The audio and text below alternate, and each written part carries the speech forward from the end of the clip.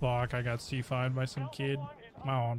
Oh, cool. Then I got super high. Yeah, Dude, you went flying.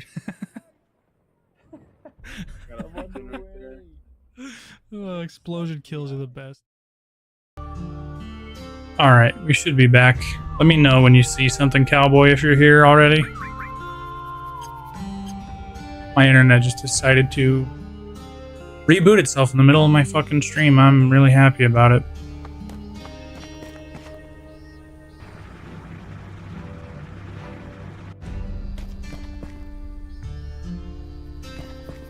Hey man, how the fuck do I get back to the town though, man?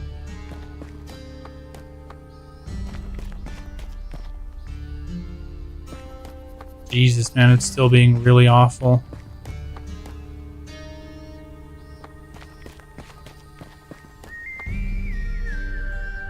Oh god, nothing's more frustrating, dude.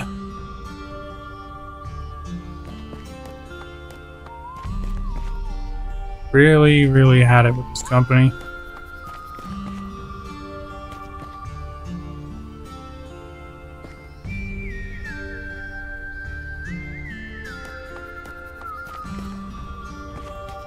Speed this up a little bit so I can get where the fuck I'm going here.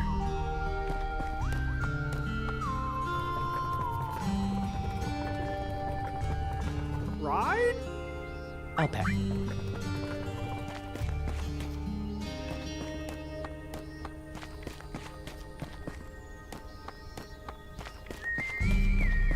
How the fuck do I get back to Corel, man? Just not allowed to right now?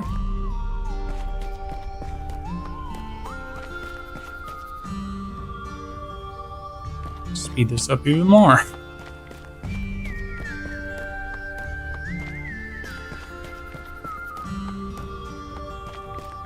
Are you serious? This just doesn't end?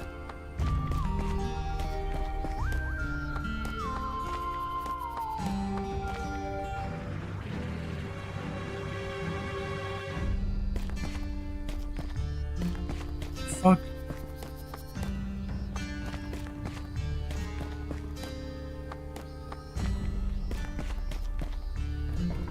I can't even believe it's this many screens, dude. How do I fucking get back?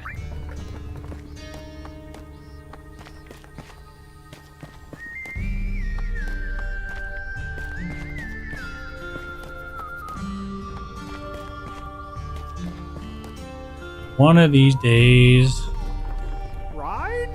I'll pack.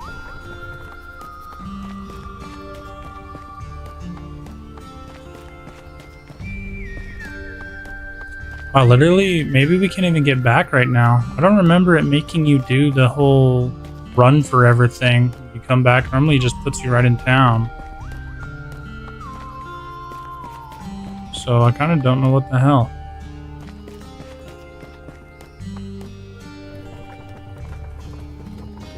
Ride? I'll pass. Yeah. Damn, I guess we're gonna have to do that later then.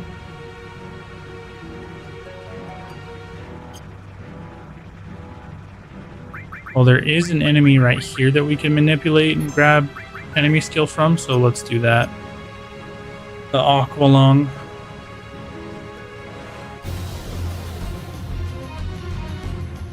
If we can get the encounter.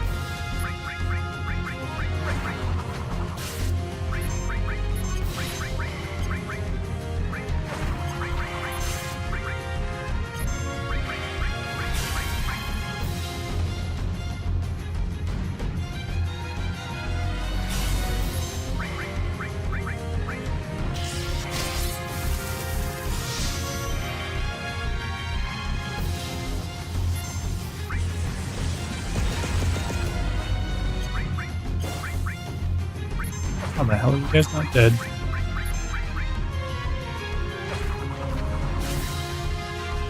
But damn, hurts a lot.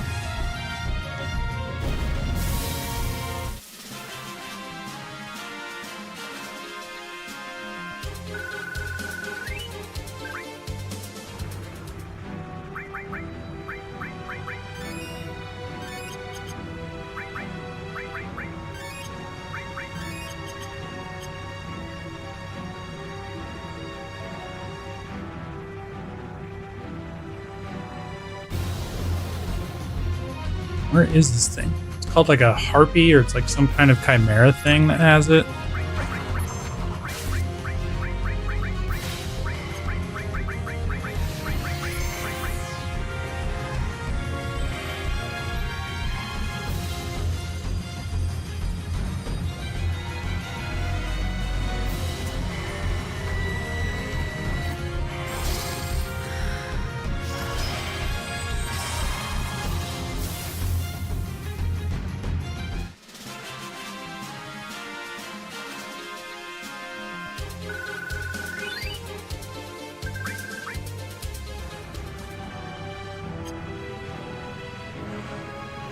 Normally it's not that random of an encounter, but it's being real difficult right now. There it is. This crazy ass thing.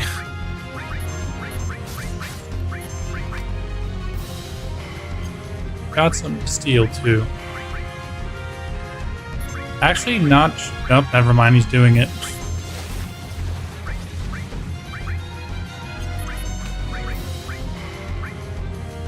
And it hurts like all holy fuck. Ouch.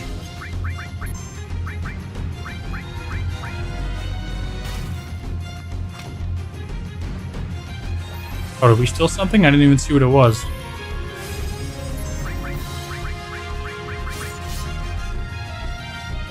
I think we could just use that right back on him and it's gonna hurt like hell.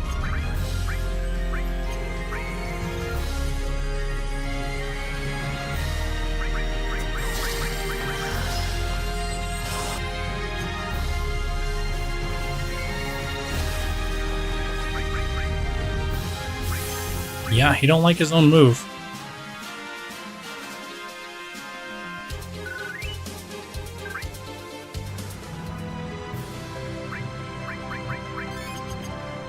So that's one of them. Still have two more we're gonna go grab. Let's see who has what.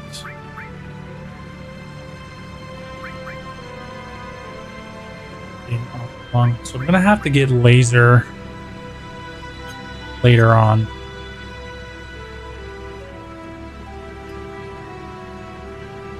But there's an enemy on this beach right here.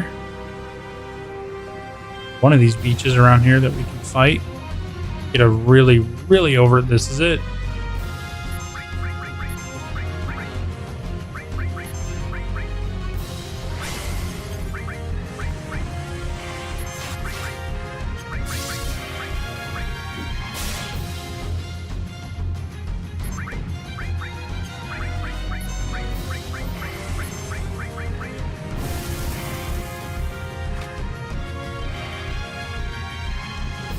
Fuck, we need to manipulate so we can do big guard.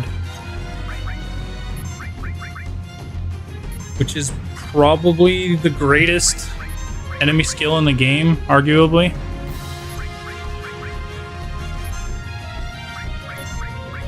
We just have terrible RNG right now, though.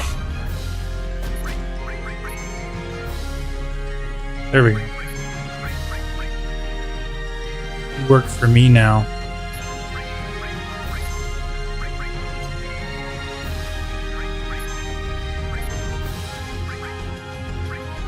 Oh no, he's fucking shit.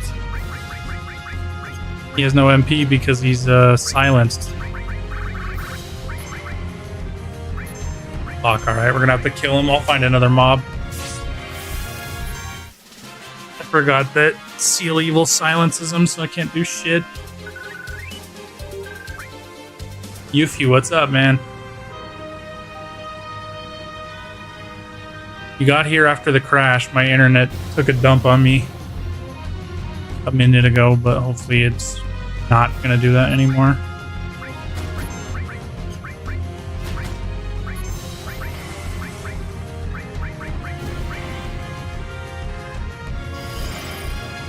Very unlucky.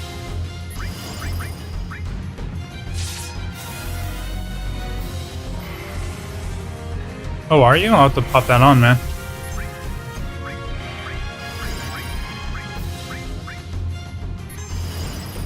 Yeah, we ever since Payday came out, Chris has wanted to play. He's been playing Payday like crazy, and I kind of haven't had the itch to play MGO for a while. I already beat that game, dude.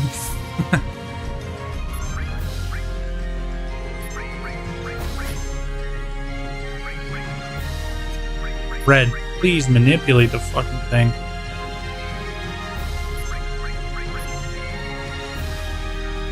Finally, God.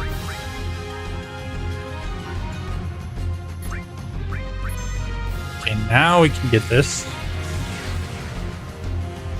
They made the sound effect on that much less annoying. So that spell gives you barrier, magic barrier, and it gives you haste. By far one of the most broken enemy skills in the game.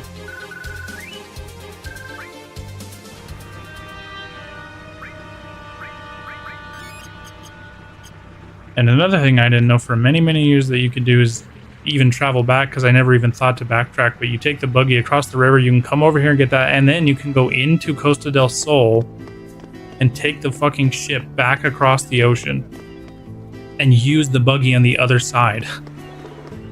This blew my fucking mind when I found out you could do this. We'll be leaving for June. Just one problem.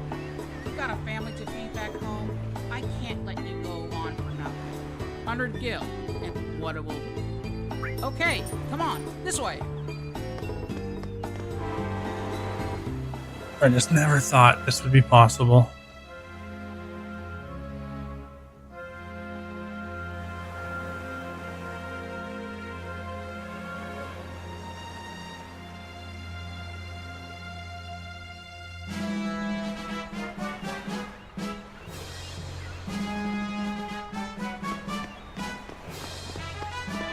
The economy has been improving lately thanks to the Rufus effect. Ships are constantly leaving for Costa del Sol. I'll look over the fact you're stones, if you help out with the party. Oh, you'll look the other way or I'ma kill ya.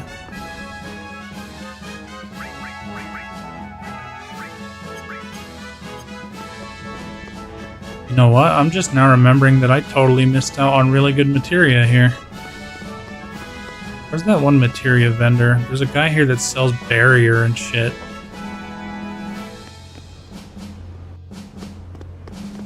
And that is an insanely good materia to have.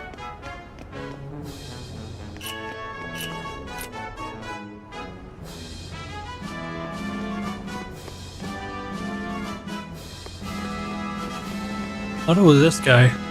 Come on in. Did I look at his stuff though and it Well, sucked? business.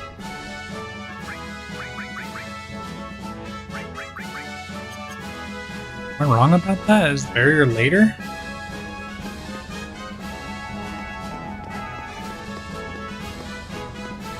Maybe it is.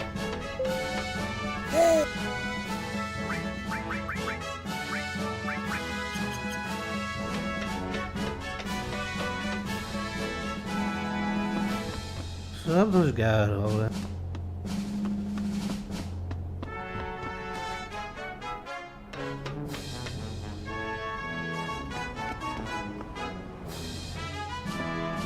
Welcome.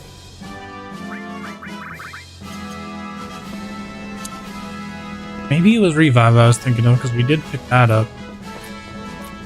Source somebody here. Soul barrier, I don't know why I'm thinking that.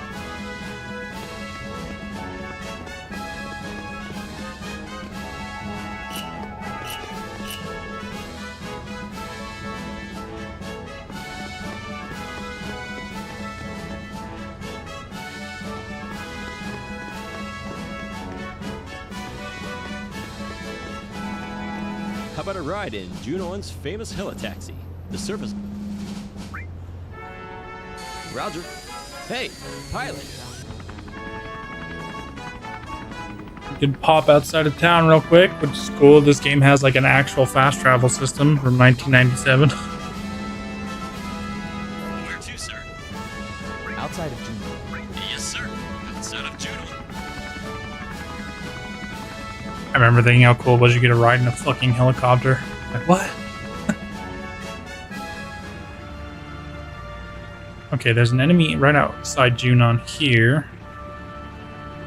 We can get White Wind from, which is a really good percentage healing spell. But this is not him.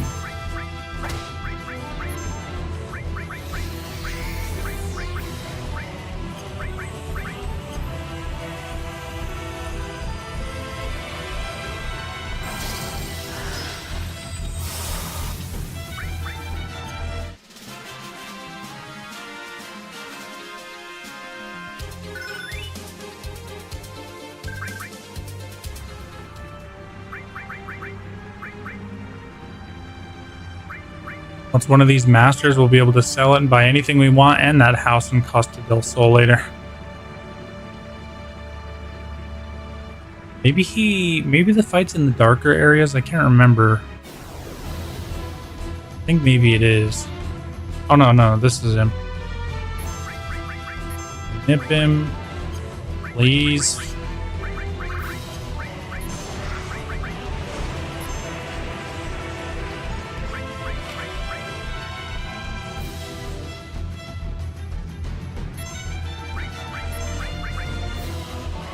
No RNG. There we go.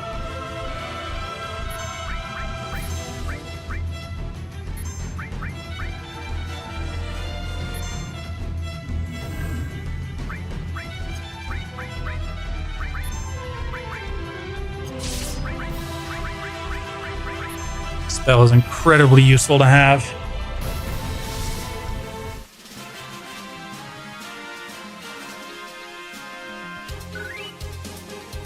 Oh yeah, we can actually, I forgot about one guy here. So there's a hidden cave you need the buggy to access back here. We have to fight a perfectly even and odd number of battles to get 2 items, and one of them is Eric's ultimate limit break. So just because we can, that's what we're gonna do. Oh shit, we got Fat Chocobo this time. It's like a random occurrence that you'll get that to happen instead of Chocomog.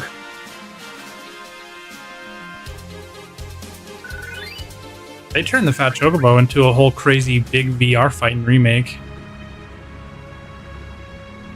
That thing is just fun to beat up.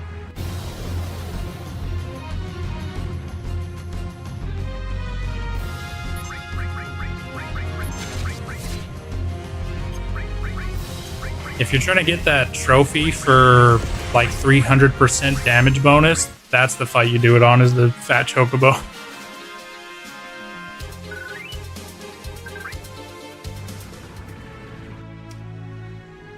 Okay, let me save it. Tent.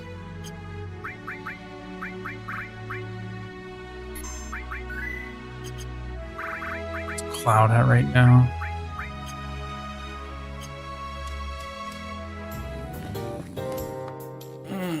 You fought this number of times. 153, so I need 155. So 2 more fights, so that'll be the odd number. And we can actually use the speed up engine here to do this grind. Just because it's like we've just got to fight in even odd number of fights, which is weird as hell, but whatever.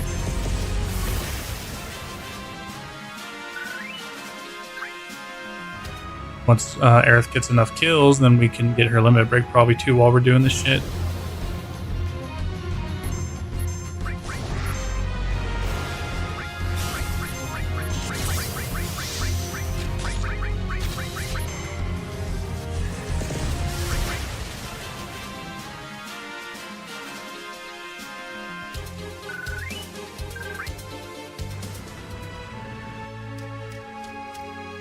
Alright, this will be one of them. What? Who are you? Never mind. I guess you winding up here and disturbing me with fate. You may as well take this. Mithril. Oh wait, we need the mithril to get her limit break, I You think. fought this number of times. So now we have to fight 166 times. How the hell people figure this out? Don't ask me.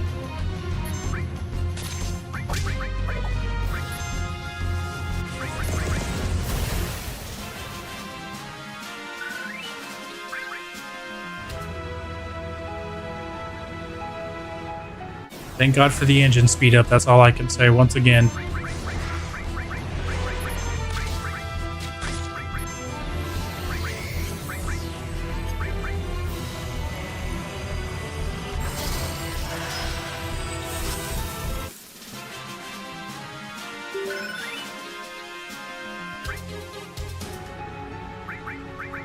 Yeah, man, I just leveled up the other lightning. That one's already leveled again.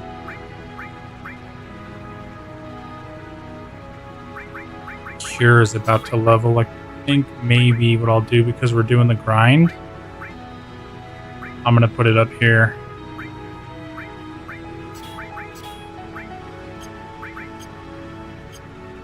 Just so we can get some AP in on it since we're doing the grind right now.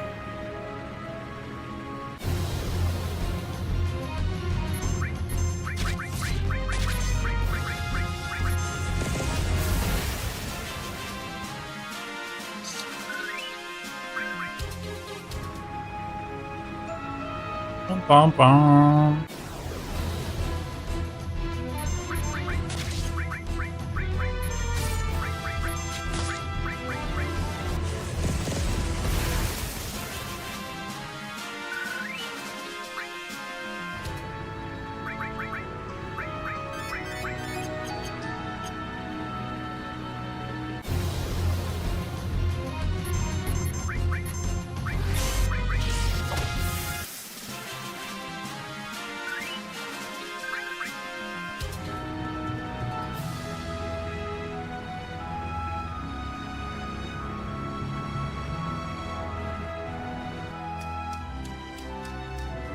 Already lost count. How many do I have? 60. So we just need 6 more battles.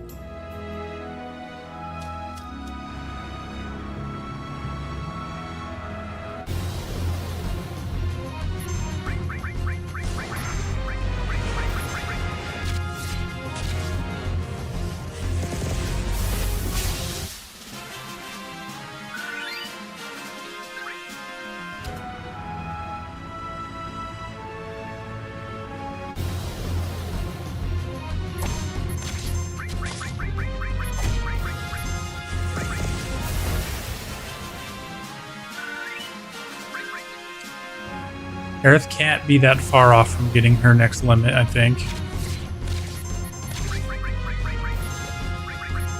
I'm just letting her get all the kills right now with enemy skill.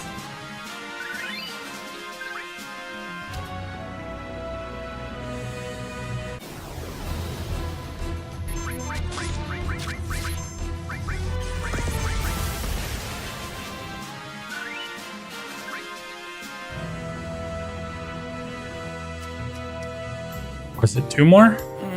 Yep. For some reason, when the game sped up, it's like hard to get out of the buggy, so I'm just not even going to use it.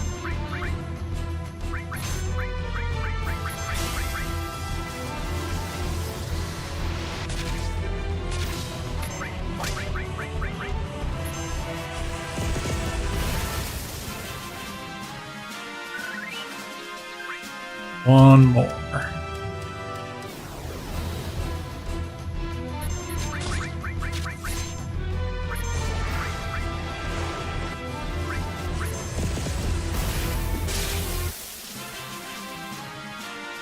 Nope.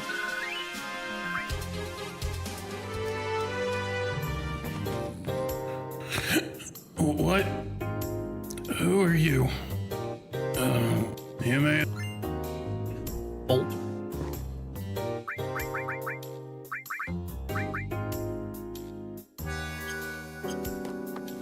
Good against lightning.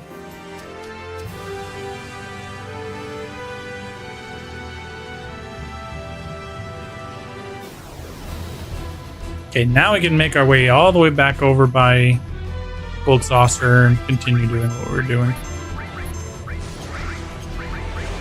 Always backtrack at this phase of the game to go get these killer enemy skills.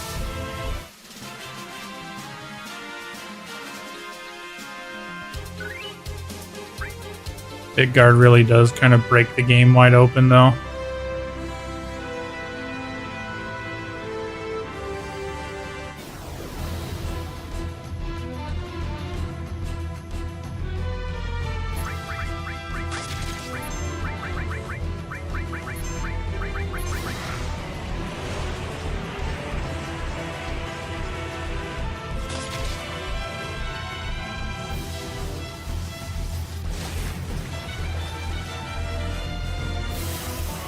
Okay. Zemzalet does not give a shit about water damage. Good to know. I'm really surprised we didn't get a new level for Aerith's Limit there, though. She got so many kills.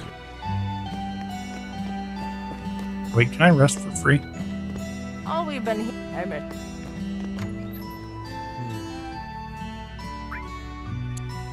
For free, too.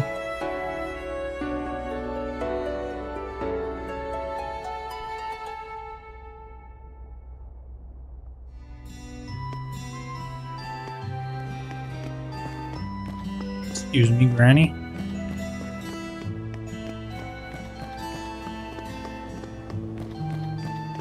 If you want to use the elevator that badly, hand over 10 gil. I've got no choice. Hilarious, after you come back to Junon, from here on, they just let you take the elevator. All the shit we had to do the first time. I had to ride a fucking dolphin to use this thing.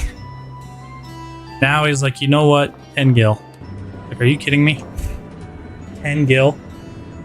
You know what I did to get up in here last time? Fuck. I would have given you 100 gil before, man.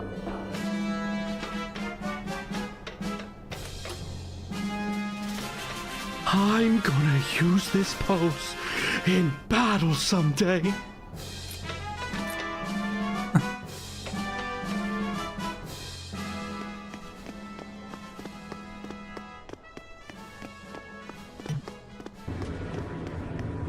I don't remember if Cloud says anything about... Oh wait, is Aerith with us? Yes, she is. I don't know if she says anything about this. She mentioned that she sees it and she wants to go on a ride with it, but I don't know if there's any... Yeah, I guess not. Sorry, hold on. I have to screenshot this shit. Looks cool.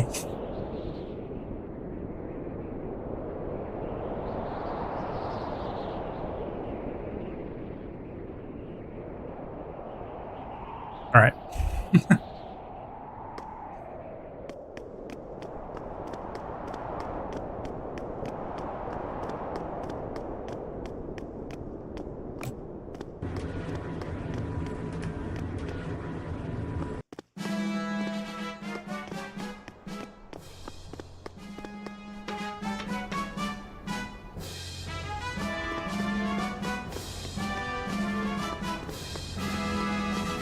Unfortunately, we can't like quick travel back to here the way we could quick travel out. So I'm gonna run all the way back to the boat so we can leave. Get back to the other side.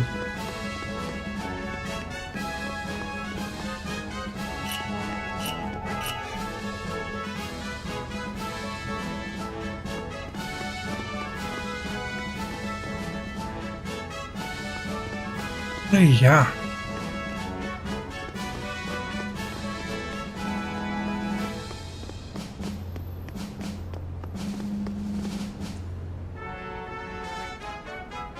Oh no. It fucking crashed on me, dude. What the hell? Why did that happen? Fuck me, I don't remember where we saved at.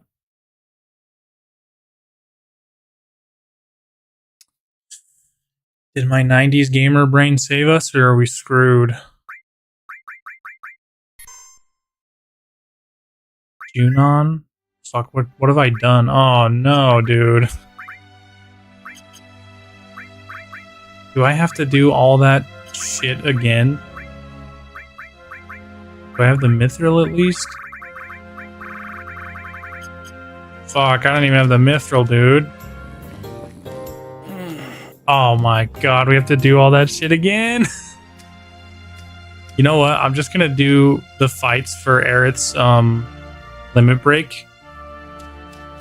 And fuck the bolt ring, because I never use it, and there's no fight where you absolutely need it. Jesus, man, that sucks ass. I don't know why it crashed right there.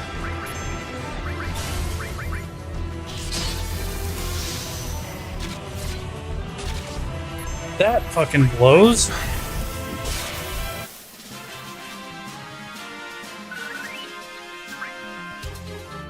Let me just make sure we did get healing wind, right? Or white wind? Yeah, we did. Okay. Okay. That sucks.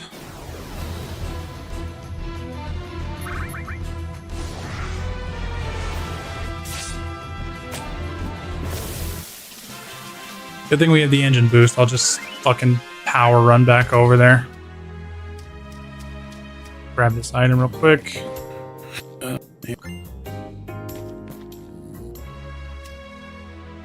Save again, so we don't have to do that again.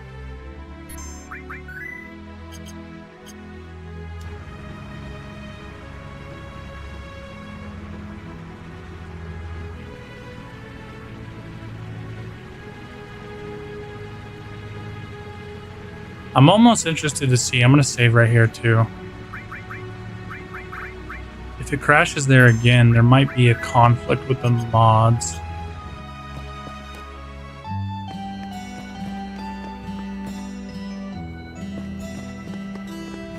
If you want.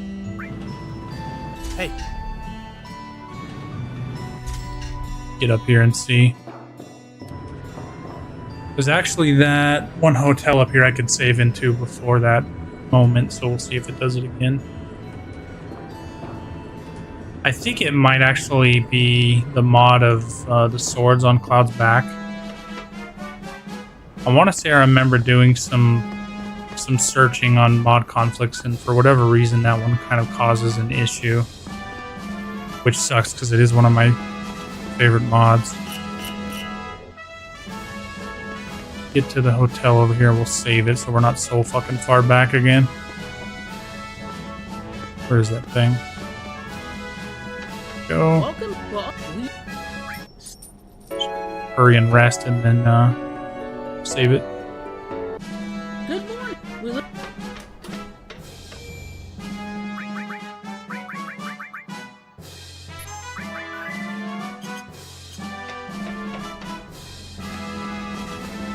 Let's see if it does it again here.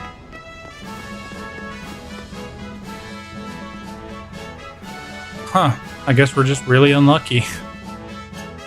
Just a random crash. That blows.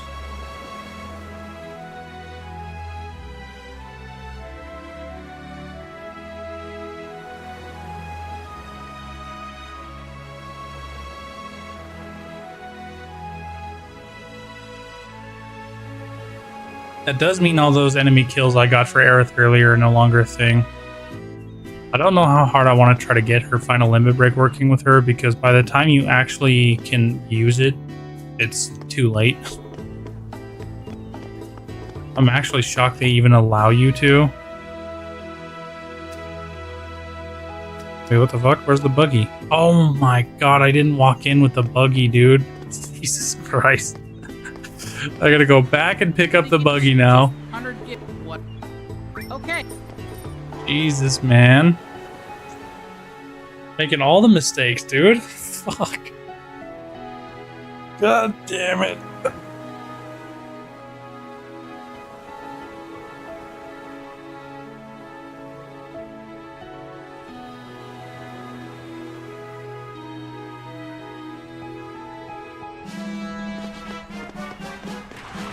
Yeah, if you leave the buggy outside, No thanks.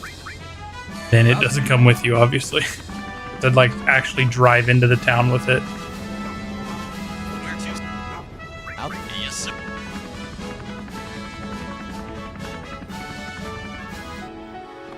and it was right there, and I just left it.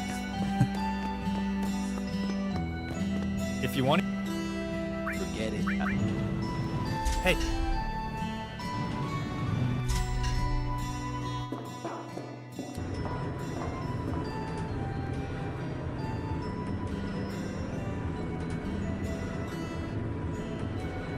I just really like spending time in Junon.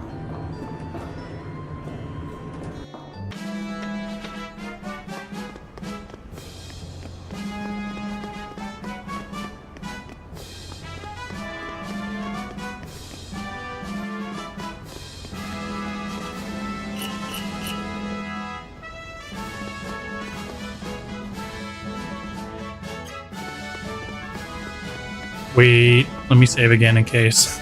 Swear to God, dude. Not want to fucking do that again.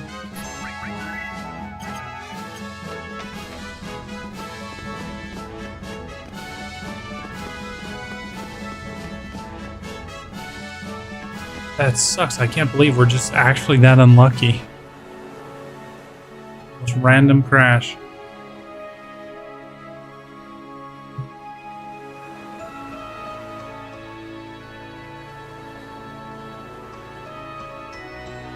So now we're gonna go over to Gongaga. I think there's something good we can steal from some enemies there. Then we're gonna go to Cosmo Canyon, like probably my favorite town in the whole game.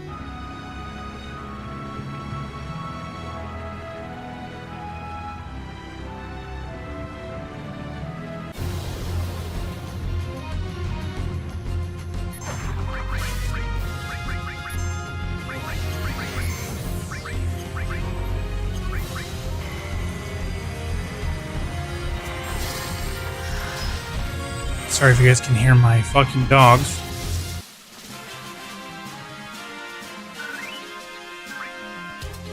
They like to yap at absolutely nothing.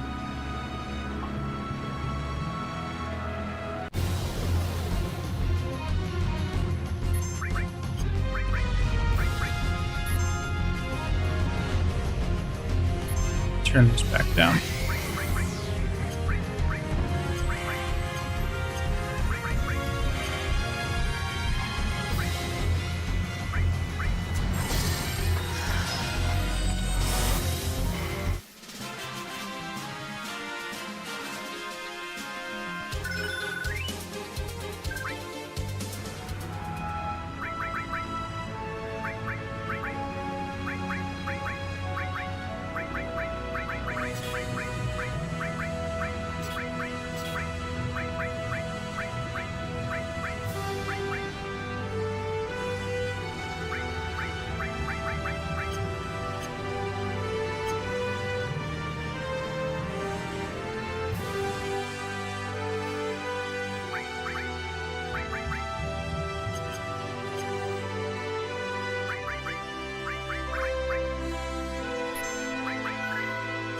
Save it here real quick, and I'm gonna run and check on something, guys, and I'll be right back.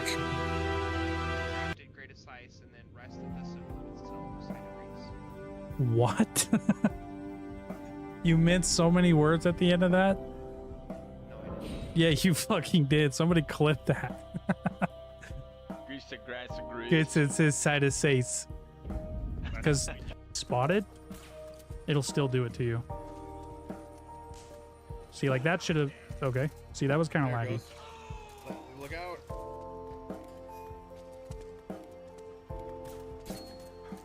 Nice.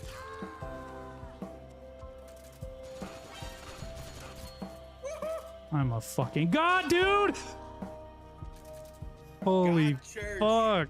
Freaking people running this sensor thing. I've never laughed so hard, dude.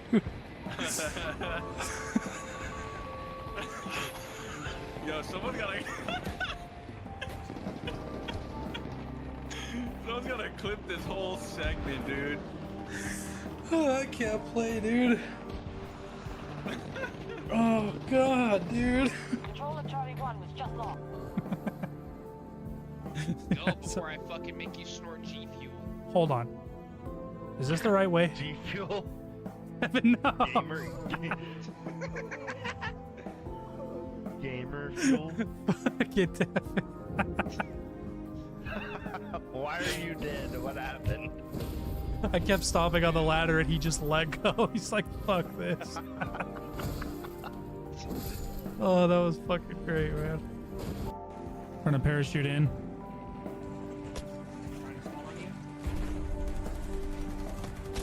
Never mind. Shooting her right in the back and the bolts just disappear. No fucking damage.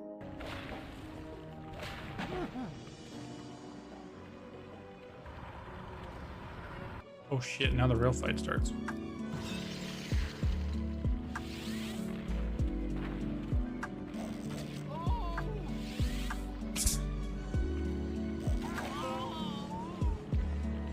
This fucking sword is bullshit, dude. Yeah. Condor is probably taking it though. Oh wait, Charlie's going down? Let's go, Charlie. Dude, I've got to get a random kill with this Kobe. All right. My dog is super hyper.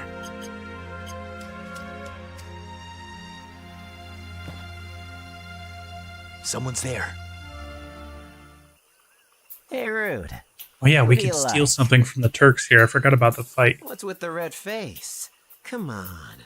Who do you like? Tifa. Oh. So, you're in the Why same Rude boat is as Sung, based. eh?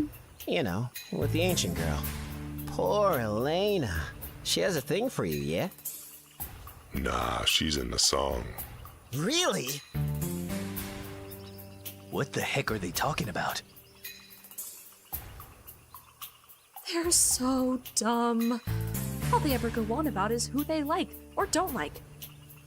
At least Sung is different. Oh no. Sir, they're here! They came! I see. Then it's time. Rude. No going easy on them because of her, alright? I'll do my duty. Okay, I'm leaving this to you. What's funny about Rude is report if you back to have Sung. Tifa in your party, he will not attack her. It's been a while, eh? This is payback for Sector 7. Out of our way! I don't like being taken for a fool! Enough. That's as far as you go.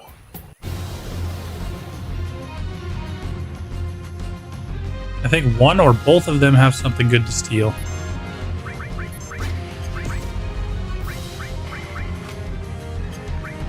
Oh my god. Why was Aerith so hurt?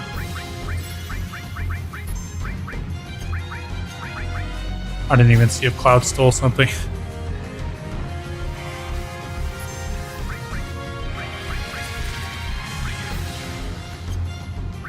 Oh wait, I could use White Wind.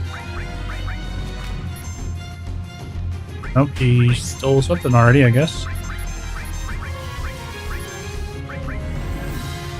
Combat moves so fluently now, it's like I'm not paying attention. Nothing, okay. So we got something there, I think.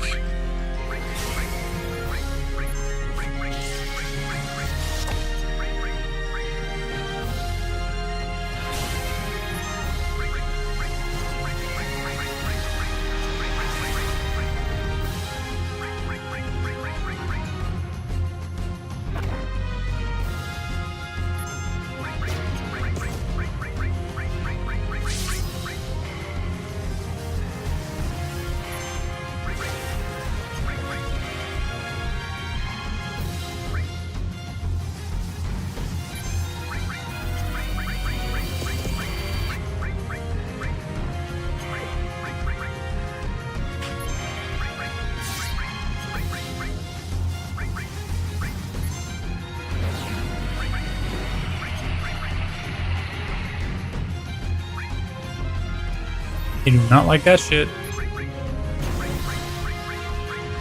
Don't take it personal, bitches. Fuck you, Rita.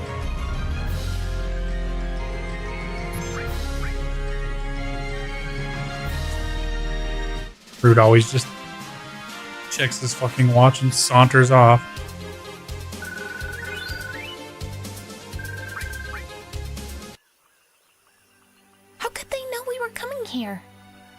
Maybe they were following us. No, there weren't any signs of it.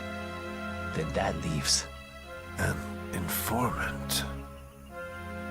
I don't even want to think like that. I trust all of you. That is a mistake, Cloud.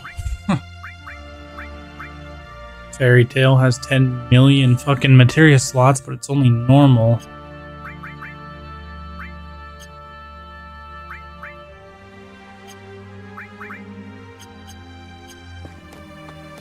And we don't really need to be having all that on Earth right now.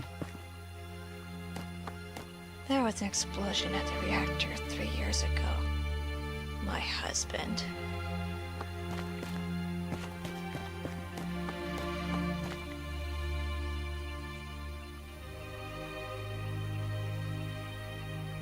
A ruined reactor.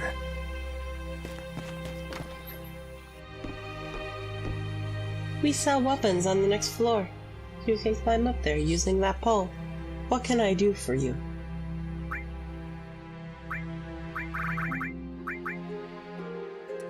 Ooh, you have time.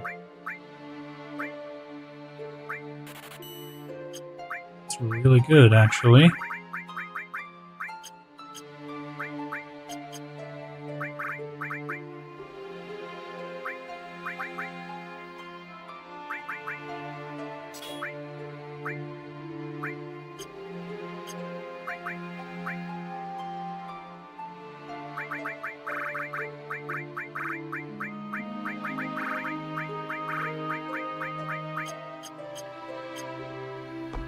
Ungodly expensive ass materia, though. Those animals at Shinra built the mecha reactor without a second thought for the safety of our village. And this is the result. Are you here to shop?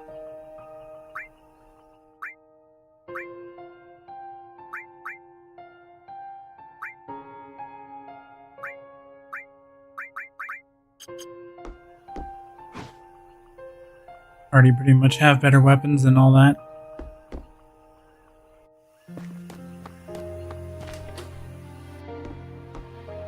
There was a huge explosion at the reactor. Many of our people were caught up in it and lost their lives. It's been a while since that day, but you can still see the scars it left all over the village. Do you need anything?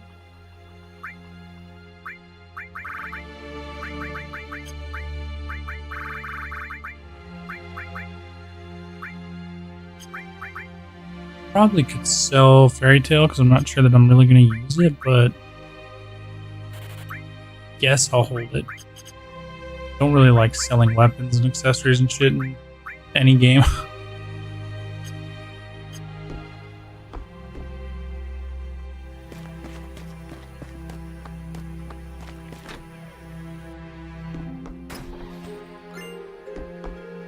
Do you need anything? It's 80 gil a night.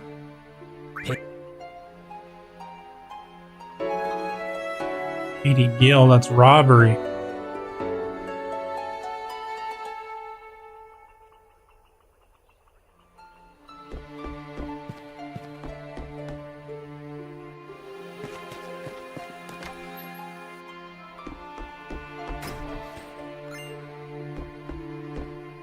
This is Gongaga. We lost many of our people when a Mako reactor exploded.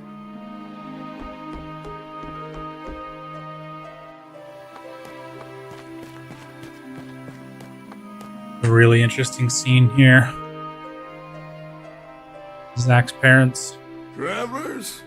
That glow in your eyes. Are you in Soldier? You are, aren't you? Then maybe you know our son. His name is Zach. It's been close to 10 years now since he left for some city, saying that he didn't want to live in the country anymore. He said he was going to join Soldier and just took off. You ever heard of him? Nope. Sorry. Zach. Young lady, do you know him? He wrote to us 6 or 7 years ago, saying he had a girlfriend. Could that have been you? It can't be.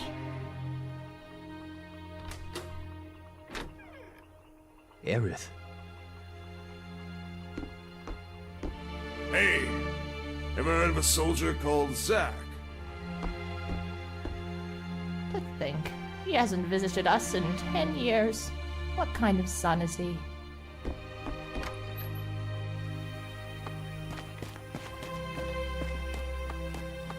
Aerith.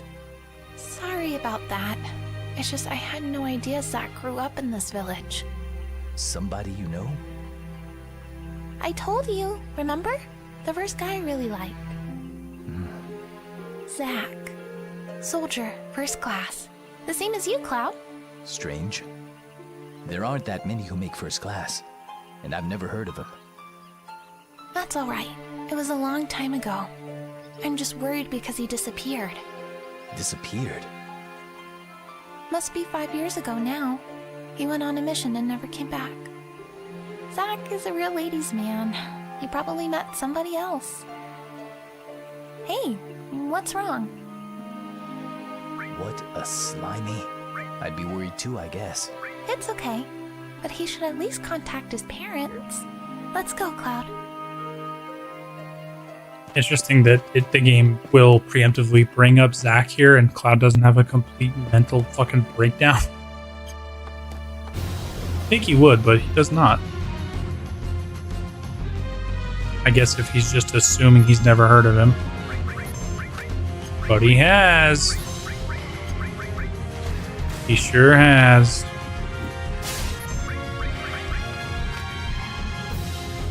Spiderweb? That is not worth.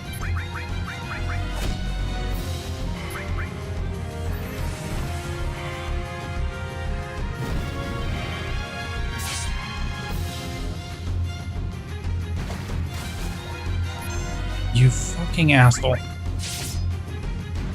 How are you not dead?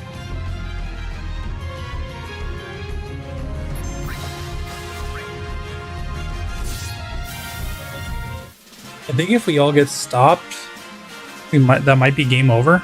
I know if we all get petrified, it's game over. I don't know about stop though. There's a death blow materia up here somewhere. There it is. Need to put that on Tifa because she punches really hard.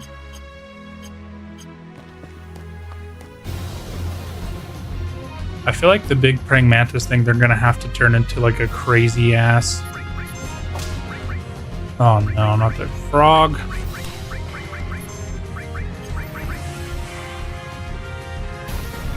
Tifa would death blow me? Absolutely.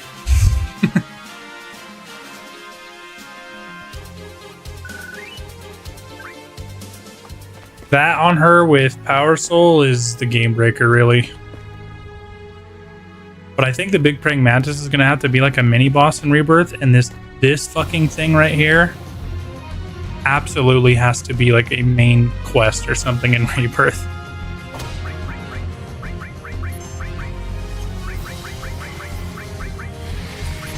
It just fucking has to be.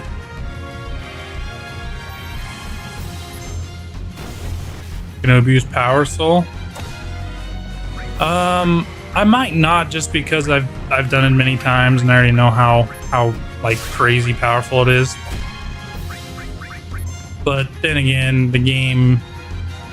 Oh, I thought we stole really good armor from him. Maybe I'm thinking of new threat. That must be a new threat thing. I mean, I may or may not go crazy with Power Soul. Sometimes it's fun to just one-shot everything.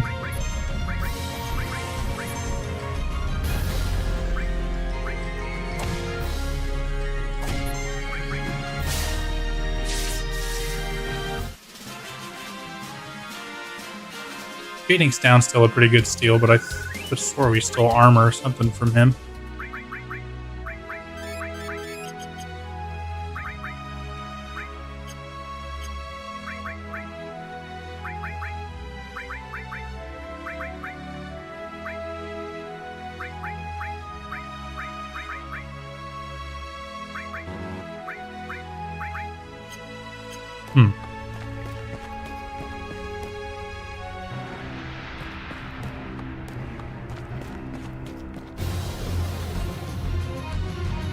God damn.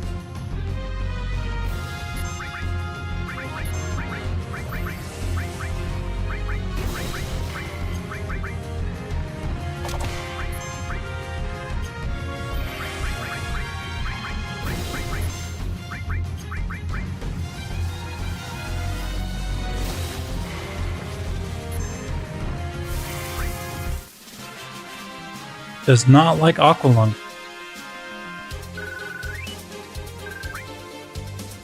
A ruined reactor.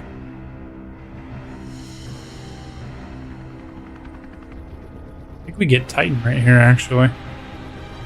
It's Scarlet, head of the weapons department.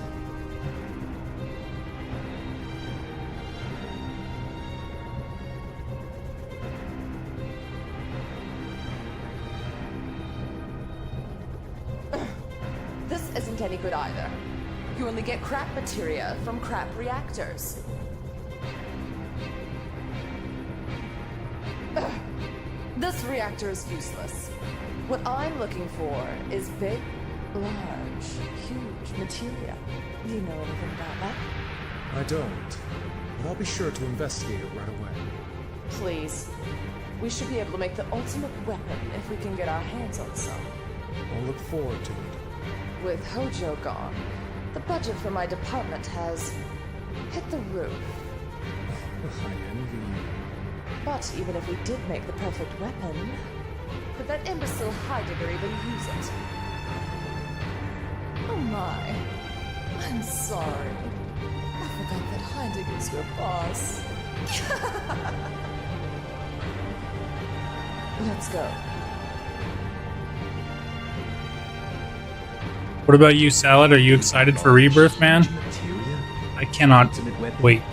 Perfect weapon? Just what are Shinra up to this time?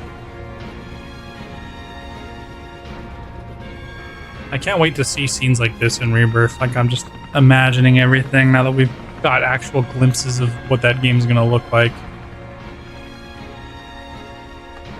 Way bigger than I ever thought, man.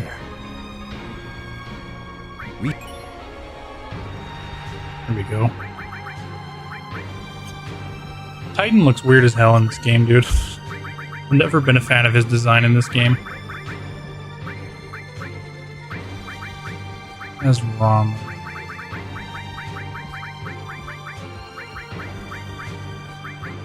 This is gonna sound stupid, but I always put Ramu on Red 13 because Ramu looks like Bugenhagen, and it just feels right to me.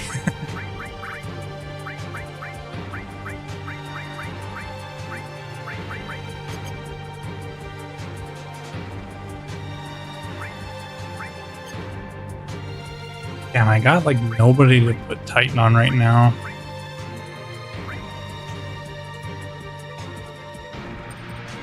Ramu looks like Gandalf. Gandalf isn't bald? What do you mean?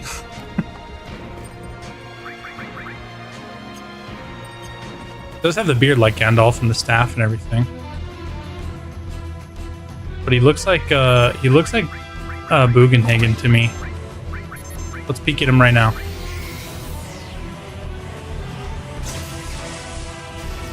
I don't know if he got a retexture or not in this mod. Oh yeah, he looks the same.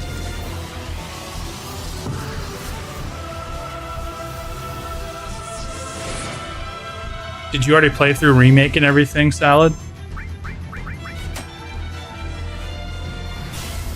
I played the holy hell out of that game, man, and I'll probably be doing another casual playthrough of it before Rebirth finally hits.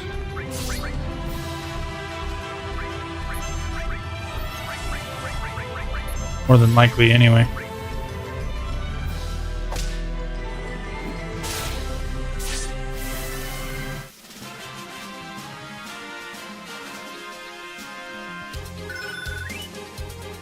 Ooh, restore.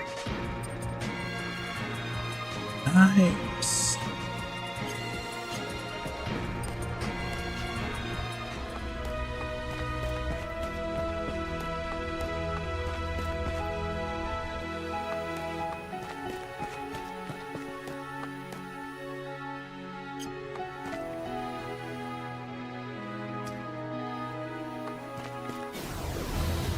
I'm gonna go back up to the town and rest real quick instead of use a tent.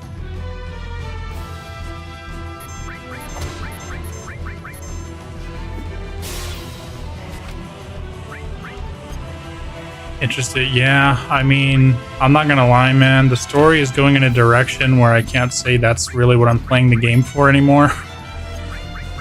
I'm excited that it's different and everything, and the changes could be really epic depending on what they do, but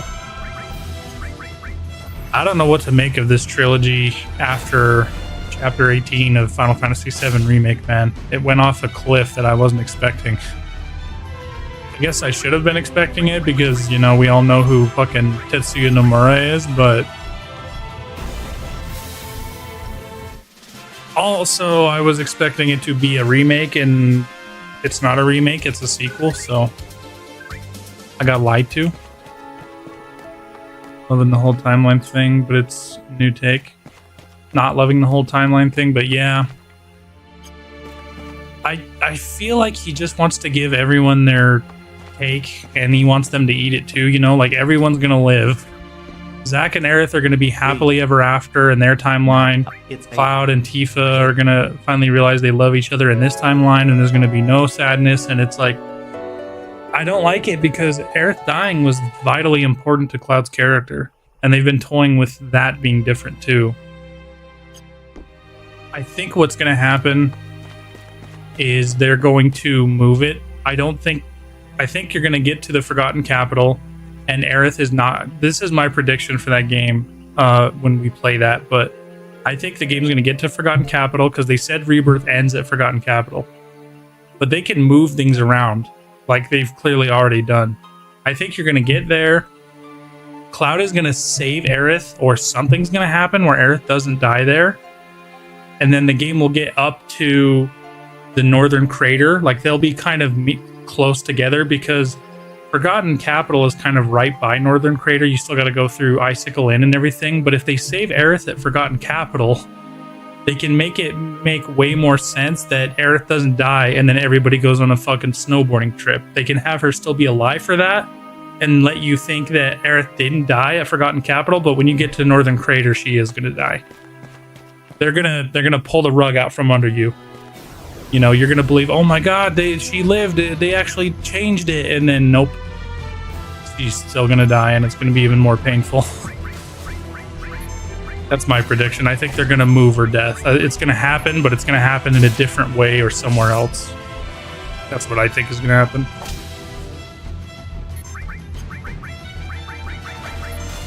Gonna kill Tifa instead. That would be a big mistake on their part if they do that. They're gonna piss off a lot of people, dude. Then again, they are toying with timelines and shit, so they might pull a Chrono Trigger, you know? They might pull like in Chrono Trigger. Do you know Chrono Trigger? I don't want to spoil it for you. Something happens and they kind of use time to make it unhappen. Somebody doesn't make it, and then they use like timeline shit to bring him back.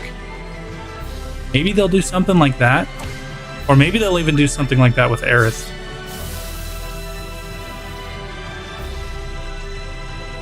That could be pretty interesting, but at the same time, man, you know, for me, the original is the greatest thing ever. And to me, if you definitively wanted to play the original and have a real remake, you could play this. Never played Chrono but heard it's good. Yeah, Chrono's amazing. Funnily enough, that game and this game have very like closely related development cycles because they kind of came out around the same time, or they were kind of being made side by side.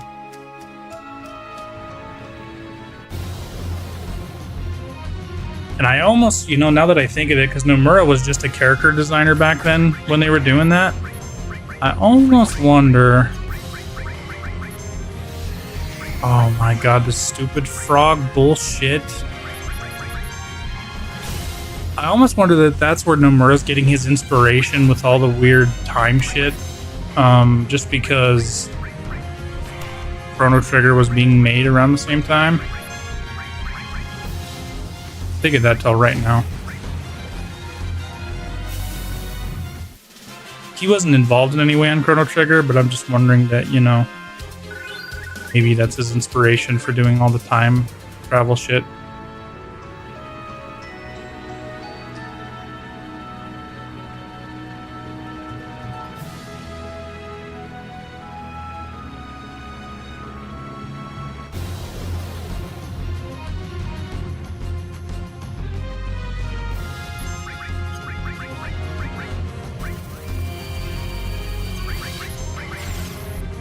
Same designer as DBZ. Yeah, the artwork and the character design in Chrono Trigger was Akira Toriyama, who is like, I mean, that's if you played the PS1 version or even like the original version to some degree, you'd see more of it in the PS1 version because they have fully animated like Dragon Ball cutscenes in that version of the game. But you can tell by the character portraits and stuff, it's straight up just Dragon Ball Z character design, which was also like a really cool. They called that game the Dream Game because you had Uematsu on music, Sakaguchi did the story, and Toriyama did the character design, and it was just like lightning in the bottle, that game. And I've played it and I do love it, but this is still my favorite of all time.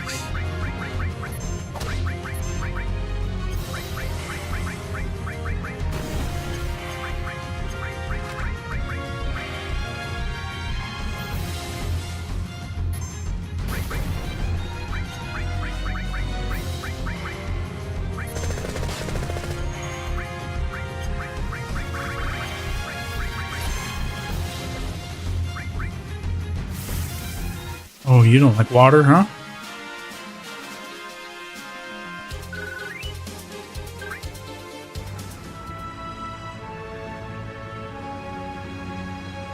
It's insane, dude. That rebirth stuff. They said the world is on a 1-to-1 scale. You're going to be able to travel across the oceans and go back to Gold Saucer whenever you want. Like, there's no restrictions on stuff. It's like, how the fuck are they doing that, man? How are they making the game that big? I am insanely excited, though.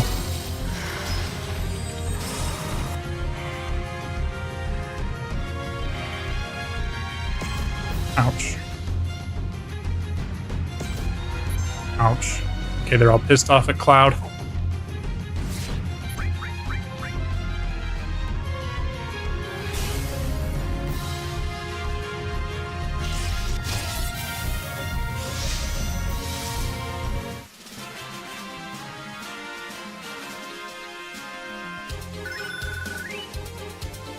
Damn, we already got Clem Hazard. Hell yeah.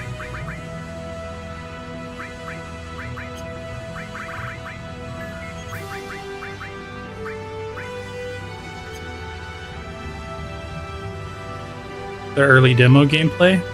Oh yeah, yeah. The Junin Harbor stuff. I know they haven't showed like all of it, but man, they have showed a lot of it. They've showed a lot of shit from Midgar on. Almost, probably not almost everything, but they've just showed a lot between Midgar and Junon, dude. Like, it's crazy. I seen the one gameplay of them outside of Calm and stuff, and how do you wrestle the chocobo and everything. Like, god damn it, man. Everything you used to imagine when you played this is just all real now. I can't wait to see this town in Rebirth, dude. It's like my favorite town. Oh man, a breakdown now? Destiny. Actually, I might go Tifa Barrett for this section. Even though we're gonna have to have Red 13 in our party anyway.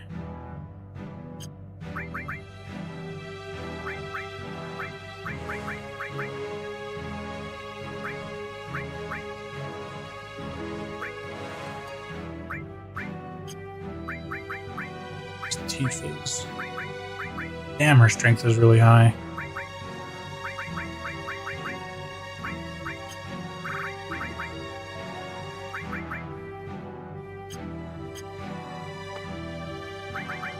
Yeah, let's go in with this party.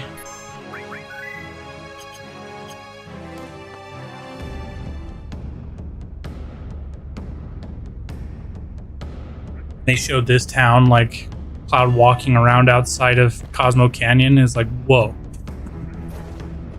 It's me. I'm home. Hey Nanaki, I see you're back in one piece. You should go and greet Master Bugenhagen. Nanaki, 13 was acting a bit strange just then, and he sounded different too. Did you notice it?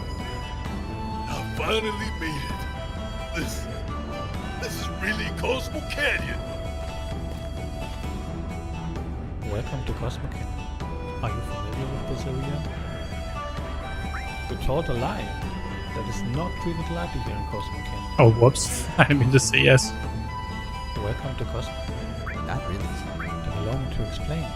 People come here from all over the world to study planetary bioscience. Whoa! It's really Cosmo Canyon. Man, I've always wanted to visit this place. But we are fully booked right now, so I can't let you enter. This guy's voice is super low. These people helped me a little on my way here. Please let them come in. Oh, is that so? You helped out Nanaki? Well then, please enter. What the heck is a Nanaki? Nanaki is Nanaki. And that's his name. It's funny that they say his name differently. Welcome to Cosmo Canyon. Nanaki. Yay! Nanaki's home! Thank the flame. See this fire? It's a Cosmo candle, burning for as long as I can remember. Which is why people say it's a holy flame to protect the candle. Years it went out long before. The elders say something really, really scary happened. I don't know what. That kid had to read a lot of dialogue. This is Cosmo Canyon. It's quite a mystical place, isn't it? Have you also come here to study planetary bioscience? Something like that. As I thought. They say there's an incredible observatory here. I'd love to see it if I get the chance.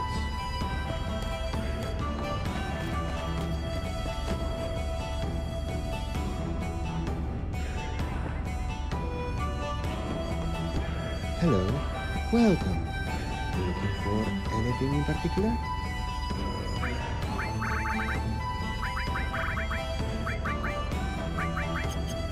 We actually need to save our money. I don't need any more items because we are going to be able to buy like a whole bunch of new, better weapons here.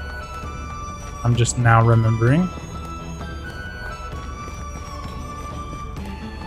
I like this rendition of the Cosmo Canyon theme too. My clan came to protect this beautiful canyon and those seeking knowledge about the planet. My mother fought bravely and died here as a warrior. My father fled like the coward he was. I'm the last. Coward? Yes. My father was a despicable coward. I'm all that's left to protect this place. My journey ends here. Oh, Nanaki, you're home! I'm coming, Grandpa. Good timing. Let's take a breather. I got stuff I want to find out about too. Great cocktails at the Starlit Pub. Fluffy beds at the Children Inn. Please drop by any time. We're right next to the Cosmo Candle. Oh yeah, that's the other door I was looking for. I think there's an item or something. Go over here.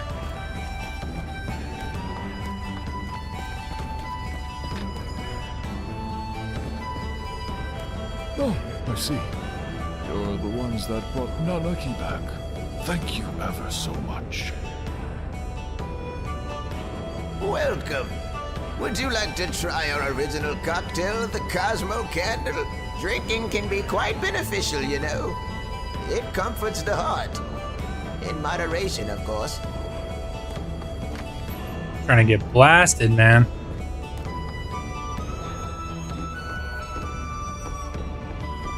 Huh. Why thought I remember there being an item in that room right there? I know there's one up here hidden behind the couch. Oh yeah, and this. These cocktails are good, but our local brew's the best. Stop by the Turtle Lounge. Love the fucking flyers, man. Elixir, yeah. Two, no we don't.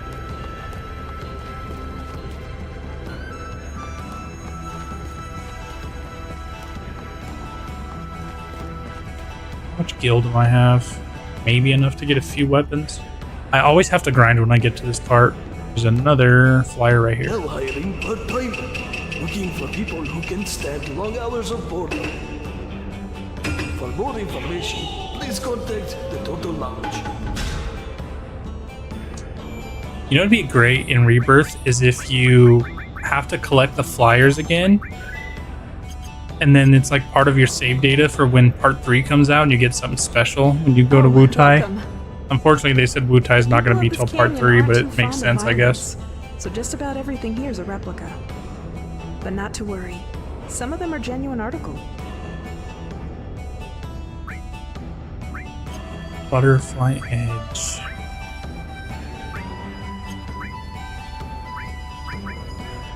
Staff. A lot of it sucks getting these because like we're losing out on the fucking double AP growth.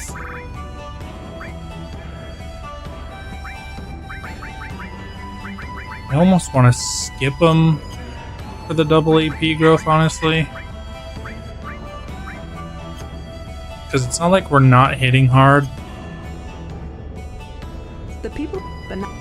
Let me check this.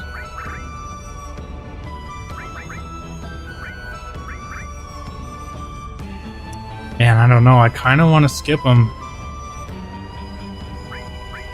I think I'm going to. I'd rather take the double AP growth, honestly. Have a little bit more challenge. I've never done that before, so we'll see if this turns out to be a mistake, but I'm gonna skip the weapons here. See how it turns out for us. I'll be right back though, guys. I'm gonna go use the bathroom. Be right back. 5 on him. I'm in a fat mav. What the fuck? I don't even have words for what just happened, dude. I don't even have words, man. This man got so many headshots in one round that I'm giving him his own holiday. How long do you work a day? March Like 3rd. 8 hours or 10 hours? Fuck. Protoss_salad Yeah, follow the 4 blade. cents too. Fuck you, Dad. We gotta stand here. Line up, line up.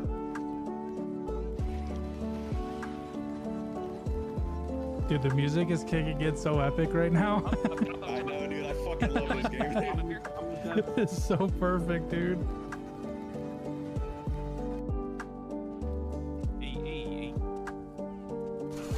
Holy shit, dude, you scared the fuck out of me. Oh my god.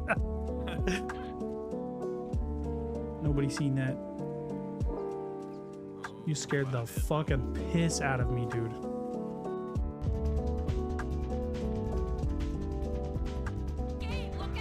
Oh, yeah. Didn't it say I got a rune? Pretty certain it did.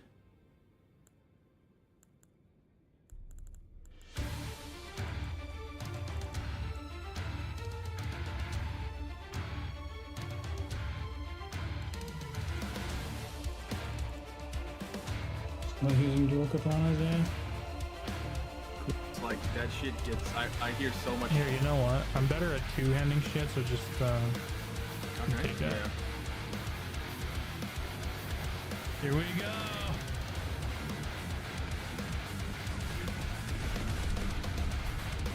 I didn't get the kill, and it didn't do anything. What the hell? Or did it? I must have weakened him. That should have fucking killed him. I should have put him on the front.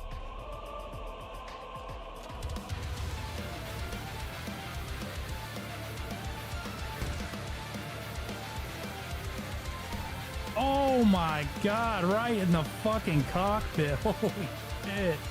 That was so satisfying. Oh my god, dude. Another damn boss fight or something.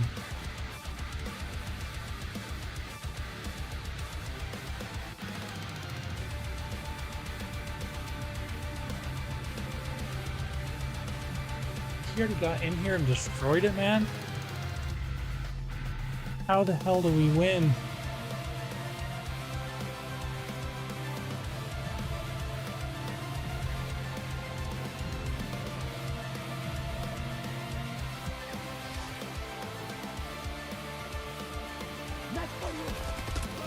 What the fuck?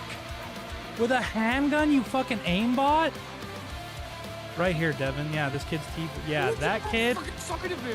Dude, no way. He killed me and another guy with the G57, and the first bullet that.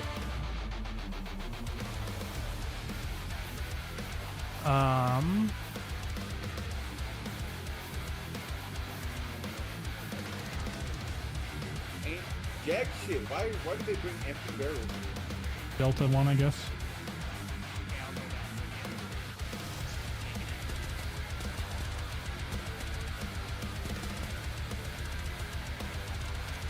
There's one right here I hit like 3 times. Where? Right over here. Somehow.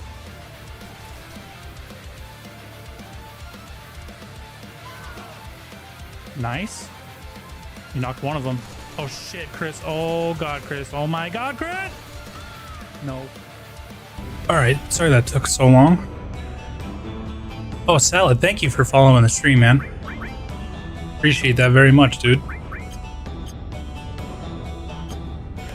Yeah, it might be a mistake, but I'm gonna skip the weapons and stuff here for now. Once this guy who studied planetary bioscience here.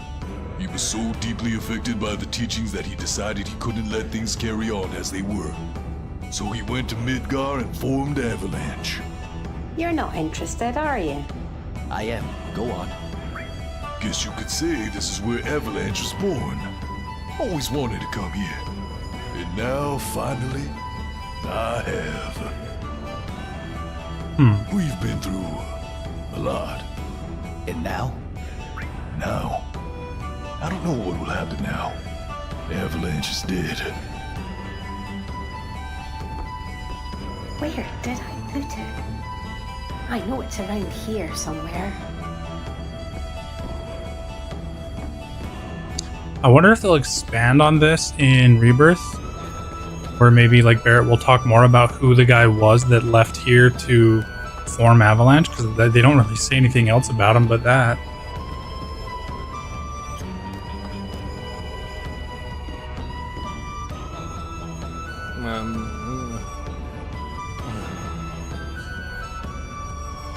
Sir, you changed.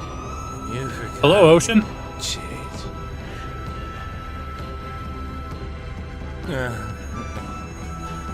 Are you here to shop?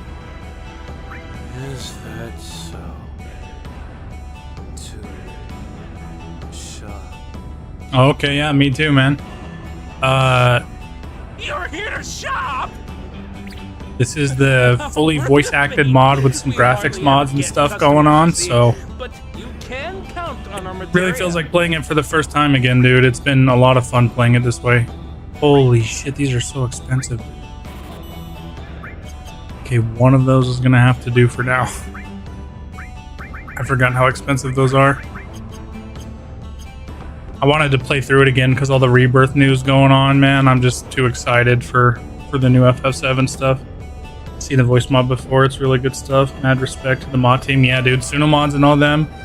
There've been a lot of cool little changes and things they've added. I'm so excited for Rebirth, man. I really could do with some help around here.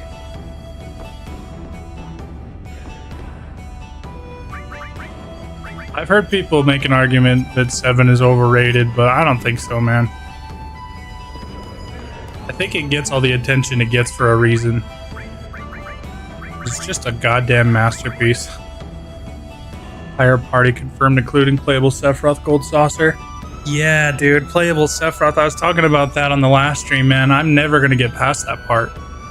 My stream, I guess my screen name or whatever you want to call it is actually Mazamoon, because Sephiroth is my favorite video game character of all time. And obviously, I'm another one of those guys that thinks FF7 is the best game of all time, so I know we're a dime a dozen, but yeah, playing as Sephiroth, dude, that is a childhood dream. I can't even believe it. I'm insanely excited about it. I want to put MP plus on Aerith. She's got no room, man. Maybe, what's Red got going on? Oh, wait, he's not here. Okay, I'll just hold that for him then. I already broke the fucking bank for that MP up.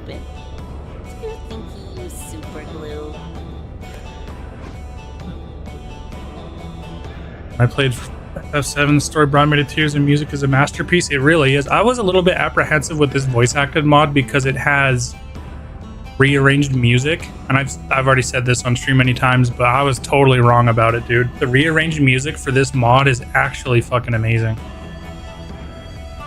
According to interviews, Tsushima Rebirth is going to end at Forgotten Capital with the Aerith scene. Yeah, that's what he said. I was actually just talking about it. I thought it was going to be a good opportunity for them to not make it so weird that Aerith dies and then everyone goes on a snowboarding trip, you know? I think what they're going to do is you're going to save Aerith, or she's going to survive Forgotten Capital somehow, and then she's going to die at Northern Crater. Now, they don't say you go to Northern Crater, but I think they're going to take Northern Crater and Forgotten Capital and make them kind of closer to being one thing because of how close they are together. And then you'll do the snowboarding thing in between, you know what I mean? That way you have Aerith in your party when everyone's having fun and going on a fucking snowboarding trip. And Aerith is going to die at Forgotten Capital. Like, they're going to let you think that she's okay, and then they're going to pull the rug out from under you. And it's going to be even harder.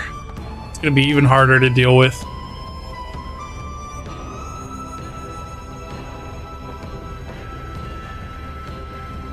Cloud, this is my grandfather, Bugan. He's incredible. He knows everything. I Gonna prank the audience, that's what I think too, man. I am most grateful. For Nanaki is still a child, you see.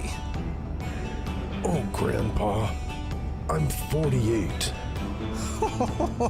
Nanaki's tribe has incredible longevity. While he may be 48 in human terms, this is really only equivalent to around 15 or 16 by his tribes. 15 or 16? He comes across as rather taciturn and pensive. You thought he was an adult? Grandpa, We're also finally going to get the answer to the greatest question ever. Is Bugenhagen sitting on something? Does he not have legs? No, Nanaki. What is he going to look like in Rebirth? They kind of showed him, but they didn't show his lower half. You mustn't overstretch yourself, or one day it will destroy you. You've seen it, haven't you? Take a look at your character tier list. I could do that. City which stretches up to the heavens, built to grasp at the very stars themselves. Let me get through this scene and then I'll pull it up, Ocean. Bad example. Looking up all the time makes one lose perspective. When this planet's time is up, only then will we understand. Understand that we know absolutely nothing. I really like the voice of Bugen. Oh, it may be tomorrow or 100 years from now. I have the Nino style mods running too, so the character models are all retextured and look super amazing. I hear the celestial scream.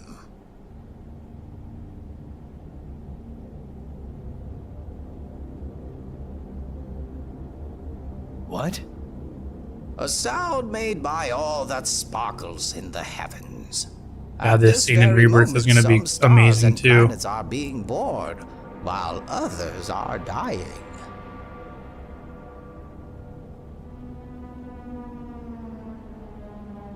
What was that just now?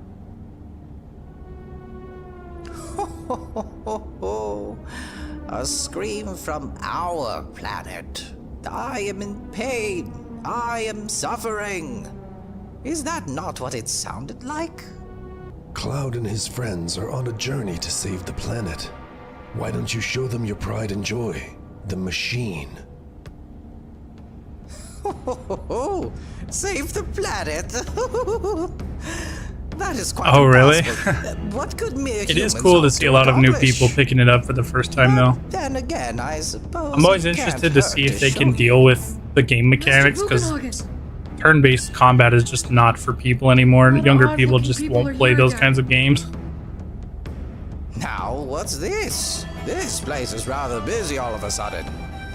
They're Cloud's friends. I'll go on ahead.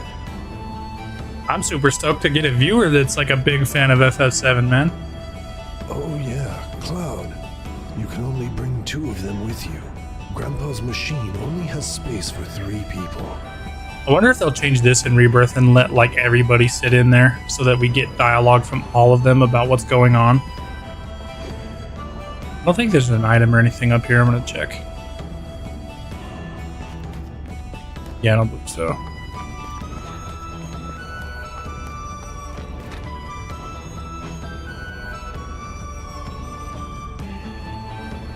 Oh yeah, hold on, let me pull it up real quick. Let me get down here.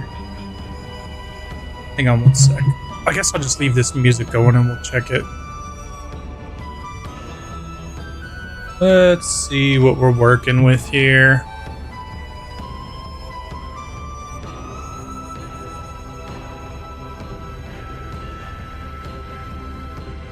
So you made the tier list maker? Okay. These are the Nomura art styles? Oh yeah, that's fine. I actually like Nomura's artwork. I don't like his direction, but I haven't been the biggest fan of shit that he's added to Final Fantasy, if I'm being perfectly honest with you, but Remake is still ridiculously fun to play, so. I've never done a tier maker before, so see how badly I messed this up, but let's see, man.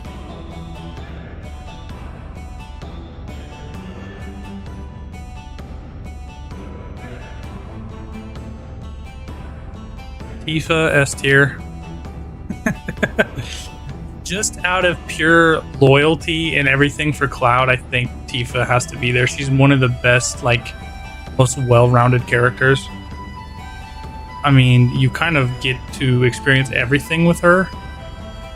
You know? Everything she's been through. I mean, and her dedication and loyalty to Cloud is why she's definitely one of the best characters.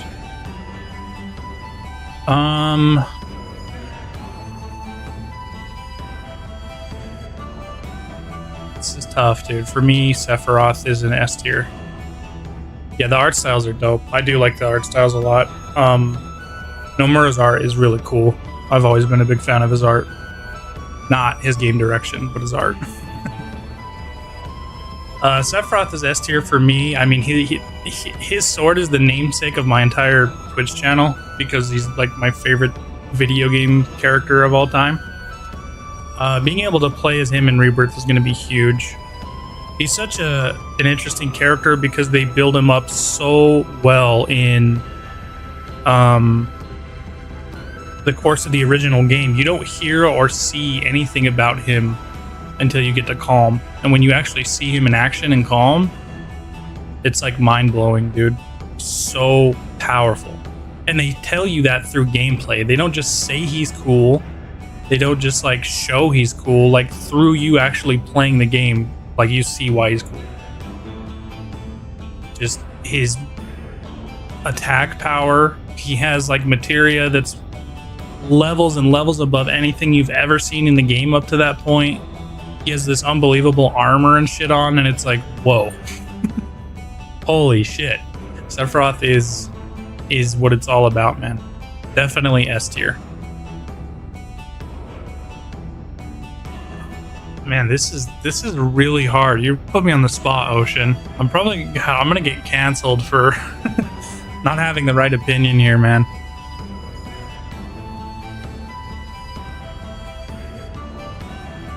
Cait Sith goes in F tier.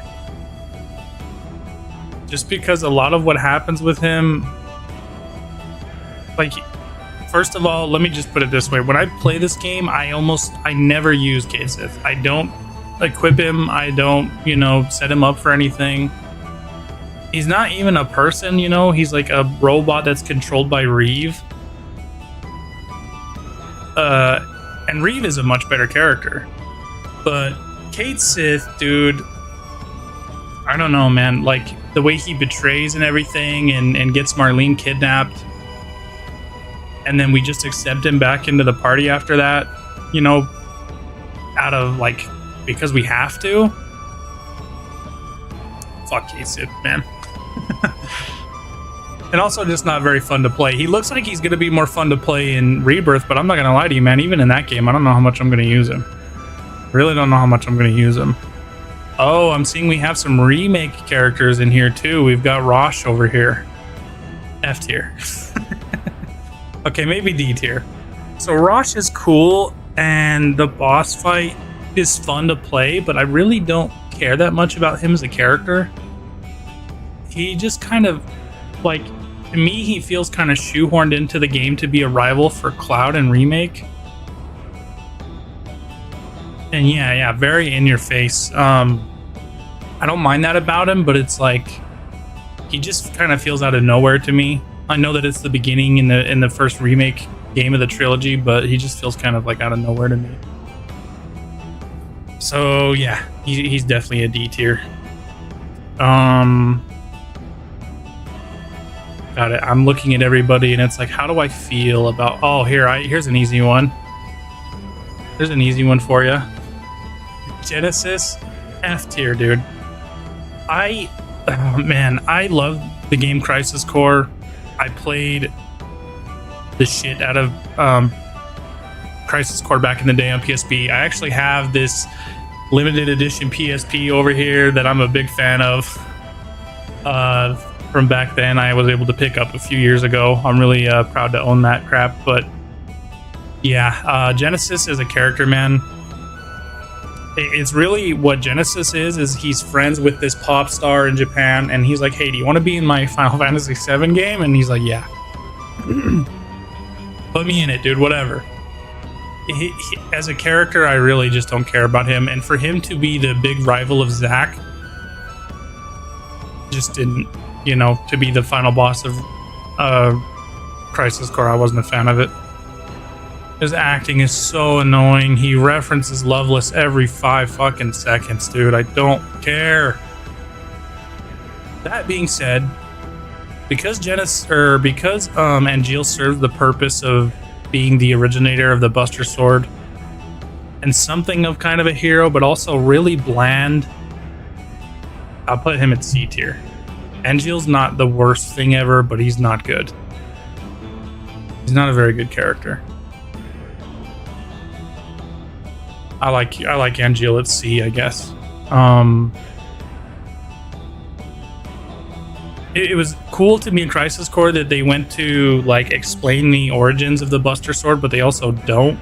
They just say that Angeal's father made the sword for him, and then he passes it on, and it kind of becomes this like rite of passage thing. Man, that's tough. If you go through the story of Crisis Core, I put Zack in S. The reason for all of Cloud's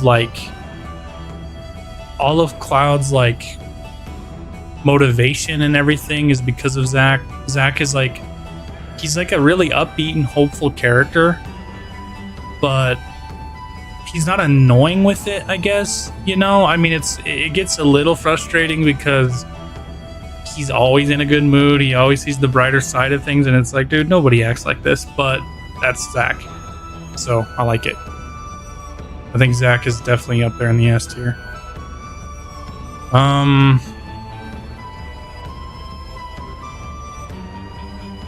God, man, this is tough with some of these. I don't know. Bugin, I'm putting in A tier since we're at Cosmo Canyon right now, and he's kind of fresh on the mind. I really love what Bugin brings to the story of the game. How he basically acts as like a guide for you to understand the planet life and everything. And the way they might expand on that in Rebirth, I think is going to be fucking amazing. he is going to drop, and he might even do more than that, considering now you have like alternate timeline tangents and stuff. I don't know if he's going to know about any of that, but Aerith knows about it and Sephiroth knows about it, so maybe he knows some things, because I always felt like Red and, well, actually, you know what might be interesting, because Aerith pets Red 13 at the end of Remake. When she contacts somebody, it seems like they know who she is instantly. Yeah, dude, the one talking scene, kind of a date scene, I guess, the dream that Cloud has about Aerith in Remake. There's so much that Bugenhagen could go over. He's gonna spoil the rest of the trilogy for everybody. The Naki, my favorite native character. I'm putting him right up here, A tier with Bugen. Such an awesome character, and one of my favorite things about this game is everybody gets their backstory. It's kind of short relative to the, you know, pace of the game, but yeah, definitely one of my favorite characters. Nothing special about him in the original game, really, as far as how he plays. His limit breaks are pretty much it, but that's how it is with everybody, you know? Everyone just attacks or uses materia. That's one thing that's true about the game, is like, depending on your materia and stuff, there's not really a reason to change to other characters. There's nothing special about them in terms of gameplay. But everyone's character arc in the game, like the way they have this, why they feel the way they do, and the resolution is like really perfect to me in a lot of ways. So yeah, I like Red up in the A tier. Barrett is A tier too. I fucking love Barrett so much, dude. When you get to Big Wedge and Jesse, you use the remake versions. Oh, as for my thoughts on the tiering, okay, that's really going to affect them then, because I'm not a fan of some of the things that were done with those three. Okay, we'll see how you feel about what I have to say about what's going on with those three in Remake. But Barrett, they make him like amazing in Remake, dude. I cannot wait. We just finished it in the playthrough I'm doing right now, the game, but we just finished the Corel section, and I can't wait to see how Barrett has to deal with what's going on with Dyne and everything about, you know, the reason he feels the way he does is really awesome. The way he gets to become like, he's super like vengeful early in the game, doesn't care about anybody, you know, really. He just wants revenge on Shinra. He even admits it in the Corel scene because of the new dialogue and the voice acting and stuff. The way he goes from that to being like a sorrowful, repetitive man that just wants like a good life for his daughter, I think he's like one of the best characters in the game to me. That Dyne scene is going to be painful, dude. It was hard in this, and with voice acting, they do a really, really great job of it. That scene was pretty great. But yeah, Barrett up here in the A tier. Biggs, Wedge, and Jesse. I'm gonna put Jesse. This is tough, man. This is really hard. Yeah, I'm gonna put Jesse in the B tier because I love her fucking voice actor. And if you ask me, that's who I'm marrying early in Final Fantasy VII. If Tifa doesn't exist, then that's who I'm going for, is Jessie. She's mad thirsty for Cloud, dude. The way she maybe dies and everything in Remake is pretty impactful. I thought they did it really well. A lot of her interactions with Cloud are like very on the nose though, as far as her flirting with him and stuff, but she's great if we're going off Remake. Biggs, I also put in B tier. I like him a lot. He's like a really good side character. We don't learn enough about them though. Like, we got more backstory to Jesse thanks to going up on the plate and everything. Seeing what happened with her father being sick from Mako poisoning, which was, I really liked that expansion to Remake. There are some things they did with Remake I really didn't care about. The whole storyline with the henchman that works for Don Corneo, I didn't care too much about. You know, so... But yeah, Biggs and Jesse are definitely B tier. Now, I like Wedge, but you told me to go off Remake. I don't like what they did with Wedge. I like him as a character, so, you know, I'm going to put these three in the same tier. Because as a character, he's good. They made him even more lovable because, you know, the cats and, like, he's way more goofy and stuff, and he plays around with Cloud a lot in Remake. But the way they get rid of him is like, if that's the way he dies and he's really dead, the fade to black and getting thrown out of a window by, like, plot ghosts, dude, I'm if he's not alive, I'm actually going to be upset if he's not alive, because that was dumb to me. I didn't like the way they handled Wedge at all. It was cool that he got to live a little bit longer and everything, but then, you know, that felt very shoehorned to me. You can zoom in just a little bit more. Can I? I don't know how.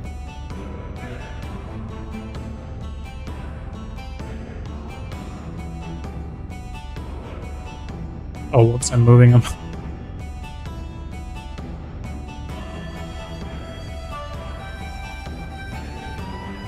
Oh, right.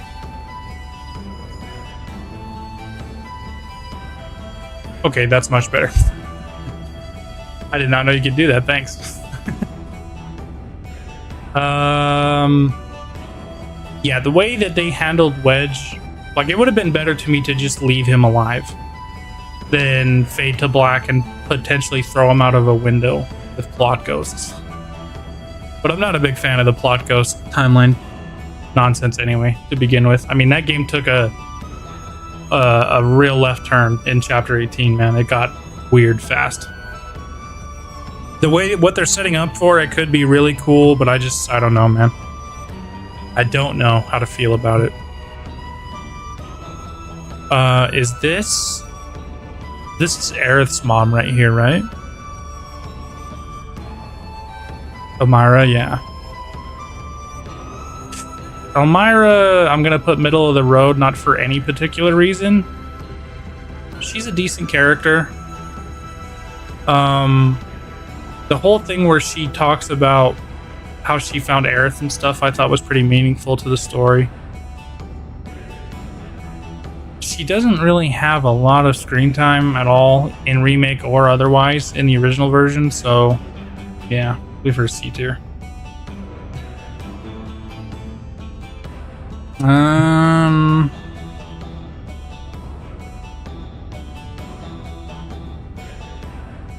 This is tough, dude.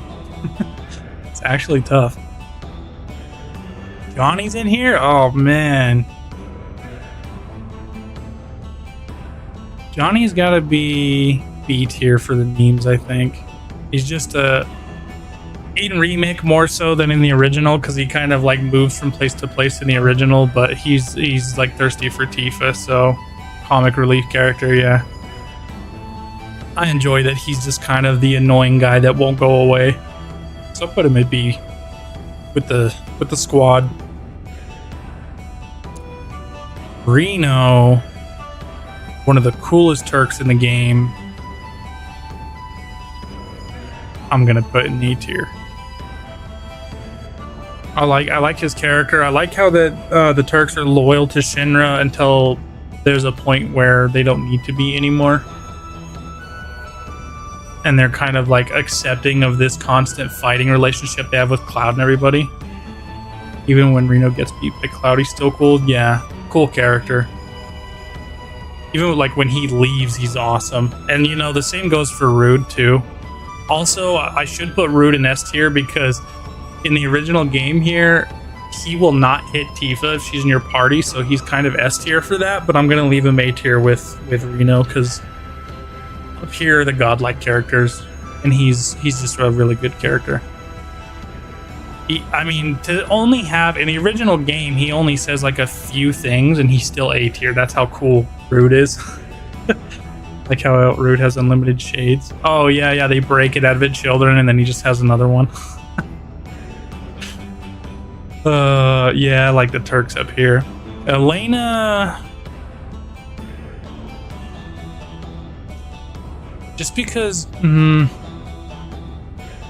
This is gonna change probably after Rebirth for sure, because she's gonna get more expanded. But I put Elena down in B tier.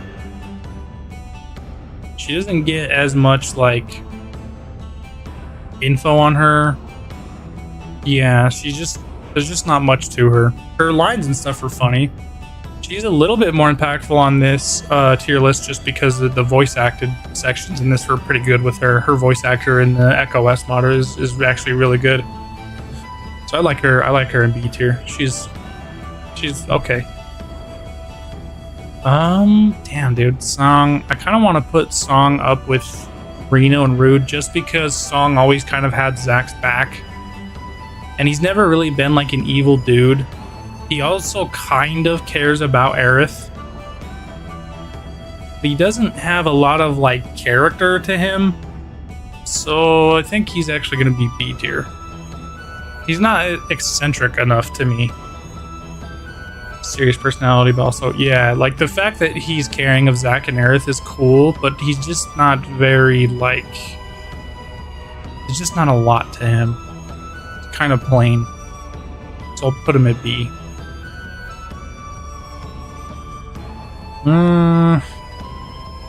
As a matter of fact, actually, I'll put him at C. Just because he's kind of boring to me. There's just not much to him there. Palmer's D tier, even though he dies like probably the most hilarious death. He dies the most hilarious death of anybody in the whole game. Palmer getting run over by the truck has to be in Rebirth, and it better be amazing.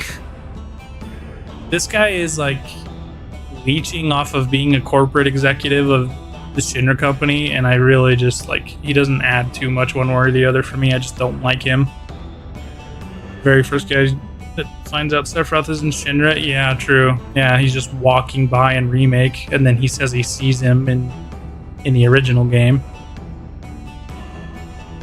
Yeah, not much of a really cool character, but he adds to the story, I guess. Rufus being such a problem for the party and everything, I think is an A tier character for me. And a pretty cool replacement for kind of the bore that is his father. Rufus is a dope character, and the goddamn boss fight with him in Remake is so much fun. The whole tether thing with him and Darkstar. I'm a big fan of that dude. I think that's right where he belongs. He's up here. He's pretty good. Shooting the coins, yeah. He's got the freaking akimbo move and everything. He has really cool attacks. I'm pretty sure we'll probably fight him again before it's over. Before the trilogy's over, there's going to be another fight with Rufus, I would like to imagine. Heidegger. So I kind of have a soft spot for Heidegger because his voice actor is the same guy that voices Bender from Futurama, and those are like two of my favorite things ever that I didn't think would come together. And Jake the dog, it's DiMaggio. It's Joe or John DiMaggio. I think it's John DiMaggio is his name. He's a voice actor for a ton of stuff, but for me, Bender from Futurama being in my favorite game of all time puts him in a soft spot for me. That being said, Heidegger as a character is just another corporate henchman of President Shinra, and he's not that great, but I'll put him one tier above Palmer because he's a little bit more menacing. He's way more menacing actually than Palmer is.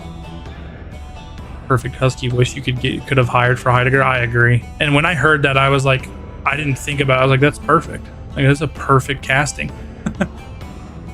They really killed it with the voice acting casting for Remake, dude. I'm really happy with all of it. Scarlet. Mommy, dude. B tier. No, she's with Heidegger. She's kind of middle of the road. I'm trying to go off of just what we know in remake and in the original. Main villain of the Yuffie DLC, yeah. And she looks good in that DLC, man. Them PS5 graphics coming in clutch there with with Scarlet. Yeah, I don't know. She's just like a specific brand of kind of like bitchiness evil. There's not much to her. She's just kind of like senselessly down to everybody she comes in contact with. So I'll put her at C. Nice rack. That's all I could say. President Shinra. That's about as much as I could say for Scarlet. President Shinra. Main character that dies in remake. True. There's just not much to him either in the game. In the original game, they kind of set him up to be the big bad of the whole thing, which obviously goes away kind of quickly as you get out of Midgard because he dies pretty fast to Sephiroth. He really is a specific kind of evil because he's like the ringleader of all these jerks. I think I'm gonna put him at B tier. He has really cool scenes. He has really cool dialogue. The scene where he's like, we're not rebuilding Sector 7, fuck those people, and then he just has the nerve to be like, they'll care about us even more. The scene with him in the tower looking down on the plate falling that they didn't redo in remake for some reason, I was really upset not seeing that there. Yeah, I'll put him B tier. He's a good figurehead of Shinra. Really like how Barrett intimidates the president. Yeah, dude. That scene in remake was really cool. Barrett's like, talk to me again like you know me. That scene was awesome. Hojo, in my personal opinion, the true antagonist of the entire Final Fantasy VII universe. This dude is responsible for so much wrong with the game, and I mean wrong as in evil, bad things happen. It's this fucking guy's fault, funded by this dickhead. This guy right here is responsible for, he's so pivotal to Sephiroth being who he is and everything. I have to put him in A tier, but not because I like him, just because his importance to the story is like astronomical. Very creepy character. They made him even creepier in remake when he's talking to Aerith about harvesting her mother's body and all that terrible shit he says. Dude, when he was saying that shit, I was like, I cannot believe they put this in the game. This is like demented. It's demented as shit, dude. Let me try to zoom this more. Get rid of this ad since we're on the final tier here. Oh my gosh, man. So yeah, Hojo's up there with some of the better characters in the whole game, in my opinion. He's like Kefka of the game. He's maniacally evil, and his reasoning towards the end of like helping Sephiroth just because he wants to see science like broken is crazy. He is. He's like the Joker. He's like Kefka. He's just maniacally evil, but I love him as a character, not as a person. Reeve, man. It's funny that these two characters right here are the same person, Kate Sith and Reeve. I like Reeve a lot more as a person. Yeah, a good-hearted person, and he's always kind of on Avalanche's side. And I really love the dialogue with Kate Sith, where Kate Sith is like in the original game, and we'll probably hear it when we get there, but Kate Sith is like, you guys do all this shit and you don't get paid, you don't get praised. Like, he's like, I just want to understand why you keep going or whatever, and that made him very human to me. So I'm gonna put Reeve. I'm gonna put John Wick in the A tier. Yeah, he's good. He's a really good character. He doesn't have much time, but what time he does have is just him being genuinely a good person for the sake of the planet and otherwise. So I say, yeah, A tier for him for sure. We get to these main characters, man. This shit is gonna be really fucking hard. I'm using up all my A tier slots, so the main cast might just all be S tier. Don Corneo. Don Corneo being like this real like pest throughout the game, but he only shows up in a couple sections. He's like genuinely scumbag, creepy guy. Yeah. There's not much to him either. He's just kind of like cowardice, evil, I guess. Out for himself. He is also kind of comic relief. I'd put him up here in B tier. I wonder how much they're going to expand on the scene with him and Wu Tai when we make it to that point. Nomura said that Wu Tai won't be in the trilogy until part 3, unfortunately, but I think that remains to be seen because they showed a scene of a town that looks like Wu Tai in some of that Rebirth footage, and I'm like, you said it wasn't going to be in Rebirth, but that looks like Wu Tai to me. Main character time. So this is really hard, man. How many more slots do I got? Cloud is S tier. You know, a lot of people are down on Cloud, I think, because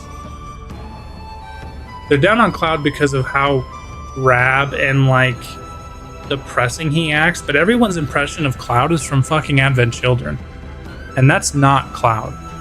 To me, the way they're handling Cloud in Remake, and especially in Rebirth from what I've seen, is his inflection of his speech, his voice actor is really, really well done. He's kind of a dorky character. And yeah, as his storytelling function is amazing. He's the unreliable narrator. He doesn't tell you shit, and you just don't know that until later. And when you find out, you're like, oh man, this person I've been listening to the whole time is full of shit. But you find out he's full of shit because he went through some very horrible things. And also, can I just say this? He's a real hero. And the reason I know that is because in the original game, what happens with him is Sephiroth goes on this tirade and kills everybody. When you find out the truth about Cloud's past, he stands up to Sephiroth without having any Mako infusion done, no Genova powers, and he overpowers Sephiroth, who is stabbing him with the Masamune, and throws his ass down the reactor as just a normal human being. Cloud is an absolute hero for that. I never took that as, oh, this doesn't make sense because Cloud's not as strong as Sephiroth. That's stupid. I was like, dude, that is pure will. And I can imagine that because Cloud's acting, even though it had to be kind of imagined in the PS1 game, was like, he's like furious, dude. I mean, he came here with somebody he thought he was his friend and killed everybody, including his mother and stuff. Like, everybody he knows, for all he knows, is dead because of Sephiroth. So I can imagine the will. I can imagine that willpower. It's believable to me, even though it's a fantasy game. How does the only unreliable narrator in all Final Fantasy, the only main character that will tell you the wrong past? Yeah, and you know, and when you find out why he does that, it's something they easily could have messed up, you know, but they didn't. But you find out why he tells this lie. He doesn't even know he's telling a lie. Just a deeply flawed and confused person. One of my favorite scenes of him that humanizes him so much is after he finds out who he really is, everybody's back on the high wind, and he says something like, in reality, I'm actually a weak person. I'm a weak person that got caught up in a bunch of nonsense, and you know what, my mind couldn't stay together because of it. That was like, that's powerful, dude. Yeah, PTSD from losing his friends, losing his family. He thought Aerith or Tifa was pretty much dead for all he knew. I mean, I mean, obviously the epitome of the whole game is Cloud. And yeah, iconic character design. Buster Sword is known probably the world over. You see that thing, you know what game it is. Zack's living legacy, the whole buildup of Zack, you know, passing the sword on to him, and it was passed on to him from Angeal, which is why I wish Angeal was such a better character, man. Because he's way more important in the role that he's in. He's just not well acted or well presented in Crisis Core. Cloud is definitely S tier though. So Sid.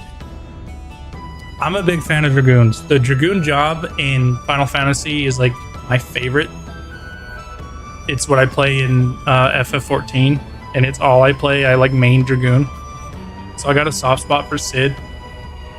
The way he behaves though, yeah, he's a real foul mouth and kind of a dick, but I also love his whole dream about going into outer space, and that song Sending a Dream into Outer Space with the soft guitar is one of my favorite tracks in the whole game. Really kind of exemplifies his character. He's the character that's like got kicked in the teeth by unfortunate circumstances, is kind of just like, fuck everybody, I'm so tired of all this bullshit. So he's kind of human for that.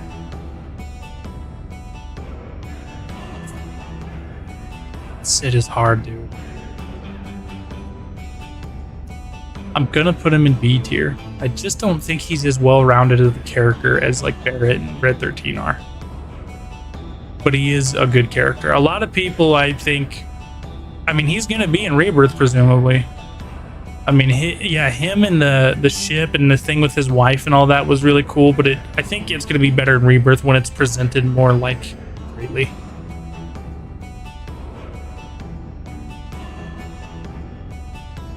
Yeah, exactly.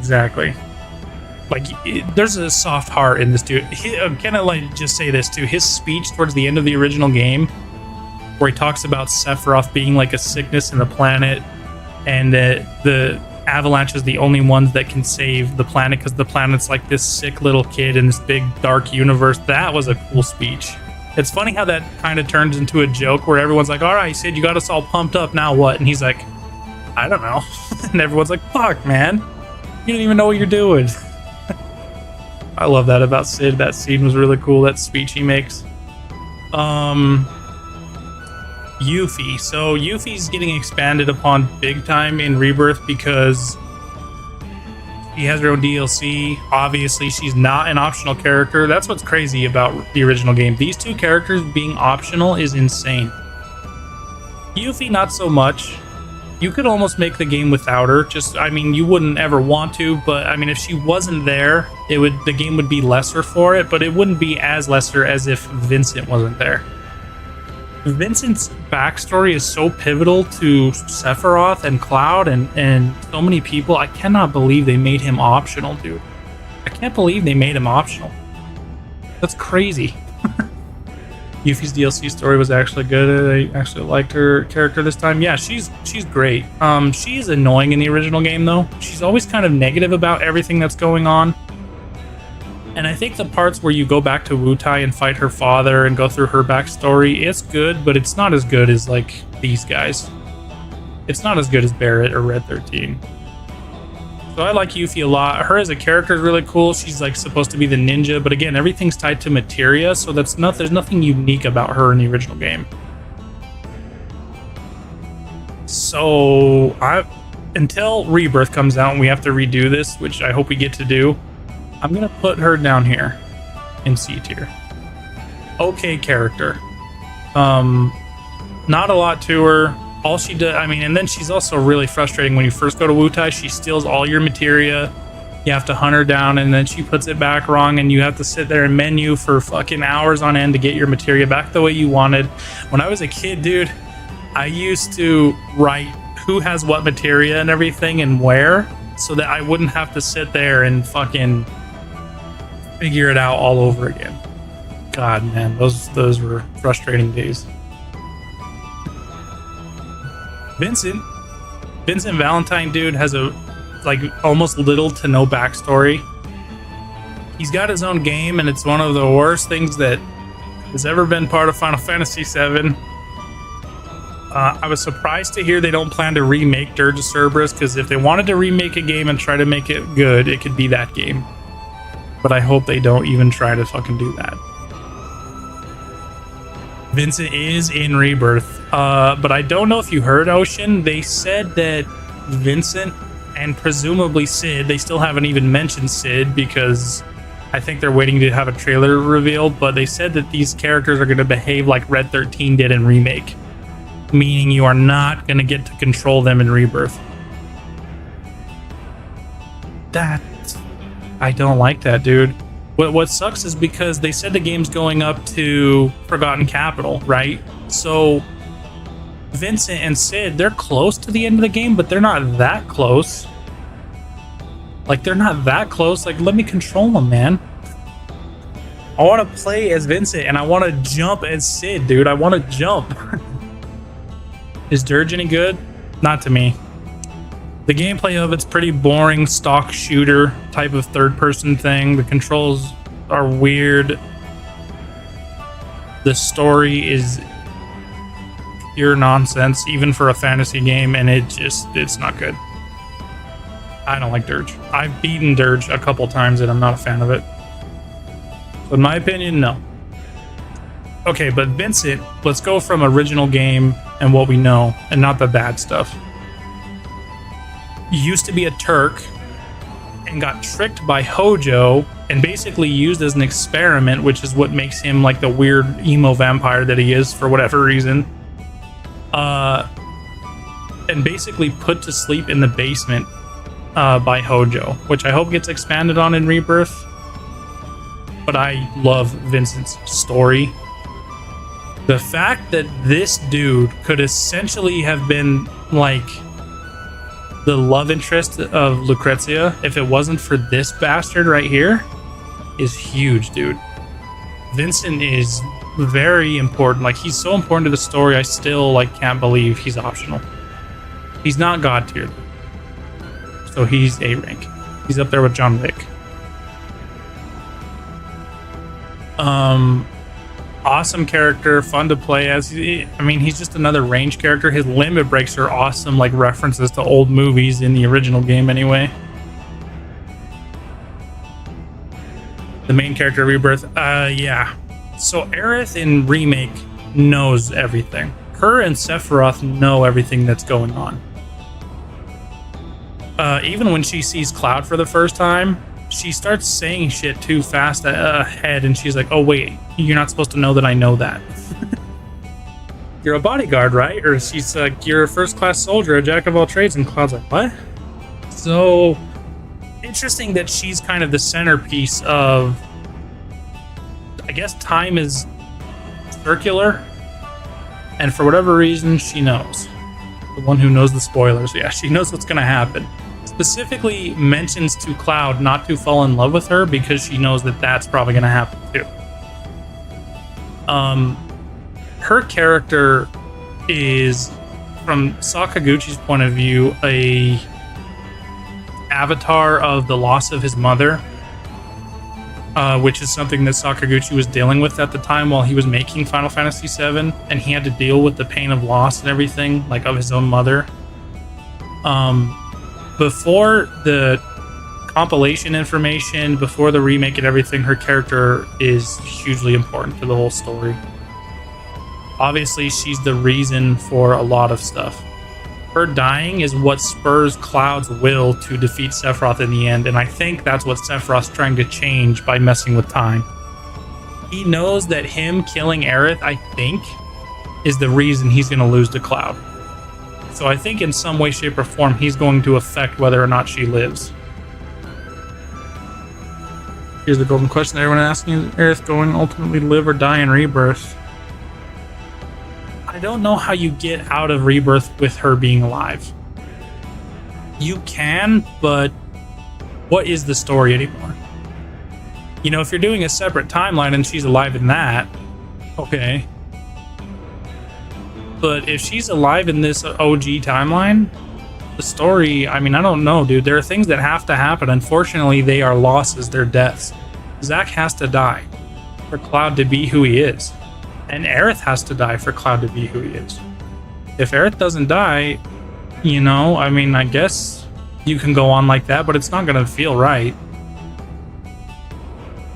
Yeah, Sephiroth knows if he does the same thing, he'll lose again, yeah. And I think that's his plan. That's why he got rid of the Arbiters of Fate.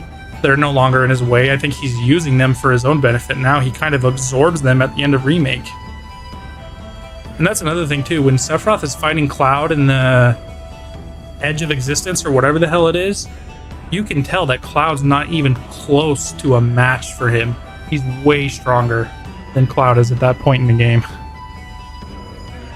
Live or die, I think she's gonna die. I just don't think it's gonna be in the same place, or it's gonna happen the same way. And it might not even be a death by Sephiroth. Depends on how dark they want to get with it, but Aerith, being as pivotal as she is 100% S tier character. Her death is like the most pivotal, like, in almost any game.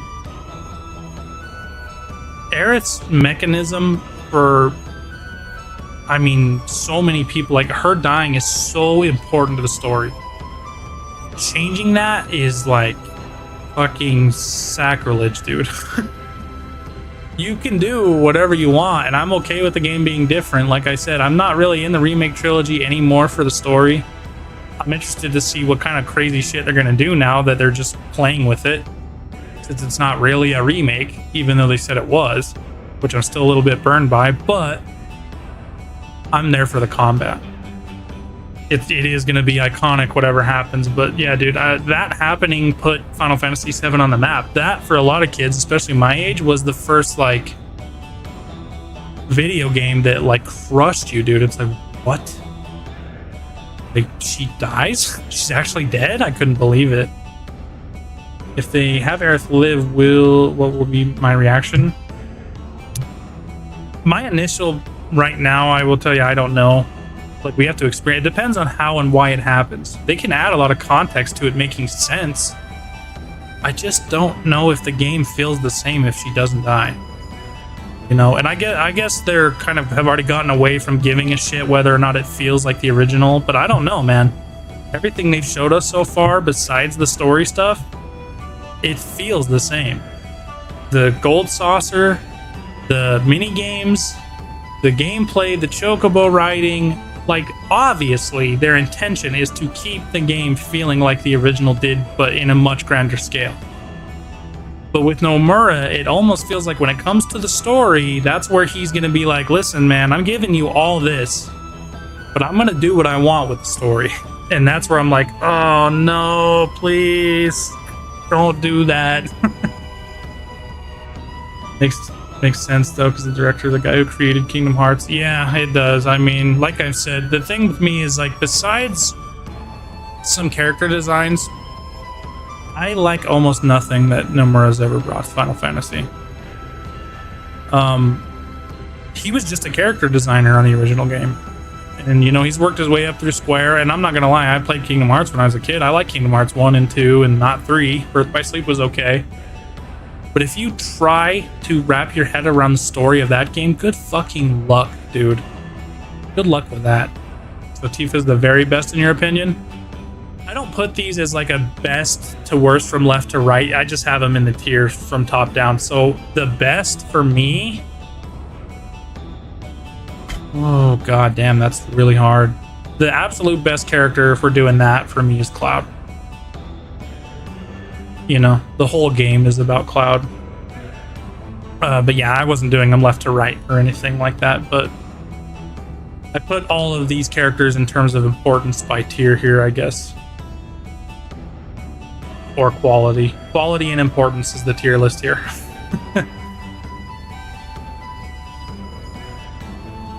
There are some things I could fix, though. Maybe Johnny shouldn't be a B tier.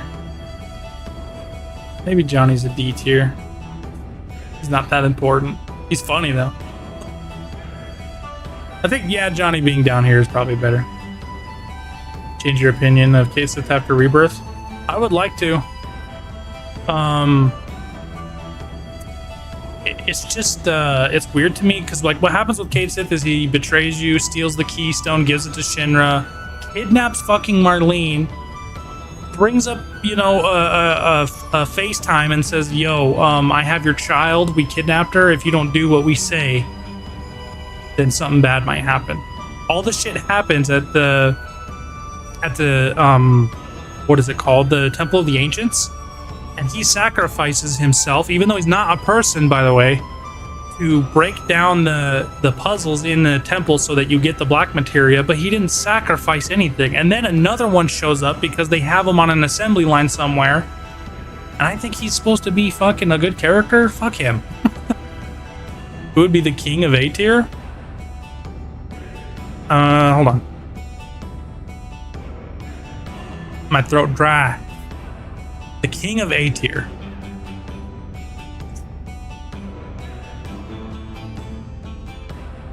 And that's tough, man. Personally, I would think it would be Barrett just because I love Barrett so much. But importance of the overall story, it's got to be Hojo. Importance of the story, it's Hojo.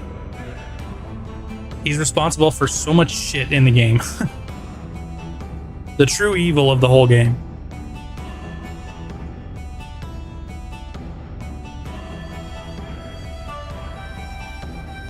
I think Hojo and Barrett are interchangeable, yeah. Yeah. Barrett just because one of my favorite characters. Unbelievably good backstory. And goddamn, is he like not the greatest?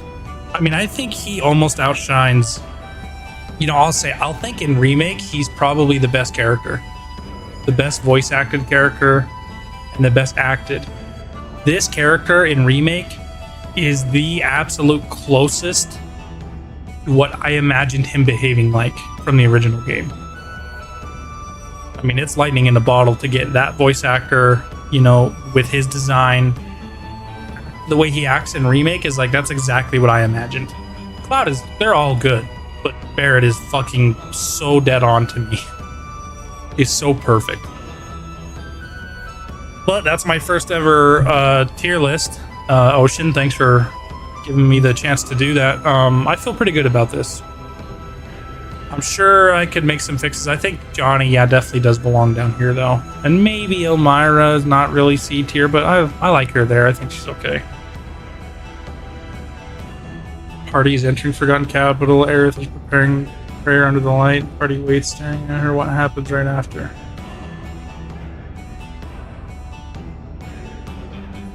I think there's going to be... Here's what I think. I don't think Sephiroth knows that Zack is alive. I don't think he knows the consequences of him fucking with time fully. And I don't think he knows Zack is alive. Obviously, time inevitably is going to intersect at some point, and I think that Zack and Cloud and everybody is going to fight Sephiroth in the end, whatever is at the end of the third game. But I think that something is going to intersect in the Forgotten Capital, and Zack is going to stop Sephiroth momentarily before he goes back to his own time, like he reaches through time to our time or something to stop Sephiroth in some crazy ass way. But then Aerith is still going to die in a little bit after that. Like, I think they get out of Forgotten Capital, go to the Northern Cave, and then she dies up there. Oh my god, my throat. Let me get more water, man. I'll be right back. I'm dying over here. Don't fuck up. I almost fucked up, dude. I was like, where are the buttons? I couldn't see it. Oh, yes.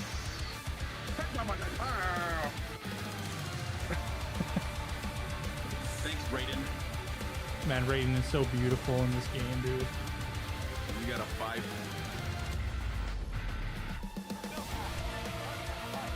Assist.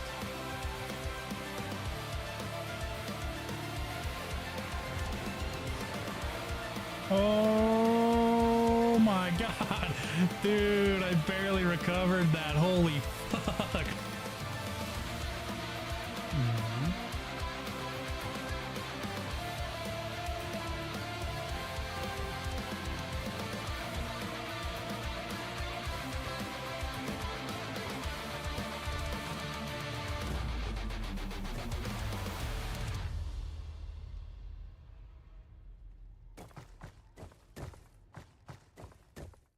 Okay, sorry about that. Dying over here, man.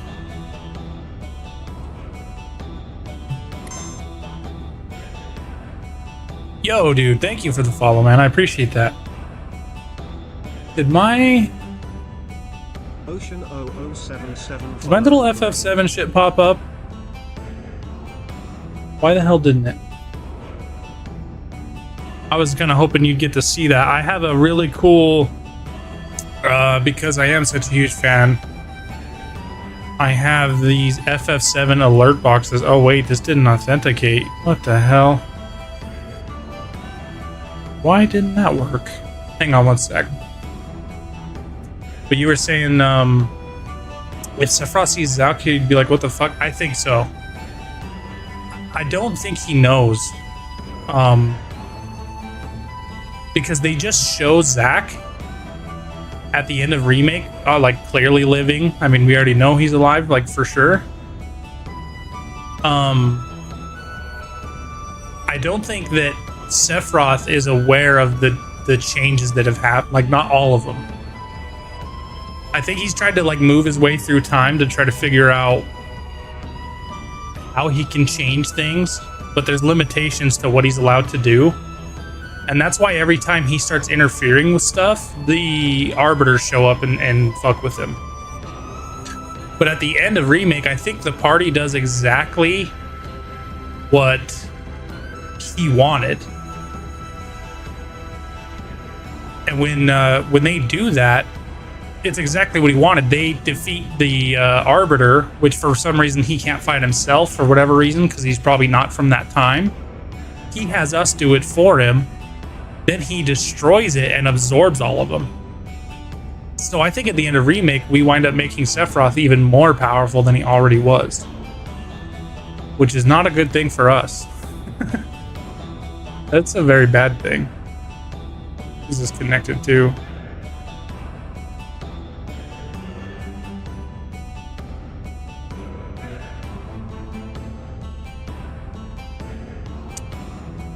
Let me try something real quick. Sorry, this is being kind of weird today. There we go. I want to try to refresh your follow real quick, Ocean, and see what you think of these. I don't know if it's even going to pop them, though. We'll say this. There's a reason why Sephiroth did not kill Cloud when he disarmed him. Oh, yeah. He needs him to do something else. What he needs him to do is save Aerith.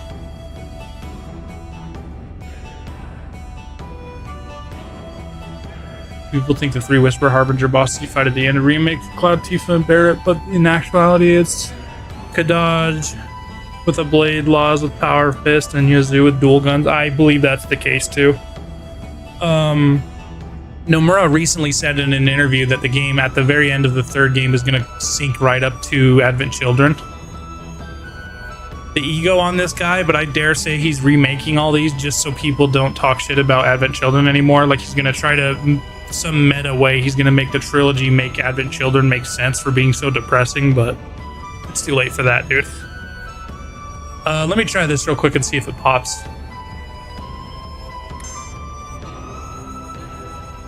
Huh. It didn't. You know what I'm going to do? I'm just going to gift you a sub because you're so awesome. And we'll see if that works. If not, whatever, man.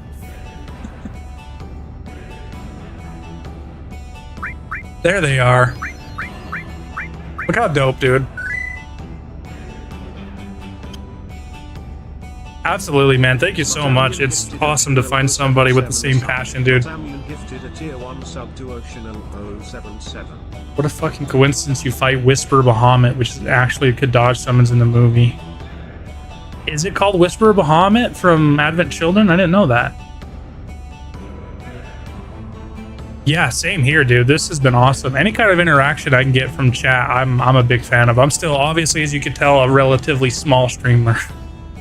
I'm actually a very, very small streamer, so I appreciate it very much, dude. It's been fun doing this. What I'll probably do is wind up chopping this out and editing it for a video. The whole tier list thing, it's been awesome. But yeah, I just wanted you to see those because that's how much I like FF7. It's part of my stream. But yeah, Kadaj, Laws, and Yazoo being the characters from the end of Remake made a lot of sense. Try doing this with younger streamers where they don't appreciate FF7 like OG fans. Damn Gen Z kids, dude, you're speaking my kind of language right now. I'm in my 30s now, man. These kids are pissing me off. Who was it? It was Salad, the other dude who might still be in here. He joined. I think he's trolling me, but he joined and he's like, "Is that Cloud from Kingdom Hearts?" And I was like, "Bitch, if you don't want to get banned." I think he's just playing around though. I hope. That's okay though. You know, if people don't know what it's from, it's all right. It's not the biggest deal in the world. It's just Kingdom Hearts, man. So much the teenagers say, "Oh, I know Cloudy's from Smash." Yeah, dude, it's crazy. You know how much good story you're missing out on, kid?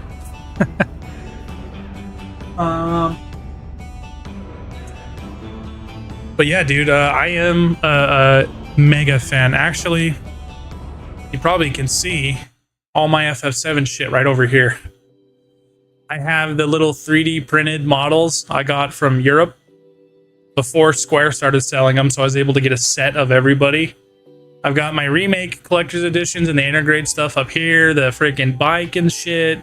Yeah, man, I'm a fan. There's my, right there, if I can point right, is my Crisis Core limited edition PSP that I picked up for Crisis Core, which I was really, really happy to get, because back in 07, dude, I was looking up something FF7 PSP related because it was before Crisis Core launched. I heard that a game was coming out, and I looked up FF7 PSP on YouTube, and I seen somebody playing FF7 original on PSP, and I was like, what? So I pretty much forced myself to learn how to use computers in order to hack my PSP so I could do the same thing. Heard some big streamers already played two demos from Rebirth. I'm trying hard not to watch footage on YouTube. You're gonna have to try really hard, man, because there's a lot out there. I mean, I almost think they've showed too much shit. Wonder if that means we're getting a demo soon. They did it with the remake. There's two demos. There's one of, I'm not gonna tell you what happens, but there's one of Nibelheim flashback where you get to play as you know who, and there's one of just outside of Junon, which is like the bigger one where you get to do more stuff. So if you're trying to avoid stuff, man, steer clear, because there's a lot. There's almost too much. They've already been able to upload footage of gameplay and all kinds of shit, dude. There's a lot out there right now. It's hard to avoid if you're curious. It really is. But yeah, dude, there's the tier list. It's fucking awesome. Gonna be honest, I did see a few minutes of Sephiroth gameplay because I had to. Dude, he plays like, he's so powerful too. He can like teleport around and shit, man. God damn it, I can't wait to play as Sephiroth, dude. Really appreciate the tier list though, man. Thank you so much for being here. Thanks for the follow, and I really do hope to see you here more often. I don't just play Final Fantasy VII, obviously, but it is the greatest thing ever, so. He does twice as much damage as Cloud. Yeah, dude, which is good, because that's one thing I thought they were going to lose, is the importance of, through the gameplay, how powerful he is. You know? The easy thing to fuck up, because in this game, he just one-shots everything because he's so strong. But in Remake, you can't do that because it's not very fun if you're one-shotting everything. You got to be able to wail on shit a little bit to see all the cool moves, so. Absolutely, man, me too. I mean, this is like what I've been hoping for a long time playing this game, and I'm not a very like social person by any means at all, so I don't even like being on camera, dude, but being on stream and actually finding somebody that likes the same stuff is pretty awesome. So you see the Ever Crisis cutscene with Kid Sephiroth, bro? He destroys an entire rebel army in one fucking Firaga. I did see part of that, and I just heard that Ever Crisis is going to be moving to PC. So when that happens, I'm going to play that game. I got it on my phone and tried it a little bit. I'm like, okay, I just can't play mobile games, dude. I know that sounds stupid because I played the holy fuck out of my PSP, but it's just not the same. I don't like mobile. He's OP even as a cadet, dude. I can't wait. I really want to see that backstory of Sephiroth, man. I'm actually kind of hoping the chibi models that are in that, like the overworld models, I hope they rip those from that game, and they're probably going to now that it's coming to PC, and make them mods for this. So we could have those models in here too. Not to worry. My machine won't grow legs and run away. Go and find your friends. I'm really excited about that prospect though, dude. Like the backstory of Sephiroth, the one thing we never really got, the thing we barely know about. Holy shit, dude. That does open the door for them to show more Genesis and Angeal shit, which I'm not very excited about, but it's alright, I guess. Let's get our party. You need me? I rarely ever say this when I'm excited for the mini games in Rebirth. Oh my god, dude. They got all of them. They said they even, in an interview, they said they have even more than that. They said, dude, they said in Rebirth that it's going to be a 1-to-1 scale, the size of the world, which is like, you know, blowing my fucking mind. They said that you can come back to anywhere in the game at any time, so you don't have to worry about leaving anything behind. They said in an interview you can get in the tiny Bronco and go from one continent across the ocean to another one in 1-to-1 scale. Dude, I like it. I'll believe it when I see it, man.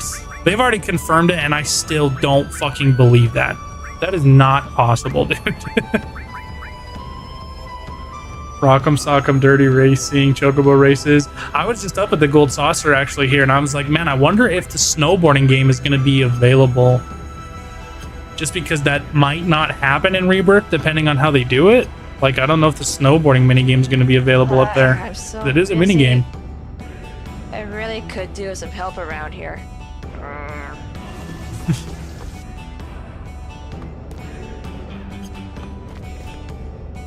Flying chocobos, I'm like, yes, I can finally move, dude.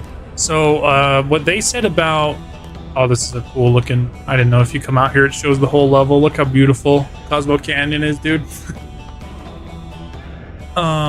They said that the chocobos are like region based, so depending on what region you're in, you can get a chocobo for that region and do different things. Like the black one can climb mountains and just like stick to fucking vertical walls and climb right up that shit.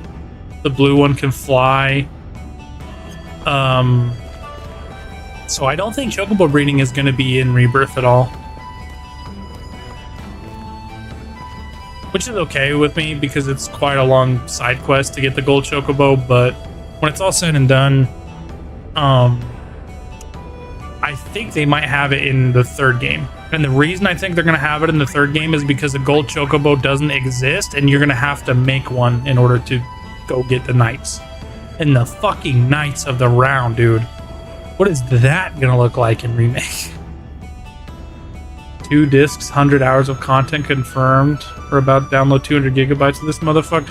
Dude, they said it's 150 gigs, which is literally 3 full-size games compared to anything else. And they said 100 hours of content. No fucking way. There's no way a casual playthrough is 100 hours. If a casual playthrough is 100 hours, I'm going to be playing it for like 300 or 500 hours because I'm a completionist. So when it comes, like, I'm a big PlayStation guy. I'm sure you could tell from my room and shit. But when I play that, dude, I'm platinuming that shit. Door's unlocked. Glad I bought that 2 terabyte SSD. Dude, me too. Me too. I just actually upgraded mine a little while ago because I knew, man, I was preparing for this. I'm playing Spider-Man next month. I know I'm not going to have space for shit. I did not expect Rebirth to be a 2-disc PS5 game, dude. That's going to be the biggest game like ever made, man. Are you ready? Almost when I put it in, I was like, I don't know if 2 terabytes is enough. So far, it's done pretty good, though. PS5 game, let's go, man. I think it's lightning in a bottle here, Ocean. You found the perfect stream. And I found like a beast viewer, so thanks for being here, man. So pretty. We have a lot in common. Real thing, Cloud. Besides PC, PS5 is the best console in the world. Agreed. I take great pride in this laboratory of mine. All the workings of the universe have been entered into this 3-dimensional holographic system. Wow, a shooting star.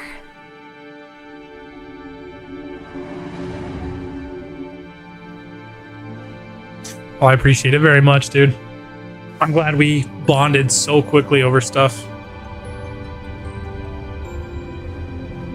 I stream pretty regularly, but I still have like a full-time job, so you know, I'm not on every single night for hours. I've been streaming for quite a while today, though. I'm off on the weekend, so I've been really diving into this. I also back up all these full playthroughs like this to my YouTube channel, so they're always going to be there. Oh, it's beautiful. I don't like to let them fade away on Twitch, so. Indeed. Well, let us get to the matter at hand. Yeah, the remake voice actors are so excellent. Every single one of them perfectly casted. But what happens after death? The body decays and returns to the planet. That much we all know. But what of consciousness? The heart? The spirit? It too returns to the planet. And not only that of man, the same applies to all living things on the planet. Nay, the whole universe. The spirits that return to the planet join together and race around it. They form a surge that rushes, converges, and separates constantly, all over the planet. We call this the life stream.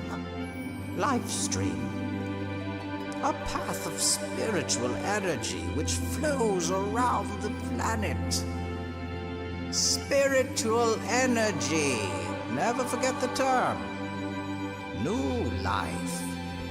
Children are blessed with spiritual energy and are brought into the world. And when the time comes, they die and return to the planet once more. There are some exceptions, of course, but this is essentially how our world operates. It's a lot to take in. Perhaps you'll understand it all better if you watch this. I remember the first time I heard somebody say live stream, dude. I was like they said live stream, but I was like, Final Fantasy VII? Who's talking about Final Fantasy VII?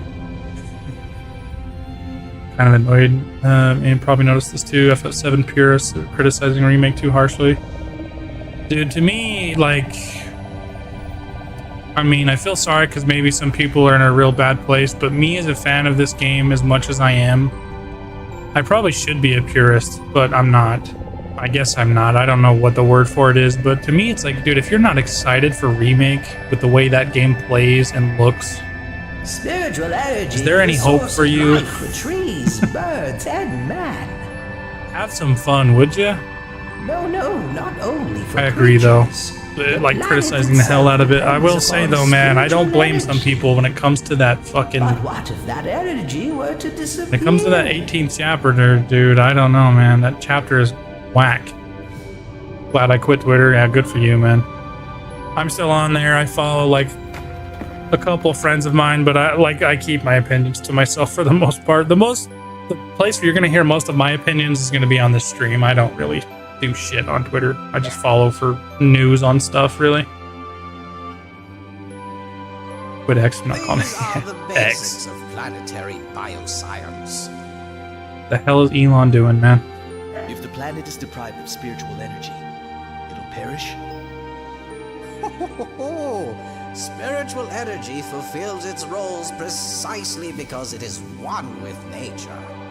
When spiritual energy is forcibly extracted and processed, it is prevented from accomplishing its true reason for being. I see people saying that. You're talking about Mako energy, right? Mako reactors are rapidly depleting the spiritual energy of our planet. The reactors produce highly concentrated spiritual energy, which they call Mako. But it is the planet itself that is being consumed. In other words, the use of Mako energy has only one outcome. The complete destruction of our planet.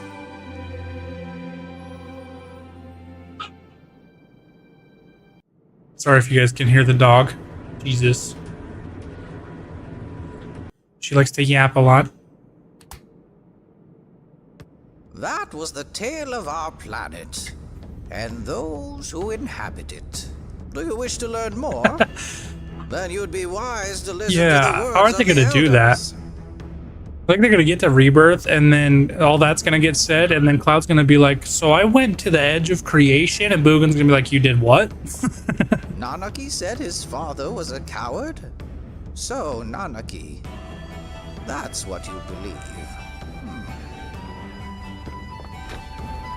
I really love the backstory of Nanaki too, man. I hope when you get here, they start calling him that. They just call him that for the rest of the time afterwards. Oh my god, let me go see what's going on with my dogs, dude. I'll be right back. Got him again. Would have ever gotten hit. Between my lag and you being drunk, we're unstoppable. Exactly. Oh, is this a crevice? Are materia from Final Fantasy? Yeah, they are. Oh, that is a crevice. I don't think it's something you can even jump down if you wanted to. Never mind. Never mind. Oh my god. I just jumped out. He's pissed. Here. Stop it. Stop I hate him. There we I go. hate him. I just ran your ass over, dude. I'll take it. Stop the fighting.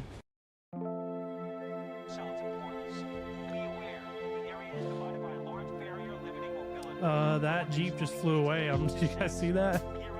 What the fuck, dude? Did you guys see that? I just saw that. What the fuck is going on? Devin, you bring your bazooka combo, and I'll bring my bazooka combo. That way, both you and Dylan can carry bazookas. I could just put you guys full of loads. You know what I'm saying?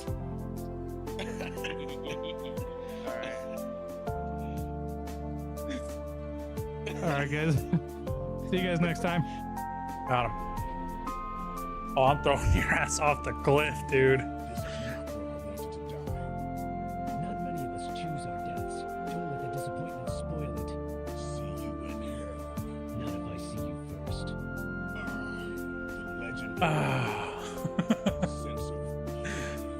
He got one coom in before he died. The full fight. Kind of ruined the moment there with his body fucking. Oh, Jesus, dude. This game is funny. This game is great, man. Oh shit! I threw it to the left and it killed me. I got you called back in. Oh my god, it spawns queens, dude. Shit. Yeah.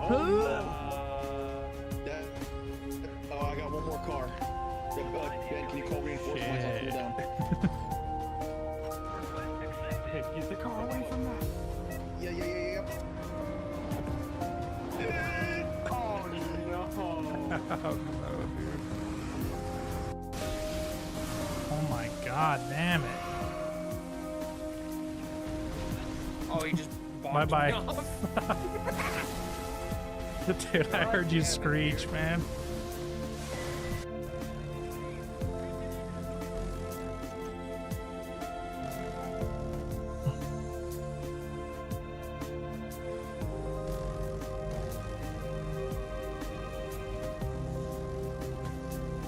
Yeah, a minigun, you know, ripping you in half wouldn't kill you. You're good. Alright, sorry. Dog's going wild, dude. Got to mention earlier, but there's 2 Clouds in the remake universe. That's true. I don't know. And one of them's not like... I don't know, dude. That's the whole Zack being alive and then him actually making it to Midgar with Cloud. I don't know what the hell. I don't know what the hell they're gonna do with that. I think obviously there's gonna be a section where you play as Zack in that timeline. I just don't know how far it's gonna go or what's gonna happen, dude.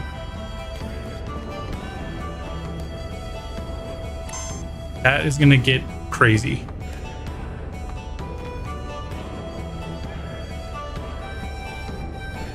Hi, Bro J. Dude, thanks for following, man. Why did my alerts not go off again?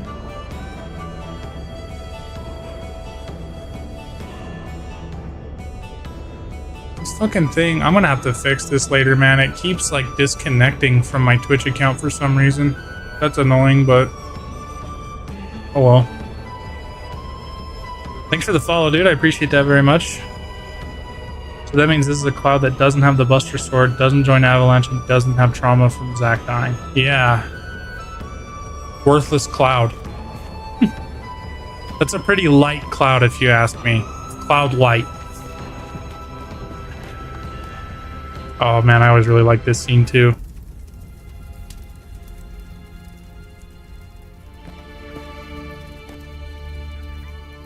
What a boring place. Just like I thought. This is why I hate Yuffie. She's so negative about everything cool happening. Rebirth releases. I don't know if you're gonna do this, but I'm going to radio silent also. Oh yeah, definitely. I'll go dark. I don't want to be spoiled on a single fucking thing, man. Cosmo Canyon. Avalanche was born here. I've already seen too much of that game. Promised them that once we'd saved the planet from Shinra, we'd go to Cosmo Canyon and raise a toast. Biggs, Wedge, Jesse, gone. They all gone. All for the sake of the planet. Is that the truth, though? Was it for the planet? Now we die. I just hate Shinra. What right? Do I have to continue on this journey? What would they think of me now? I'll never know. If there's anything I can do to save the planet, or the people living on it, then I'm gonna do it. Now leave it to the others to decide if it's justice or revenge. I'm gonna do it! Reborn! Avalanche reborn! You know, they kind of fuck with this too. Biggs, Wedge, and Jesse being dead is a huge spur of an inspiration for Barrett. But Biggs is alive at the end of Remake. Potentially, Jesse's alive. And we don't know about Wedge. I mean, he should be dead, but they didn't really show him die. Confused about is where is Zack? Is he in the Zack Survives or the Universe Remake? Or the Remake universe? He has to be in the Zack Survives universe because Cloud is not in Midgar in the Remake universe, right? He's with the party outside of Midgar. And if you think about when Cloud first reaches Midgar, I think is a year before the events of FF7 or something, or some short amount of time before the events of FF7 happen. Because, you know, G timeline, Cloud gets to Midgar, finds Tifa, you know, and I don't know exactly how much time passes over the course of that happening between the death of Zack and the actual beginning of the game. But Cloud's with Zack, so he's got to be in his own timeline. Bonfires are strange, aren't they? They make you remember all sorts of things. Cloud, 5 years ago. No, never mind. I can't ask you about that. Why not? Because you'll change. You'll drift away from me again. Cloud, you really are yourself, right? Maybe. I might be. Oh wait, I talked to you already. I wonder how many years it's been since then. Gosh, I'm remembering all sorts. I learned a lot. The elders taught me many things about the Cetra and the Promised Land. I'm alone. I'm all alone now. But we're here for you. I know, but I'm all that's left of the Cetra. Does that mean we can't help? I don't want to talk to you either. How is Nomura going to bridge the two universes? I think that moment where Aerith is supposed to die, something is going to happen. Sephiroth kind of alluded to that. You know, 7 seconds till the end. Remember doing some research in a post, like developing a new personality from past trauma is actually a real thing. Oh, it is, yeah. Definitely is a real thing.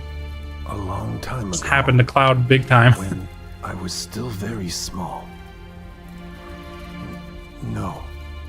I don't want to talk about it. What is it? It's about my parents. When I talk of my mother, my chest bursts with pride, and that's great. But when it comes to my father, my heart is filled with rage. He definitely is. Forgive him? Of course not. He let my mother die. When the Gi attacked, he ran off alone. He abandoned her and the people of the canyon. Come, Nanaki. There is something you should see. It's a little dangerous. Cloud, will you and one other accompany us?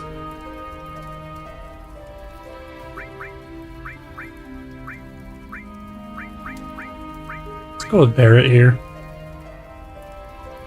Living in a fantasy. Get out of here. Did you ever see the what the hell was it called?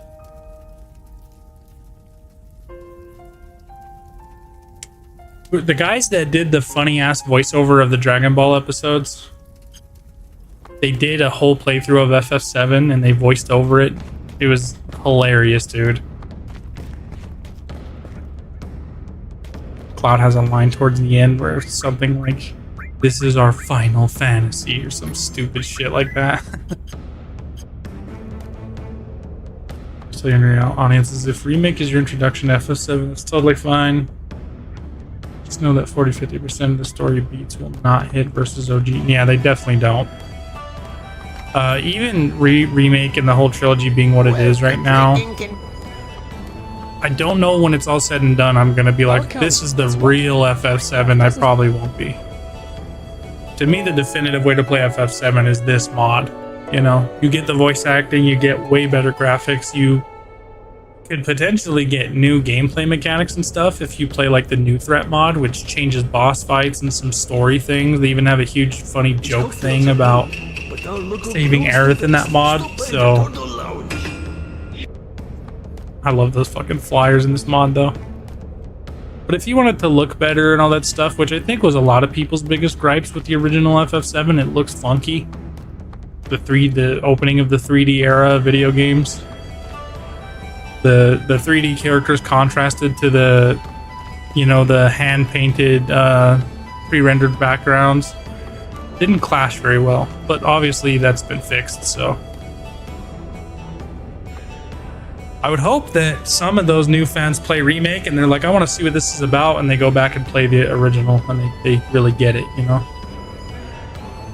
The younger player asked you, is it okay to play remake as my first FF7? I would say yeah. I would say yeah, play it, but just know that it's only 5% of the actual story. And also, if you were new, I would just warn them about the ending. Because if you don't know the original game, that ending is going to make no goddamn sense to you at all. I mean, I know the original game and the ending makes barely any sense. I mean, you can piece things together, but that's because I know the movie and then the Crisis Core and the original game. Like, it gets pretty goddamn insane, dude. You'd have an old man go in first. I'll be right behind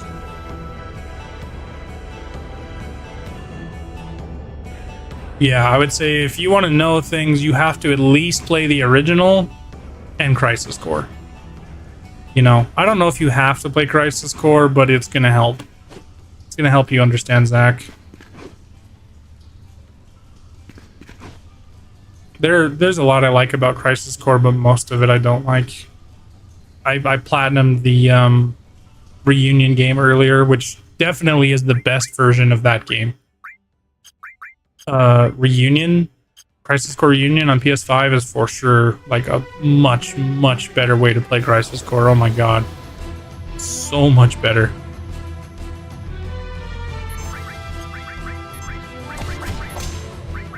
I think I remember being able to steal something cool down here. Maybe not.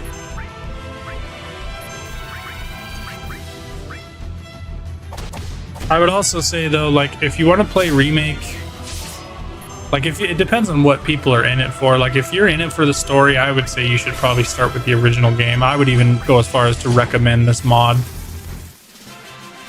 especially with the voice acting, because that would make it much easier on newer players to not have to sit there and try to suss out what a character means by the inflection of what you're reading. This kind of really gives you the definitive experience, I would say, and without having to really do too much work.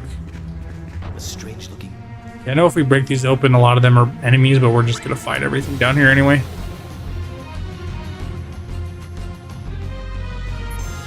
You guys have something? Nope.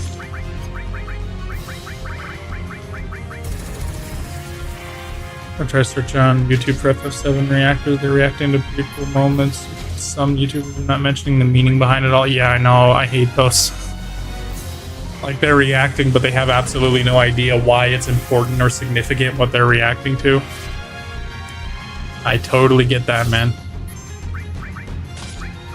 But not everybody knows, you know, what you know or why you know it, so I understand. It's just like, dang it. Especially when it's somebody that has such a great reaction, but they don't get why it's so great, because it's like, it would be amplified if they actually understood the importance of it. Sometimes it's like, oh, I wish you really grasped this, because it's so much cooler than you think it is.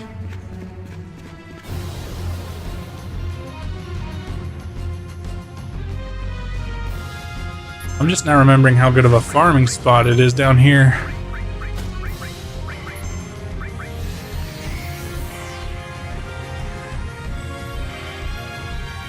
I think so too, man. I know that I feel like I'm the most excited. I'm sure new people are like excited for FF7, or even people that have only played Remake and nothing else. They're probably really excited. But I don't, it's just not the same, man.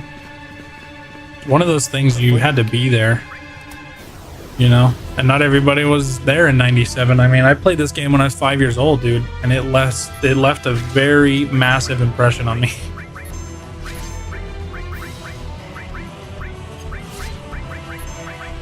I was there in the beginning 80 years ago.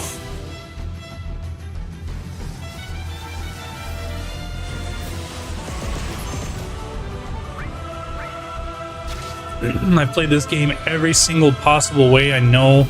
You know, I hacked my PSP to play it before they officially released it on PSP to be like bought and played. I played it on remote play on PS3 because I had to. I almost probably play this at least once a year for like my birthday or something, because it just means a shit ton to me. Top 3 locations you're excited for in Rebirth? Well, first of all, Cosmo Canyon. Let's see. Cosmo Canyon for sure. Nibelheim is gonna look cool probably, but I mean Nibelheim's kind of like boring.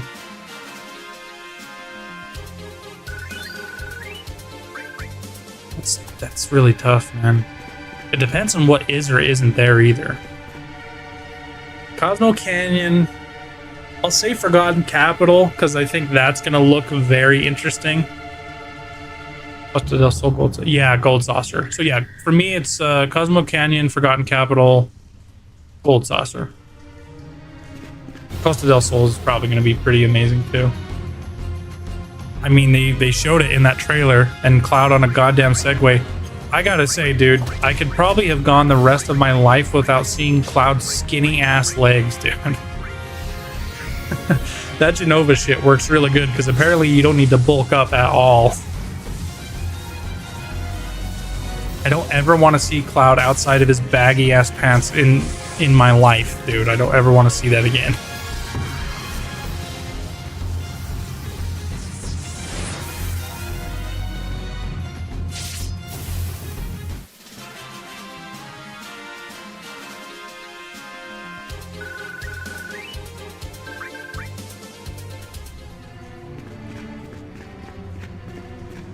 This rock has a peculiar... Oh wait, you know what? These enemies have an enemy skill that I need, actually. They have death sentence. Can I manip one of these guys? and kill the others. I forgot.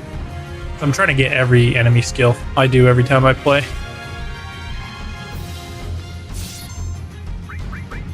So I need to do one on red, so he learns it, and then one on cloud. Oh no, wait, Aerith has the other enemy skill. God damn it. There we go. Out on the Segway that also confirmed different costume. Yeah, true. He was wearing something different there. I kind of wonder how crazy they're gonna go with that shit. I am happy to see that initially, though, they didn't change much about the designs. I thought they were going to change the designs, especially because Nomura's involved. Like, with their base costumes, like, they changed their clothes in fucking Calm for some reason. But luckily, they didn't really do that. They all look pretty similar. Yeah, that whatever the fuck Cloud was wearing there was not good. We did it earlier in this stream, actually, but we just went through Costa del Sol, and Barrett wearing the fucking sailor suit has to be in Rebirth, dude. Since they did cross-dress scene in Remake, you know, they're for sure doing the dating minigame. Oh, yeah. I think there was an interview where they confirmed already. Shit, I don't have nobody with Cure right now. What am I even doing? I'm gonna need to swap something with Nanaki. Oh, dude, I just noticed they actually changed his name from Red 13 to Nanaki. That's new. That's part of the mod. That is awesome. In your first playthrough, who are you going to date first in Gold Saucer? Just because I didn't know how... You don't realize how important Tifa is till later in the game, so I would say Aerith. But are you on Rebirth?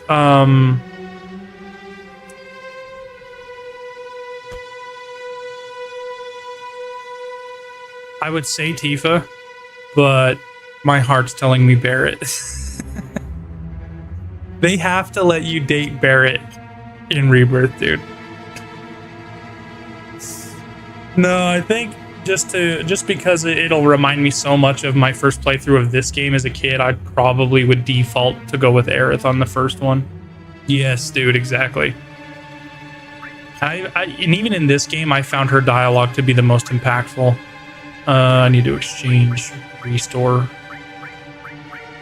with Red here because we need to be able to heal.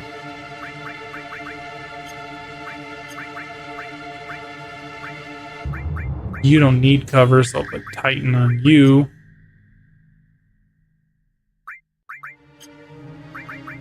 Man, buying those weapons actually looking a lot more appetizing right now because I have no materia slots for all this shit.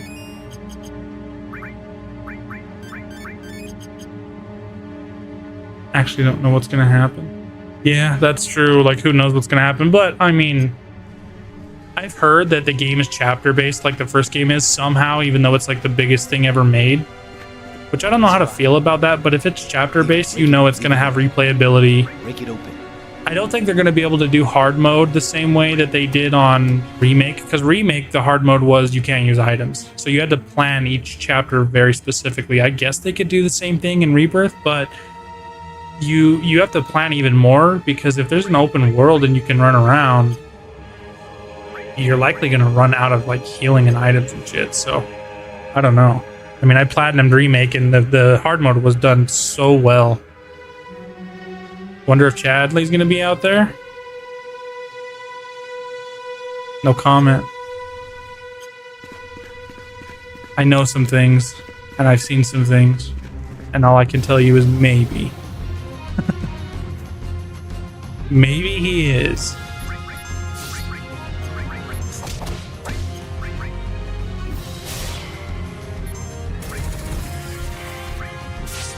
You know, I'm pretty sure there's an enemy down here. I can steal a weapon for Tifa from. Let me run around for a minute. I want to see. This big weird enemy with like this. He actually has the weapon on his hand. But he's a rare encounter, I think. Where the hell is he?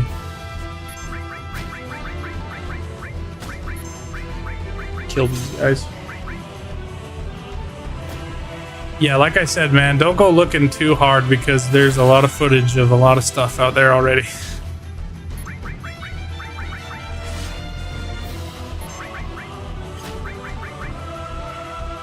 It's gonna be hard as hell for you though, dude, to avoid spoilers for the next...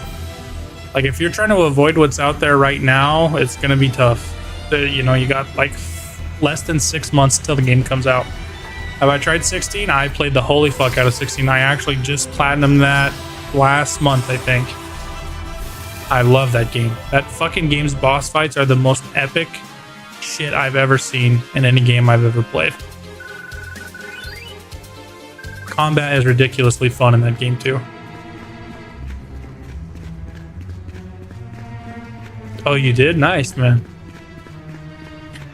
Dude, that is a hard one to go through again because you have to beat it again for platinum.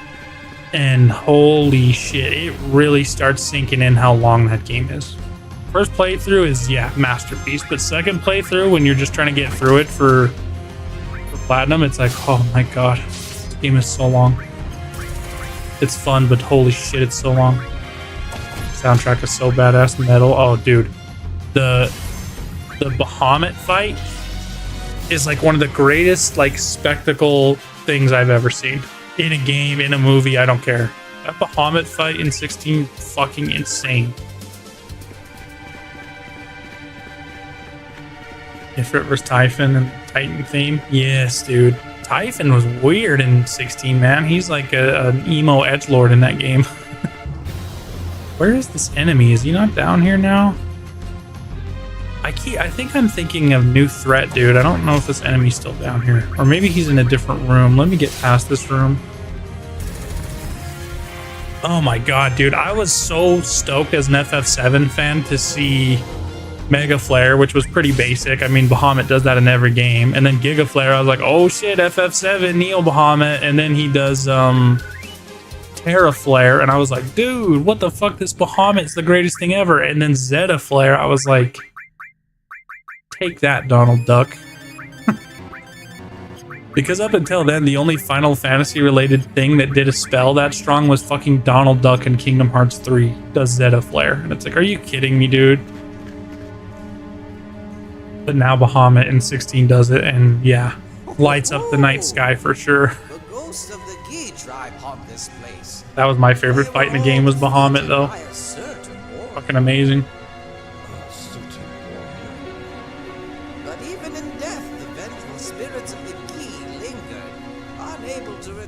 To the live stream. We still have much ground to cover. My buddies and everyone screaming, Donald Duck, better watch out. Yeah, dude, absolutely, man. Exactly right. I don't know how many people even have that, like, put that correlation, but I was always, like, irritated that Donald fucking Duck was the one that does the biggest flare in any Final Fantasy game. But now it's like, nah, man. One of the coolest Bahamuts too, dude. Dion in 16, a Dragoon. My favorite job is the Dominant of Bahamut, probably the coolest summon in Final Fantasy history. Like, they really made that game well. And then fucking Yoshi P says there's gonna be 2 DLCs, dude. 2 fucking DLCs for that game coming. I'm super excited for that. That shit hasn't even been on my radar though. There's so much like stuff coming out that I'm such a huge fan of. I was telling my friend the other day that I feel like I'm dreaming lately because almost all of my favorite stuff, pretty much all of my favorite stuff is being remade or a new version's coming out, and it's all within the same like 6 to 12 months. Like, life hasn't felt real lately in terms of like media and cool shit coming out. I'm a big Blink fan, obviously, you can tell here. They're coming out with a new album the day fucking Spider-Man 2 drops. And I'm just like, dude. And then the same week, the Metal Gear Solid 1, 2, and 3 collection's coming out. I'm just like, dude. Stop giving me everything I want, universe. But I've learned to just shut up and take it. I'll take it. Give me more. Give me more. Give me that Bloodborne remake, dude. Gotta get this out of my system. Fuck all those haters that dislike 16. Okay, yes. Fuck them. A good friend of mine Mama Venus, great name, I know. She's on the stream sometimes, and she's playing through that for the first time, and she's not very much like a gamer, but she's really liking that game a lot, which I'm really happy to see that.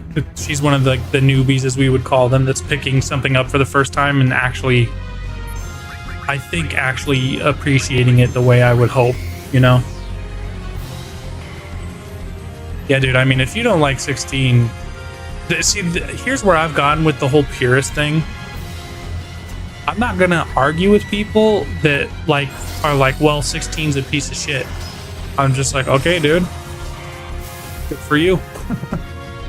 I mean, if you're willing to miss out on that game because, you know, of any reason, then I just feel sorry for you, because you're really missing out on something special. I got Bahamut abilities. I just started yelling Kamehameha. Dude, yeah, the Mega Flare. God damn it, I already went down here. Bahamut abilities are dope. I actually don't think he's the best in the game, though, like as far as using his abilities. I think, God, I don't know.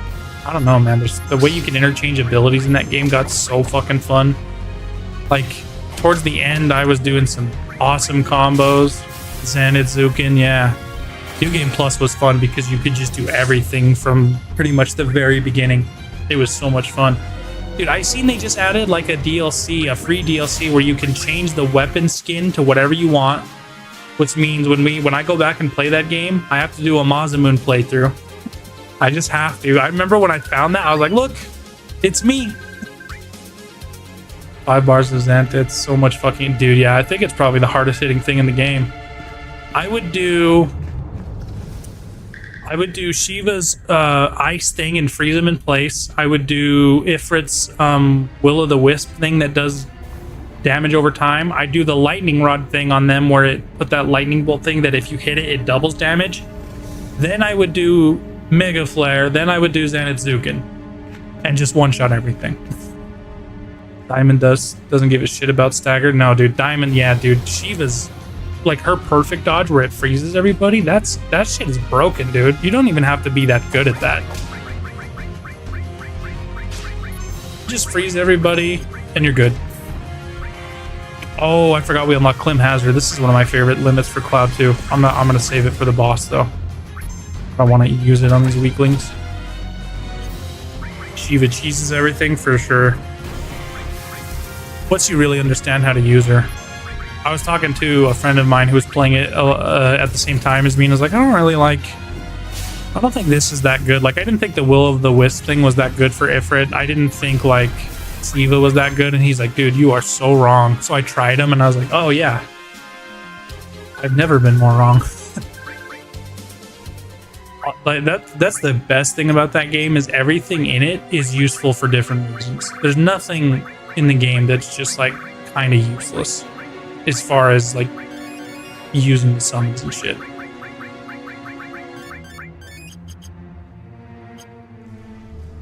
By lying down on the sand in the beautiful song. Oh, man. Yeah, that ending was pretty gut-wrenching, dude. And he's reaching out for Jill, and then Jill cries because she thinks he died. This is gonna be, like, a reach.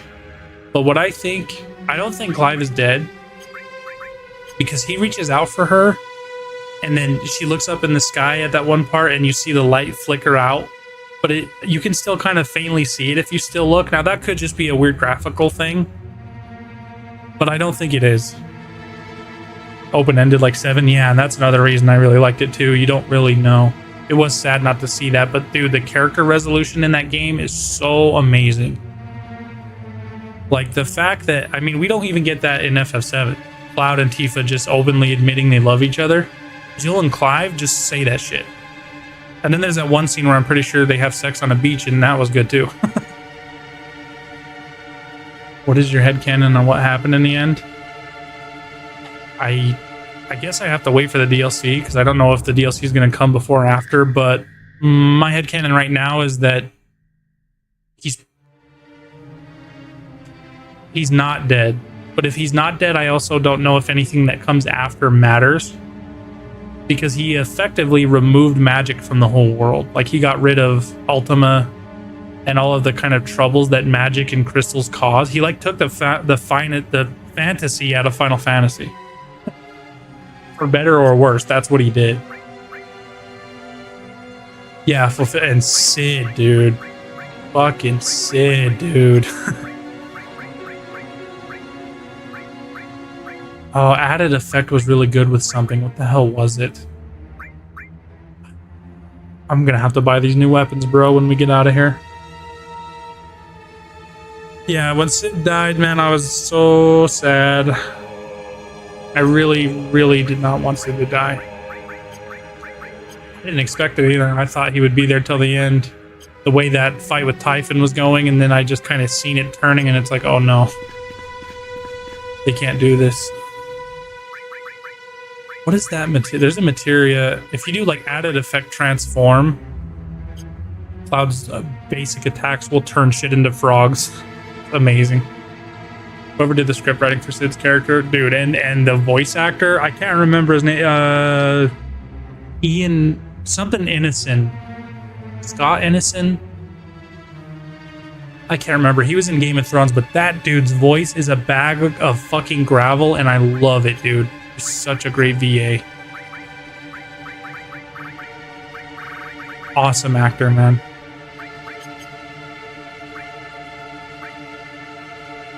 $100,000 to level this up. Holy shit.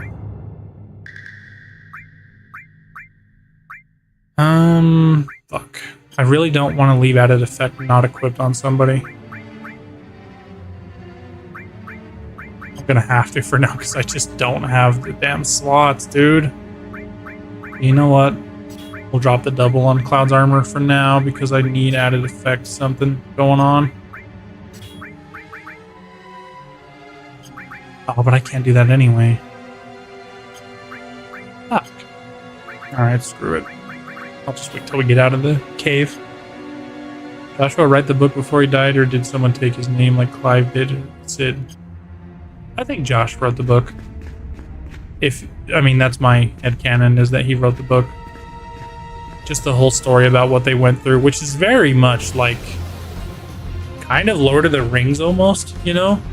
The way that Bilbo writes the whole story of that and leaves it to Frodo. Everything he went through. That's what I was getting from that. Must have wrote some of it while he was with Yote. Yeah, dude, the whole love thing that was kind of blossoming between him and Yote, I was kind of hoping to see more of. They didn't carry it all the way out, though, like I wanted them to. That, I mean, I haven't played Spider-Man 2 yet. I will be when it comes out in about a month. But right now, 16 is my game of the year. FF16 is ridiculously good. I haven't played Tears of the Kingdom. I don't even have a Switch. I'm sure that's going to win because everybody has a Switch, and Zelda is pretty epic. But as you can see, for me, 16's game of the year right now. Other side of Cosmo Canyon. The Yi were larger than us and were, above all, merciless. Had they invaded from here, they would have met with very little resistance. Let us proceed. Ultima's backstory, part of an alien race that is extremely powerful and creates life on these different planets. He's like one of many of them, and he gets jealous of his own creations, essentially, is the way I understand him. I'm hazard this bitch. This fucking spider sucks, dude. It can do so much damage.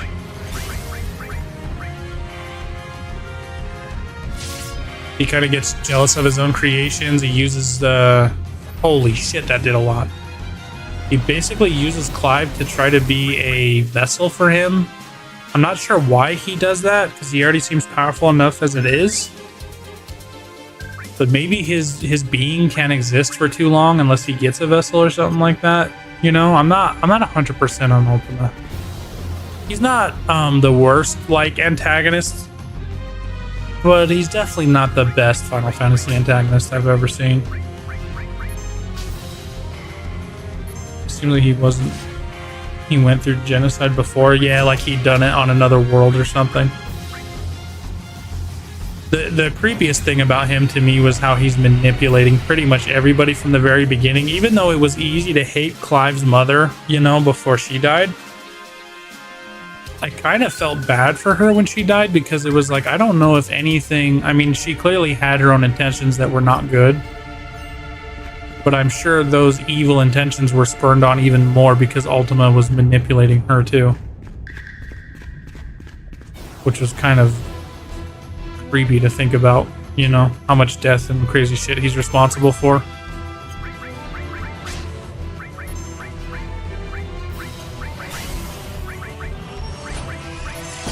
Still a solid villain though.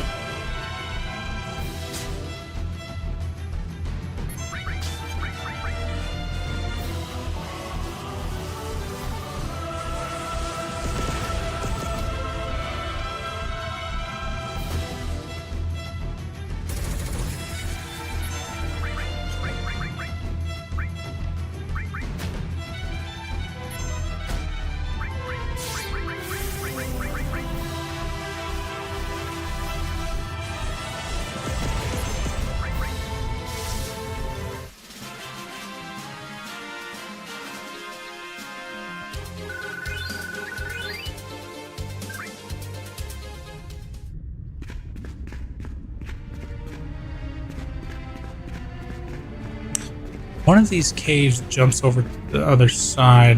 Oh wait, I have to go up this way first. Alright, man. Come on, first try bio. Yes, dude. Should probably put big guard on. I have all these skills and I'm not using them.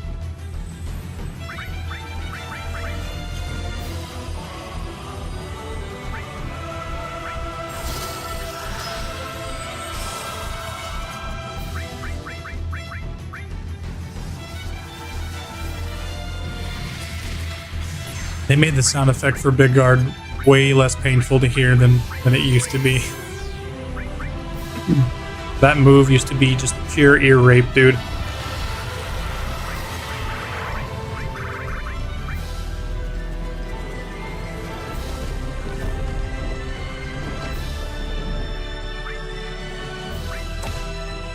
Ouch. Holy fuck, that did a lot of damage, even with the barrier up, god. I hate this fucking enemy. You can just do that shit anytime it wants to. Please die. Jesus. Just one shot of the barrier there.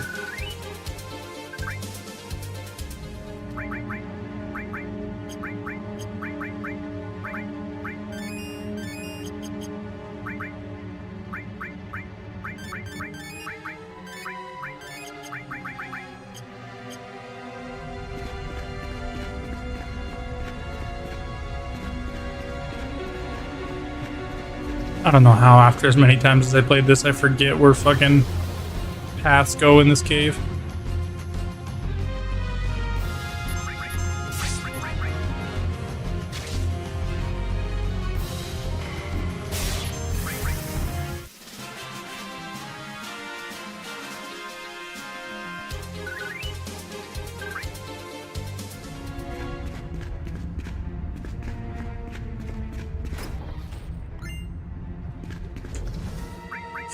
Fairy ring? Is that big again? Poison and darkness, that's pretty great.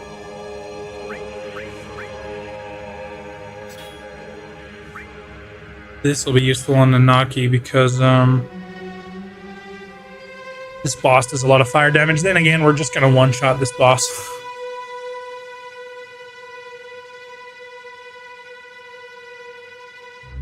Oh, it's been a while since you played. Okay, yeah. I mean, this is the way to re-experience it, man. I've played it kind of recently because they have this other mod called New Threat that, like I said, it changes a lot of stuff around. It moves boss fights. It adds boss fights. It's way harder, which is pretty fun.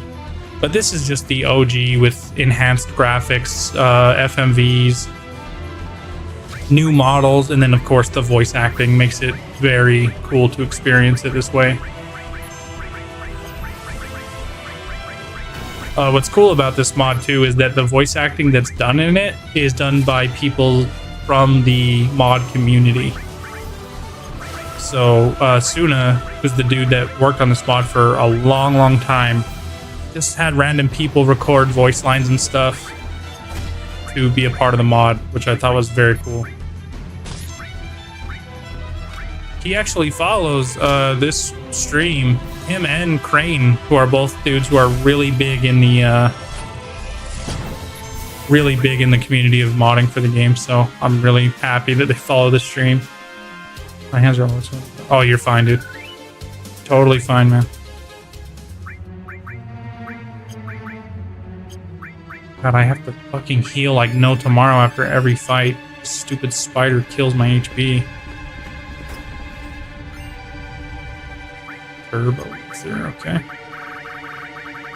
Like everything in the game's updated. All the menus are updated. Like the little item icons over here are updated. Let me move my camera. These portraits right here behind my camera of the characters are actually Final Fantasy Tactics style portraits, which is also like a mod that's running.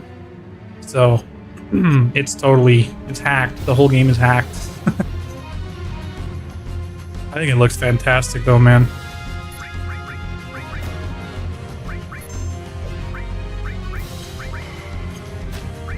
Let's see if Barrett kills with this. I don't know if you will.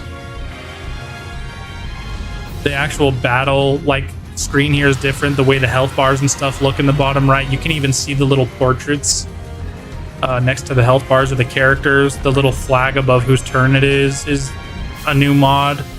The status effects next to the portraits is new. The mod community for this game is so dedicated, man. Put in so much hard work. We just keep making this game better and better. I love it.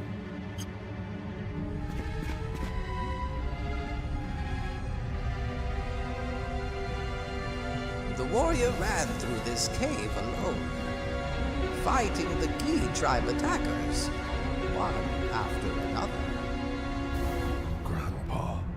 Ultima can be called Final and Mythos can be called Fantasy? What do you mean? We're almost there. I remember though that like Clive has that one scene where he says like Final Fantasy or something and it's actually not that cringe. It's like actually well done. I was like, holy shit, they did it. Dude, when I was a kid, this scene, this fucking thing right here creeped me the hell out. What in the world? Grandpa, is this? They perished, and yet the specters of the Gi linger here like stagnant air. This does not bode Oh, well really? for us at I never all. put that together. That's a good point, though. You'd think Ultima would be fantasy, though, because he's like kind of the reason magic and all that shit exists in the world of that game. Okay, now this fight would be very hard and we would struggle. But if I just throw an X potion on this guy, we win.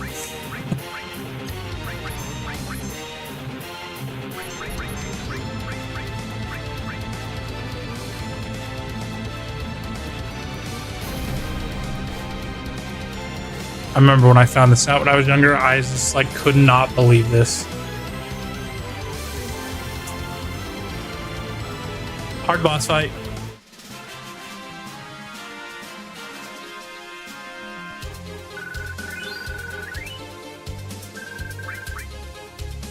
Laser staff. Thank you, Cloud.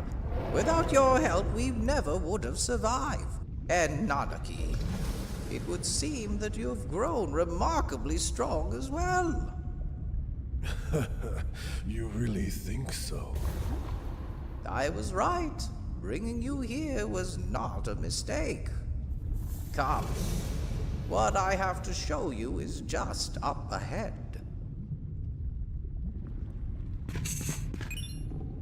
The polygon version. We're playing the good version of Rebirth. Maybe. Yeah, I'm gonna have to buy these new weapons, man. I just have no slots, and I'm starting to become overflowed with materia.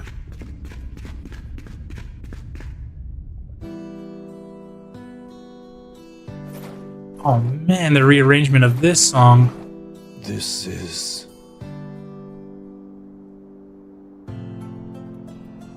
The warrior fought against God damn it, the it sounds really good. This is one of my favorite scenes, dude. He kept them from taking even a single step into Cosmo Canyon. This one might do me in on Rebirth when we get here, man. And he never returned to the village again. Behold, Nanaki, the face of the warrior. Seto, your father.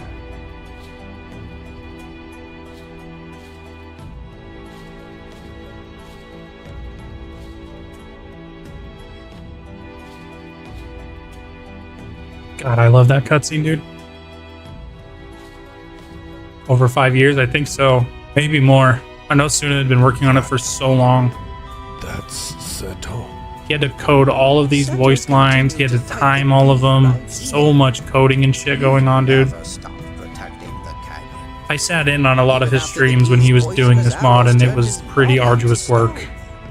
Even after he had chased them all away, he continued to protect us all. This fucking music is phenomenal, dude. I love the rearrangement of these songs. Yeah, all free, pure passion project. Run away, but he alone gave his life to I know they're not like legally allowed to be paid for this, but they should be. Square should pay them. This is Seto? Did Mother know? Ho, she knew. At the time, they asked me to seal the cave shut and not tell a soul. They said that the cave should be forgotten about. Oh. My apologies, Cloud, but would you mind leaving the two of us I alone? fucking love the guitar rendition of this song, dude. Damn it. I was apprehensive too, because I'm super diehard for the original soundtrack. I said this a lot during the last stream, but I just have to say it again. This rearrangement of this music is so perfect for this mod. It fits so goddamn well. Grandpa? Way, way better than I thought it was going to be. They say they wish Pay to these guys. save They the made your planet. game like 100 times better for I don't free. think it can be done. For even if they Money shut them down now. every Mako reactor, it will only postpone the inevitable. Even if they stop Sephiroth, it will all be for naught. All that there is shall perish eventually.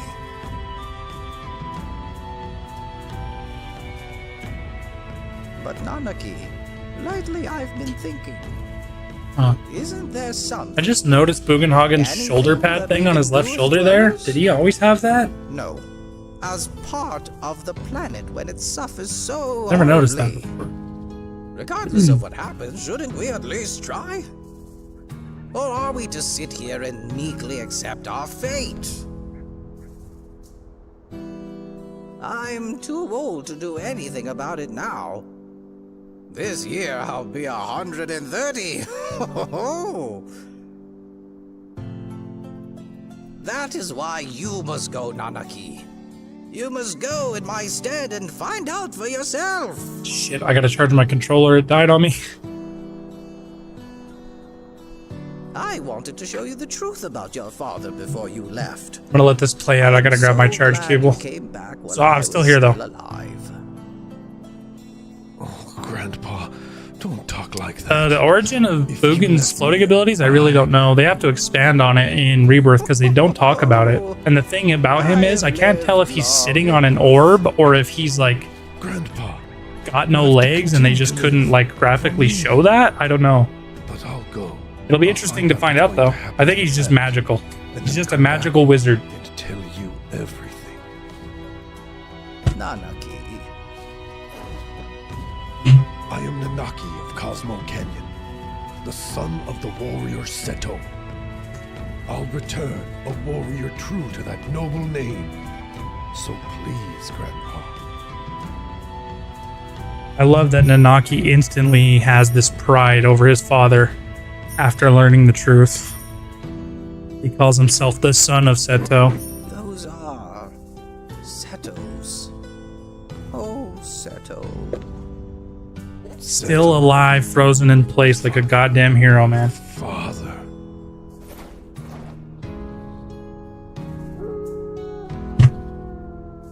If they had a budget, they could have done so much more. I do not doubt it, dude.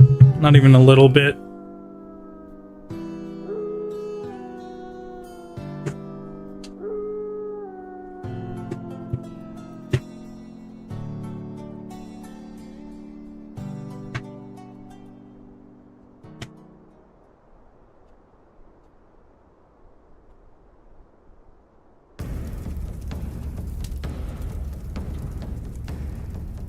By the way, buggy's been fixed. I cannot find my damn charge cable. So it's goodbye, Red. So I'm gonna have to jump on the other controller here. Too bad. They're doing voice mods for FF8 and 9 too? Yeah, dude, they are. And I think 9 is almost done. Let me connect my controller really quick, guys.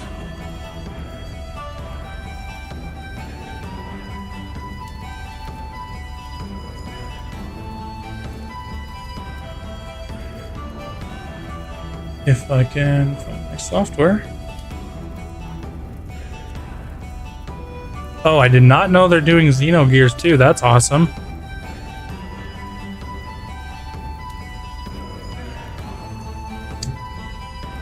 What the hell?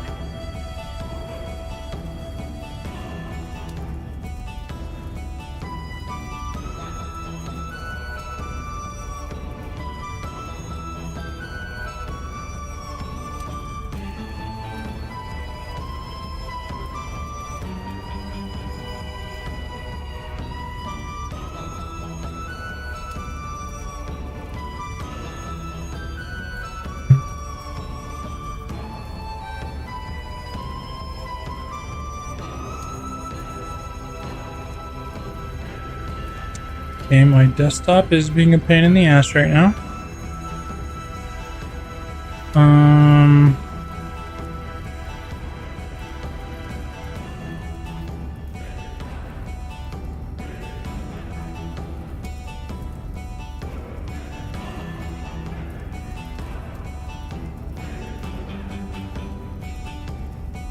FF9 is also one of the big boys. It really is. I actually just finished playing that for the first time last year. I played the Moguri mod of that game, and yeah, that's a real quality game. I don't feel the same way about that I do about 7, but it is it's as good. And I do wish I kind of played it as a kid and didn't like experience it so much later. But I get why a lot of people consider that to be better than 7. I'm not outside the realm of understanding why that's a possibility. Dude, I'm trying to find my controller program so I can connect my PS5 controller and play this, but God, it is being a real pain in my ass right now. Here we go.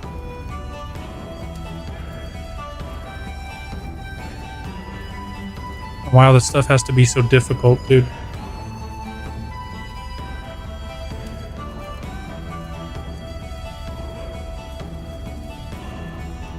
That is exciting though, because I know that they're working on FF8 and 9.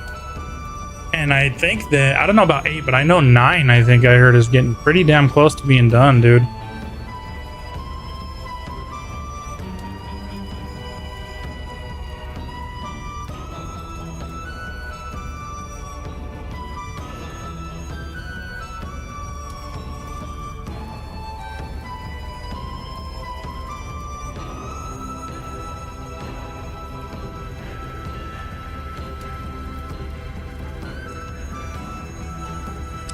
Why the hell is this not connecting now, goddammit?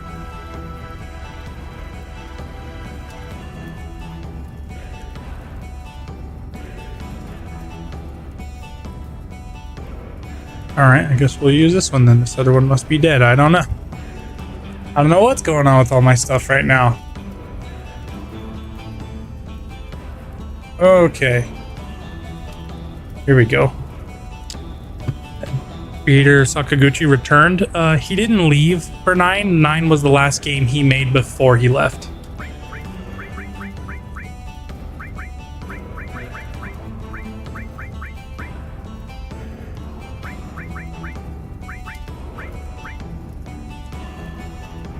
He did say it was his favorite Final Fantasy game too.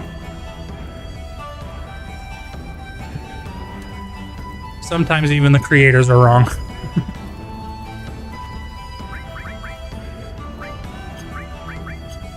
I am definitely gonna have to go buy these weapons though. I cannot live without having this materia slots. Let's get Nanaki back. For me, I'm coming too.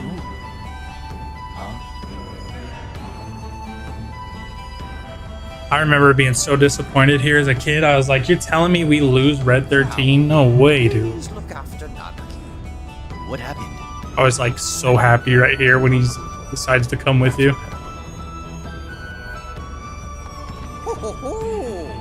Come back whenever you're in need of my knowledge. Let's go get these weapons. No hiring, but I didn't want to do that. The people of the but not.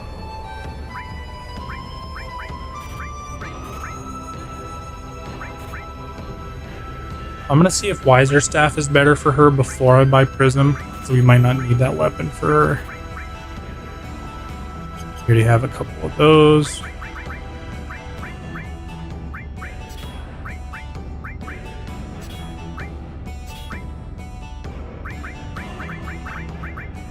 I don't know why, but I always like to do added effect and something with Cloud. I think added effect poison is actually pretty dope.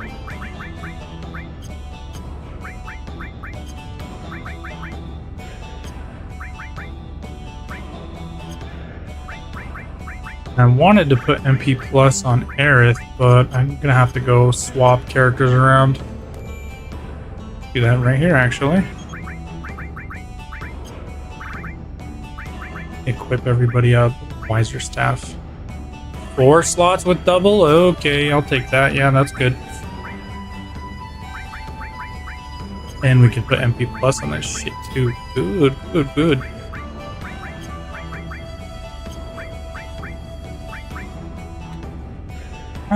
Let's see. Wait, why the hell?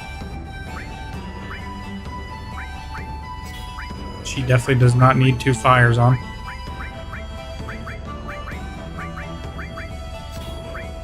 But gravity, hey, she's got lucky 7s.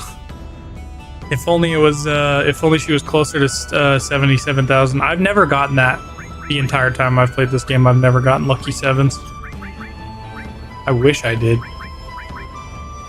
One thing I've never done. Hey, for sure, Ocean. Thank you so much, dude. It was a 10 times better stream thanks to you showing up with the tier list, man. I appreciate it very much. I definitely hope to see you around here more often, dude. I'll be playing the whole game, so. And I'm going to be doing a remake playthrough before Rebirth drops out, so. Be sure to hang out, man. Thanks for being here. Sea Laser. Earth. Later, man. I'm probably not going that much longer anyway, so. Been playing this for a long time today. Actually, let's put these down here on the double. So they get more.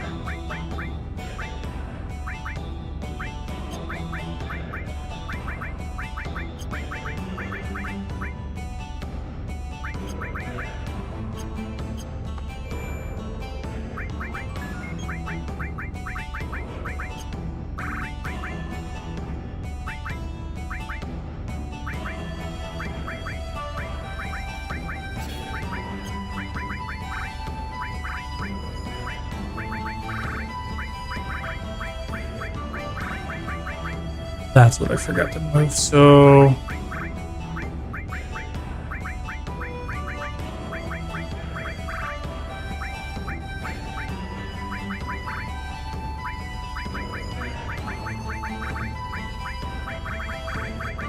Like, I do have to remember that we are about to pick up We are about to pick up Vincent soon too. I'm definitely gonna get him. I think what we'll do is we'll get past Nibelheim, and then I'll probably call it a day on the stream. Cover. Don't really want her. God, man, this extra cover. I'm just like, I don't know what to do with it. I get a weapon for you. Did. Seraph Comb. Wow, that's way stronger than what he has on. Yeah, actually, let's do that. Just out of pure strength. We lose the double materia growth, but I'll take it. This extra transform, I don't know what to do with either. I'll hold on to stuff.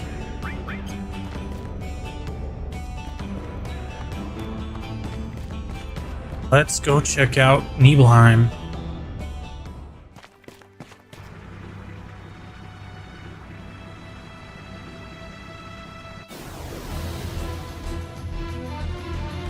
In the Rebirth gameplay, they showed stuff from the flashback of Nibelheim, but they didn't show what it's going to be like to be here in like present day or whatever. So I'm kind of curious to see what's going to happen in Nibelheim when you arrive there again in Rebirth.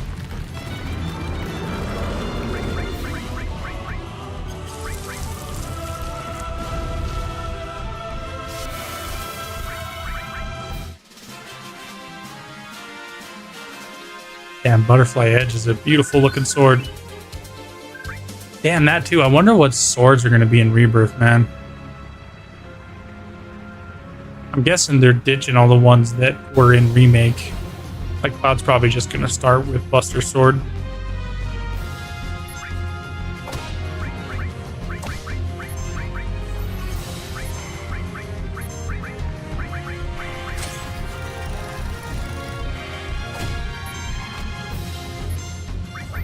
Nothing? Shit.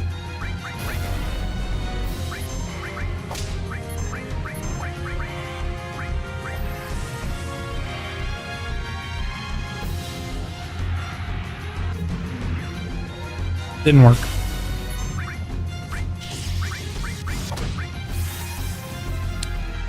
That worked.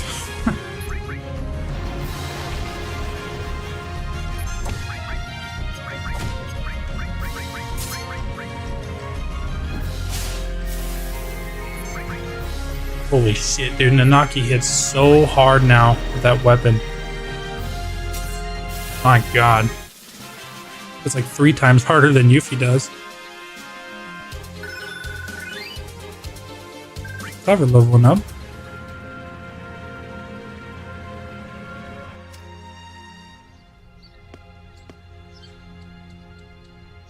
Is this Nibelheim? You told us it had all burned down. Yeah.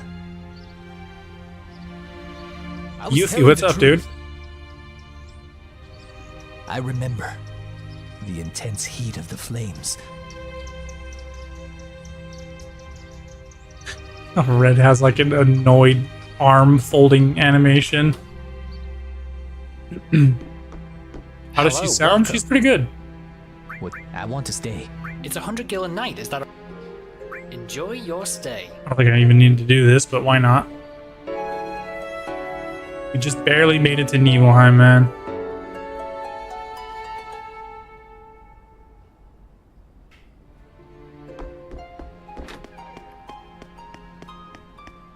A man in a black cloak.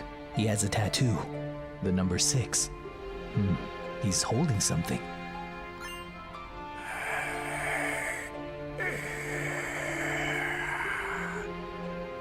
Let's go reunion.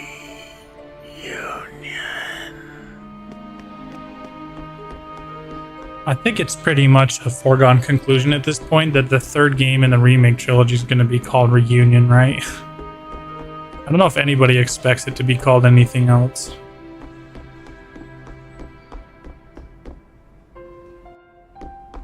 That would make the most sense anyway. I don't know, man. It could be redemption. FF7 Red Dead. Yeah, I do think it'll be Reunion though. Union. What's creepy about this is it kind of like points out the fact like these are child clones. So that means they were experimenting on kids too. I don't know how they're gonna handle that in Rebirth. It's a little fucked up. Okay, I'm not. This guy has You've a grown, tattoo dude. of the number 5. He has the number 11 tattooed on him.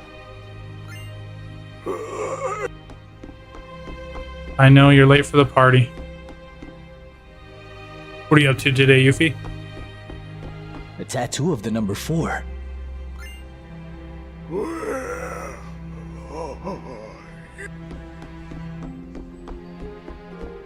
Platinum fit. I don't know. Periodic report for Oh Professor. yeah, here we go. Backstory. 1. Copy activity. I'm sorry to report that no copies have left the village during this period. As previously reported, it would certainly appear that the copies are sensing something. However, they only ever mutter the words reunion and Sephiroth, and show no desire to leave here. 2. The secret. A total of 8 people have visited the village this period. Fortunately, none of them were aware of the incident 5 years ago. More importantly, they all failed to realize that the village has been restored to exactly how it appeared before the fire. The staff playing the villagers have also improved on their acting skills. There are no further issues to report at this time. End of report. So that's your lore on why the damn town is built back up. When I was a kid, I didn't know you could see this letter, and obviously you could walk right by it. So I was confused for quite a long time until I found this, that's what happened. Chilled in house all day, pretty much. Cool. I mean, it's Saturday, man. Relax. What I'm doing, I need to go see if I can throw this on Tifa real quick. I want to see if it's any better. Hop out here real quick and see if I can throw it on. Ooh, 4 slots with double. It's not as strong at all, but still. Yeah, we'll do that.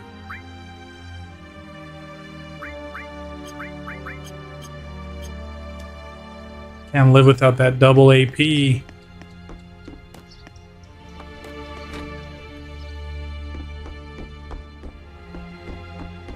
Something the matter? I want to hear your story. I lived in this house until I was 14. The whole village was burned to the ground. You're dreaming! Get out of here! I thought the message said that they were working on their acting skills. That was not very good. Okay, doesn't say a word and we go right into buying.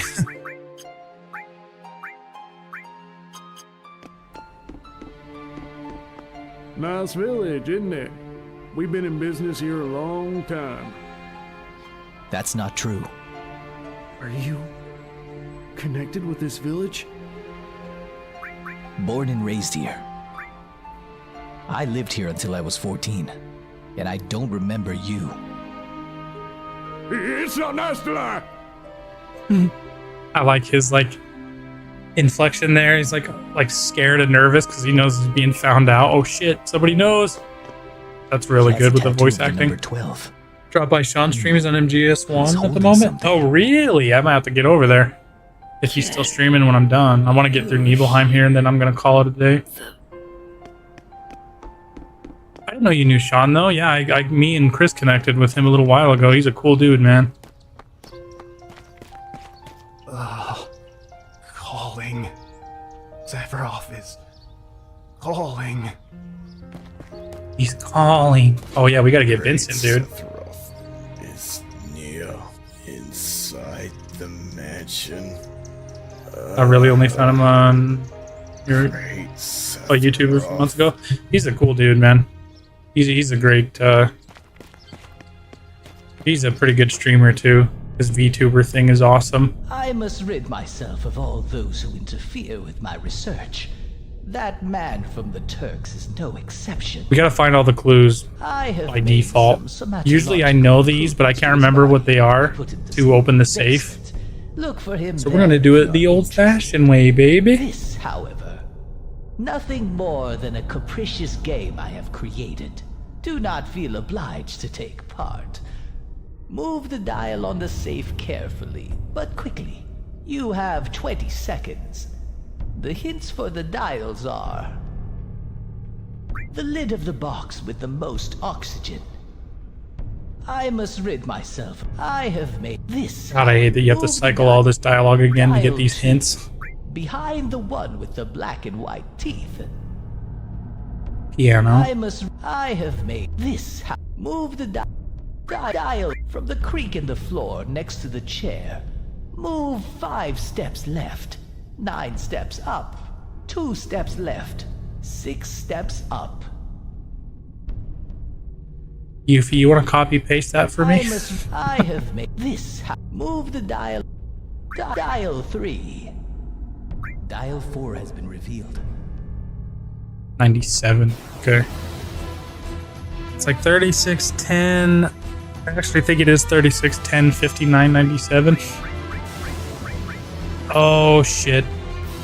Oh no. Tell me I can't hit us with this. Oh thank God, dude. These fucking enemies, I forgot about these assholes. Every time, dude, I'll come in here and let off some giant spell. And then they'll confuse me and I cast it on my own party and kill everybody. Fucking love it. These enemies right here will really kill a playthrough. 36, 10, 59. No, I think you're right on that.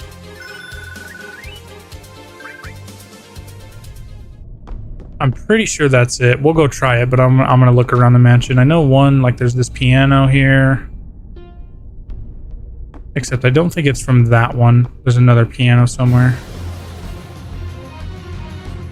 I wanted to try doing all the hints the correct way, but if we get lucky and that's it, we'll just open the damn thing.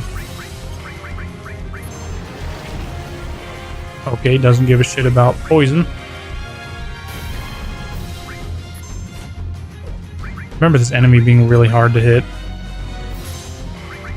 This thing's gonna have to be like a secret boss, or like, not a secret boss, but like a major boss fight in Rebirth, dude. Goddamn, Tifa, will you please hit something?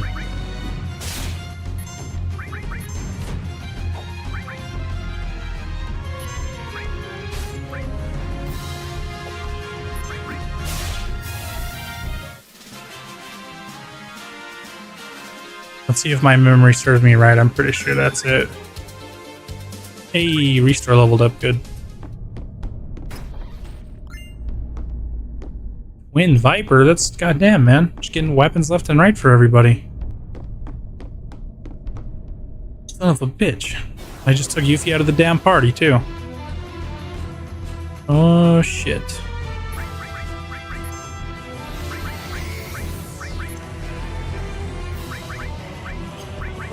Get very nervous when it's this mob, dude. These fucking things ruin everything.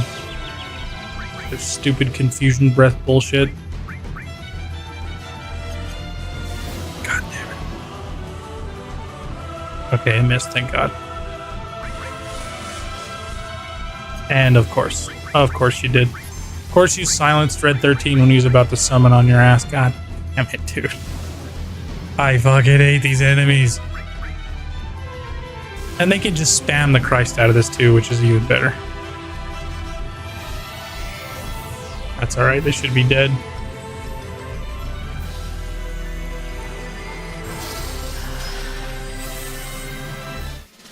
Nice.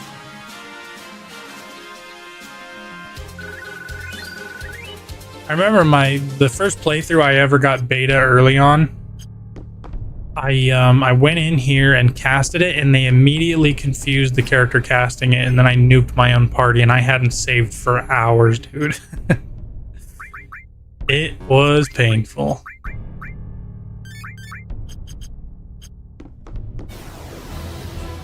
Holy shit, the encounter rate is high.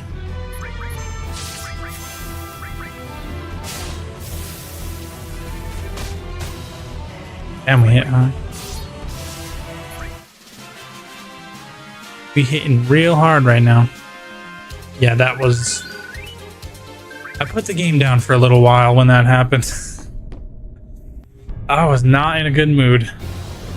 Oh my god, can I take more than a step, dude? What the fuck is going on?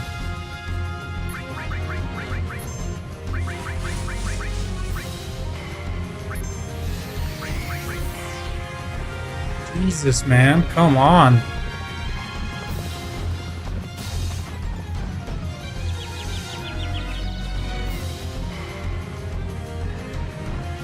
Oh, two of them got paralyzed. Good. That's the weird thing about Chocomog in this game. Sometimes it paralyzes the enemy, and sometimes it doesn't. I don't know why.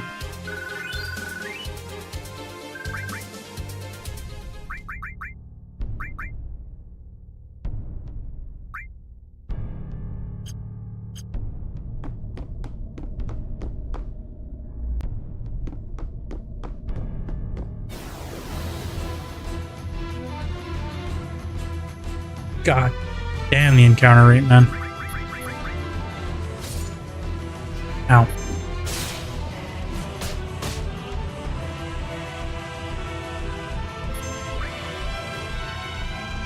He fell off, kick his ass.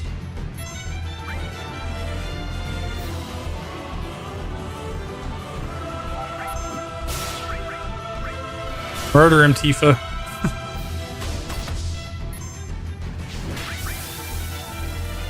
The way they turned Eligor from the train graveyard into a big boss fight in Remake, I think they're going to do the same thing with this guy.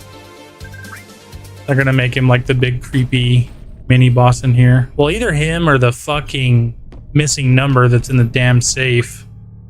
Oh, dude, I just realized, are we going to have to do this whole safe minigame shit again? I didn't even think of that.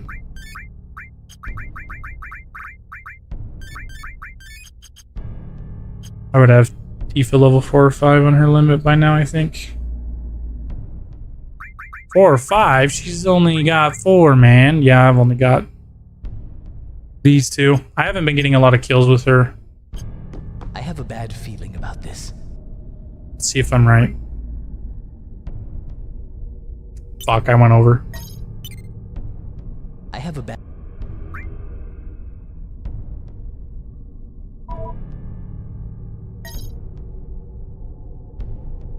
Damn, this goes fast. Ah, I went over. Fuck. I have a bad... It's hard because, like, the controller, like, it goes too fast sometimes. Son of a bitch. I have a bad feeling.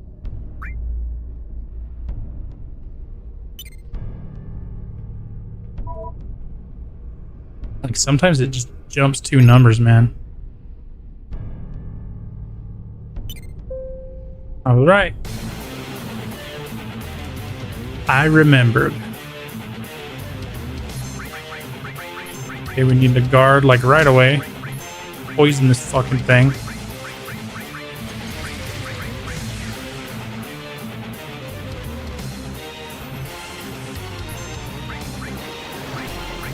This boss is weird, man. Like, if you hit him with physical too much, he turns into, like, a magic-using monster. And if you hit him with magic too much, he turns into a physical. It's, like, really strange. Yeah, I didn't think he had anything, but I had to try.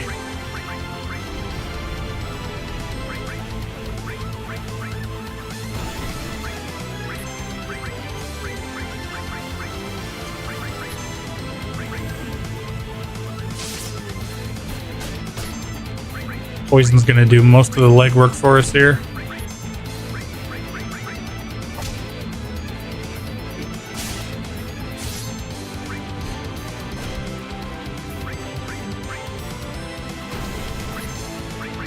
Ow, oh shit.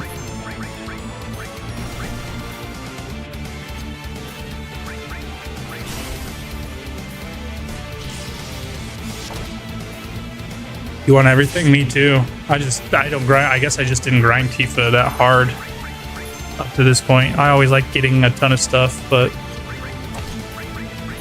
usually when I play, if the game had a platinum, I would probably have platinumed it every time I played it, except for like the first couple of years where I was still learning what the hell is going on. Okay, I'm pretty sure this is the physical monster.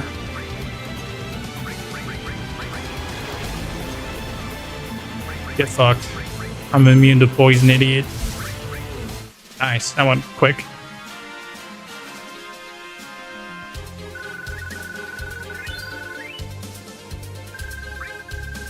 Oh yeah, Red 13's level 4 limit. I forgot that's there. And Odin. Odin is interesting because basically, I don't know if that works like that on this. So summons are effectively, they're also like either an added effect or an element. Like Ifrit is fire, Ramu is lightning. So if you did elemental Ramu, you would have lightning attacks. If you did added effect Odin, you could potentially do instant death moves on enemies. So I'm going to try that actually. I'm going to put Odin on Cloud.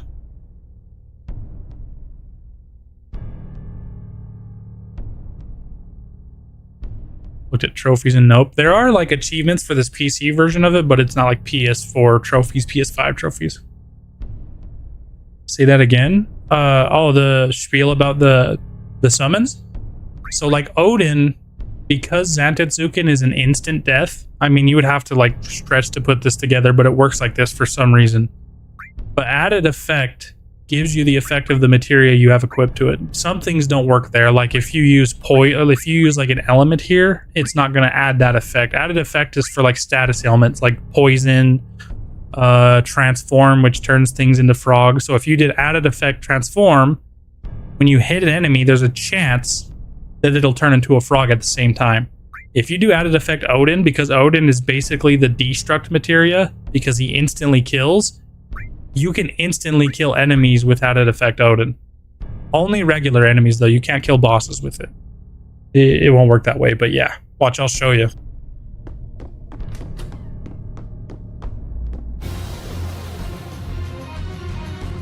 If it works. I mean, there's only a chance that it'll work. These enemies you do not want to cast magic on because they reflect it because they're mirrors. See, it didn't work on him. It is like lesser enemies that it has to hit, but when it does, it's pretty awesome. Do about elemental, yeah, added effect is actually crazy good. Because you could put it on your armor too. You could put added effect Odin on your armor, and then those enemies that have like death sentence and those instant death moves can't do anything to you. I want to say if you did Odin added effect on your armor, then a Tonberry could not one-shot you. Which is insane. Because almost nothing can stop a Tonberry.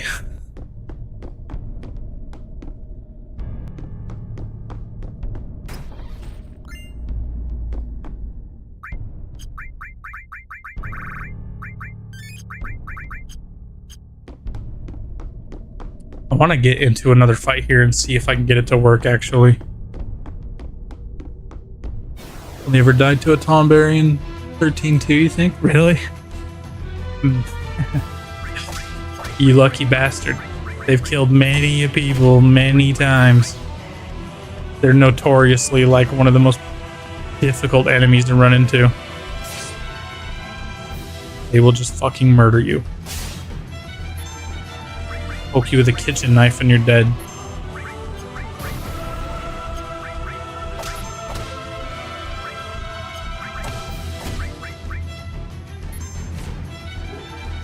They're like adorable and terrifying at the same time.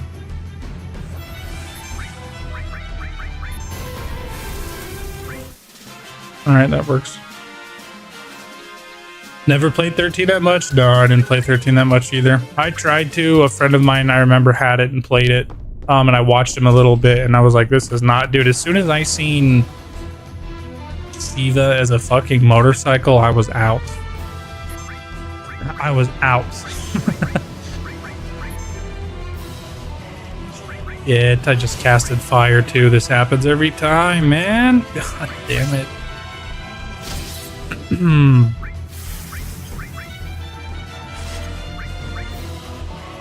And he's gonna cast it on us. Ouch.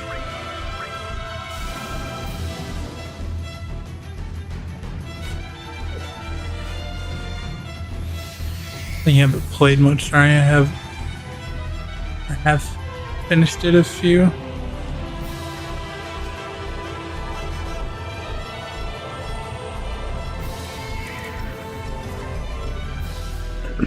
Oh, it's like a hunt for him. Dude, I can't wait to see Odin in Rebirth. I mean, we've already seen him in the trailer, but still, I can't wait to actually use him. Yeah, dude, Tonberry's like there's a King Tonberry in some games too, and he's pretty fucking brutal in those. I really need to heal. Everybody dying.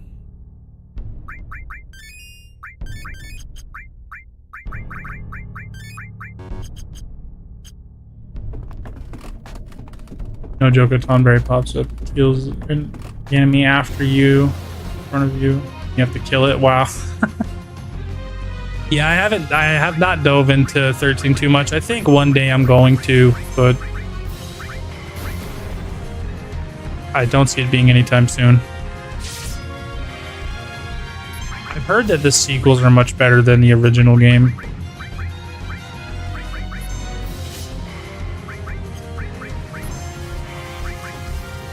You missed them in your playthroughs of this? Oh, in VII? Yeah, they're pretty missable in this game. They're only in the northern crater at the very end, and it's very likely you might not run into them. 13-2 is amazing. I've heard good things. The thing that with 13 that really irked me back in the day, and one reason I kind of steered clear of it, was that at the time, Square Enix was like charging for an ending. They were charging extra money to get an ending. And it was like, dude, what the fuck is this shit? You trying to piss off your fan base for some reason? Because you're succeeding at it. I hadn't even so much as looked the game's direction yet, and then I heard that and I looked into it and I was like, this cannot be fucking real, dude. And it was, and I was like, wow, really? You guys really tried it.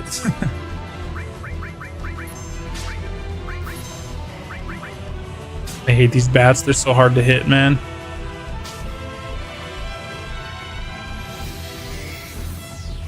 I like Lightning as a character. I think she has like one of the coolest names of a character since Cloud. And I think she's really well designed. I just, you know, there's a lot about the games that I've seen that I'm just like, maybe not. Maybe not right now. That's one game I'm super apprehensive to play. I like what's his name too. I can't remember the black dude with the afro that had the little chocobo chick in his hair. He was kind of cool. Vincent, wake up. To wake me from my nightmare. Who are you? Dude, I can't wait to see this in Rebirth, man. I don't believe Sosh, that's right. Please leave. I think that's right. I think it's Sosh. Nightmare, eh?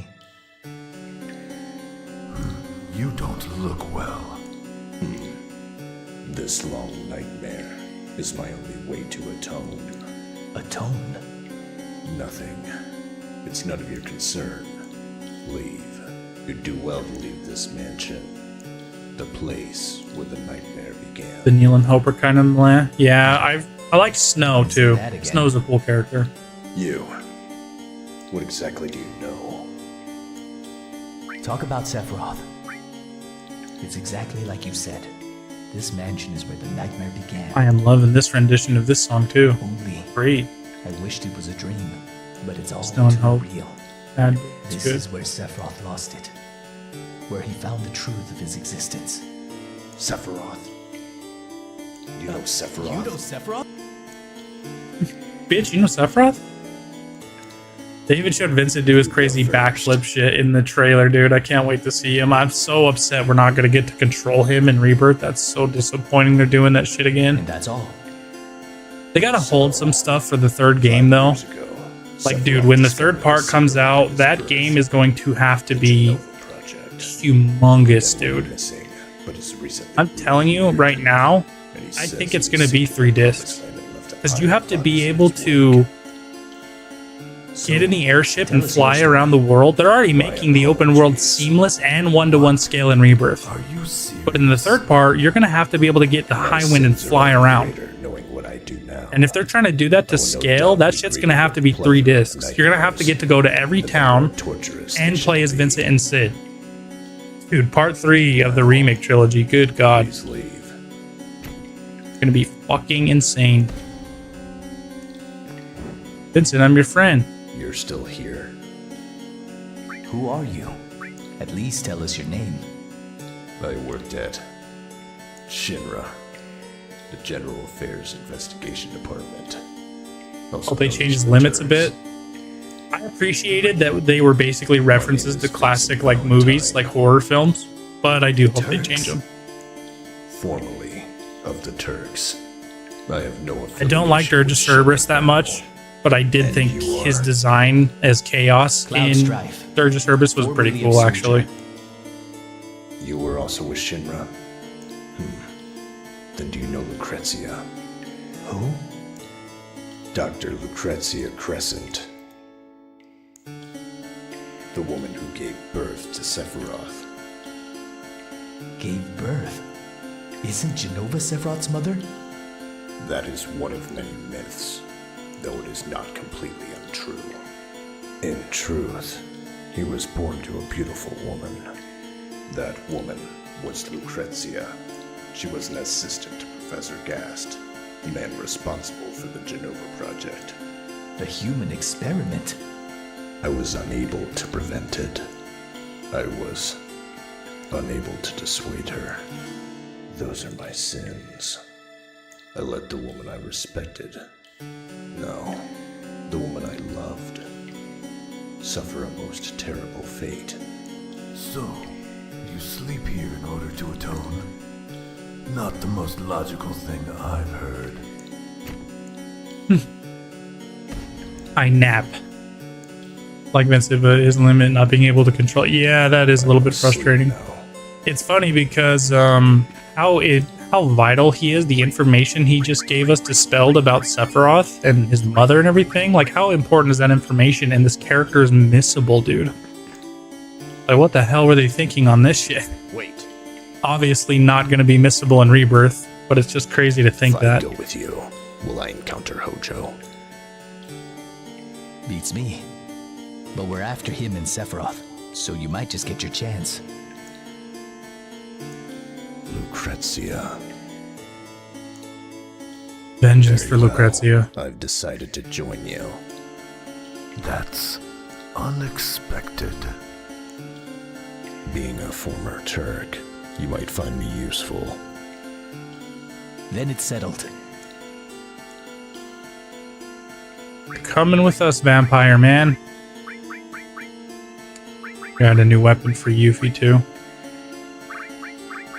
What does this do? Double, let's do it. Hell yeah, okay, cool. Vincent has no materia.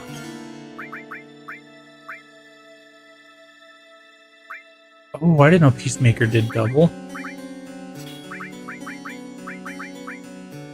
Did that so early. I'll just throw this on him for now.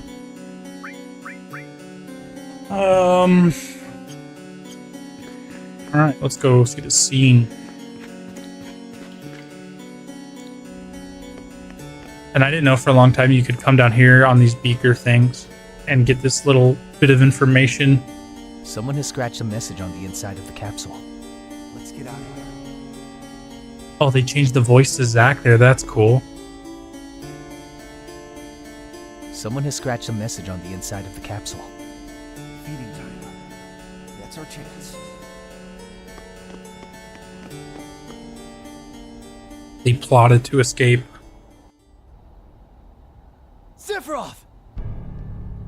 Being here brings back a lot of memories, doesn't it? By the way, won't you be participating in the reunion? What the hell is all this about?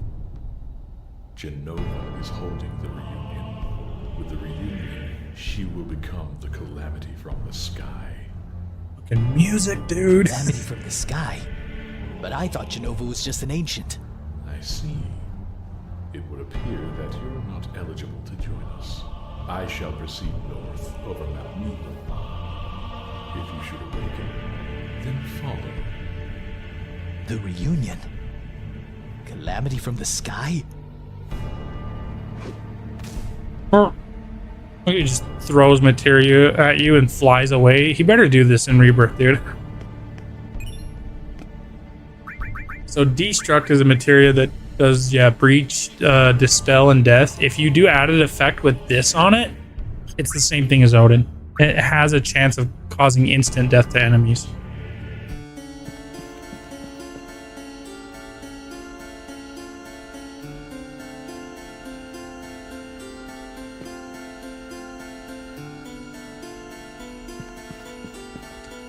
Really useful thing to know. I think you have a better chance though if you put like poison added effect. Poison will land more often than Destruct.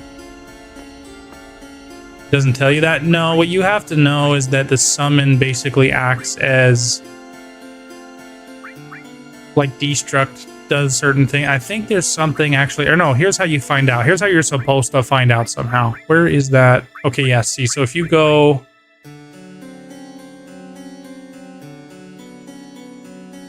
there's elements here, so fire, ice, lightning, effect. See, so right now Cloud Death is in effect on Cloud's attack because Odin added effect is on there. That's the only way you would know. It doesn't tell you shit. But he's also defending against poison down here on defense and darkness on defense because I have elemental. Or no, why does he have that? Oh, it's because I have Fairy Ring on, which protects, so you know what's in effect and when. So this tells you the elements that are on your attack, or if you're attacking with them, they do nothing, or you absorb them and drain them. And then these are the effects of what you're either hitting with or defending against, or immune to, I guess. Only way you would know. But if you did add an effect Destruct, you would still have death. Actually, let me try real quick and see what difference it makes. I think Destruct does more than just death. No, just death. Put Destruct on Vinsanto.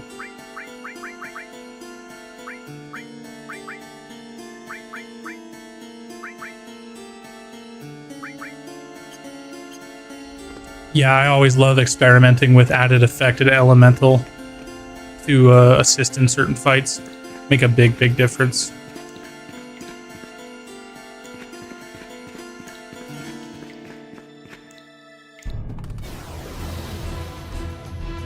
Then again, I haven't gotten insta-death to like land on anything yet, though. I think when it does, they act a little bit differently, too. What the hell does Breach do? They changed the name of this. It does something different. I can't remember what the hell Breach does. Oh, that's D-Barrier. That's actually insanely good. I forgot that Destruct was D-Barrier.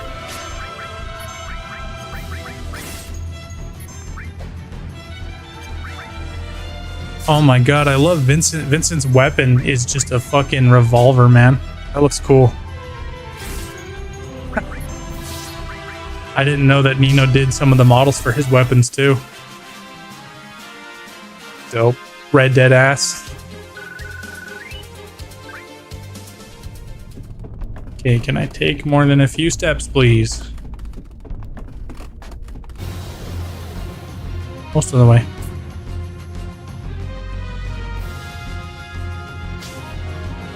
God, I hate these damn bats, man. Really hard to fucking hit.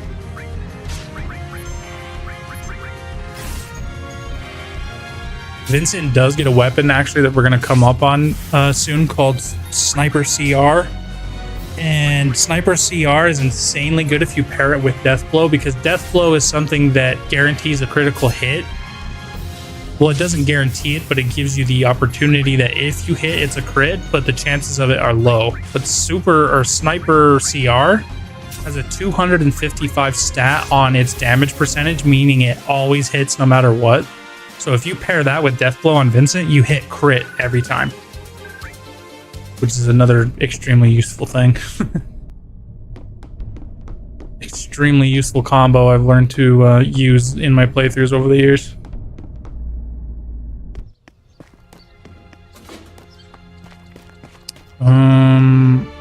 Better rest, I guess, before we head up to the mountain.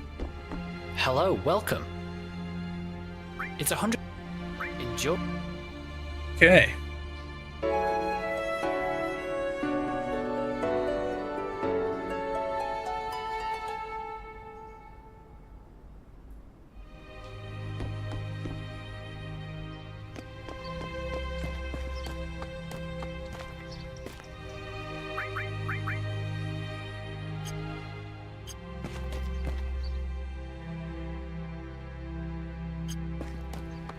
I was going to say, I don't think anyone in this town sells materia, because I was going to buy some for Vincent, but I'll wait.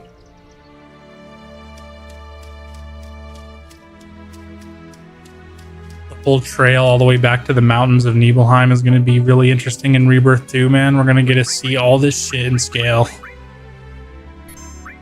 It'll be absolutely ridiculous.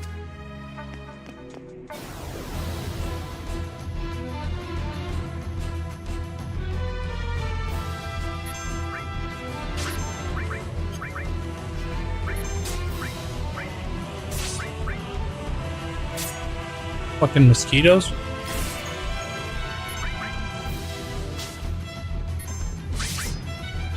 Holy shit, how much health?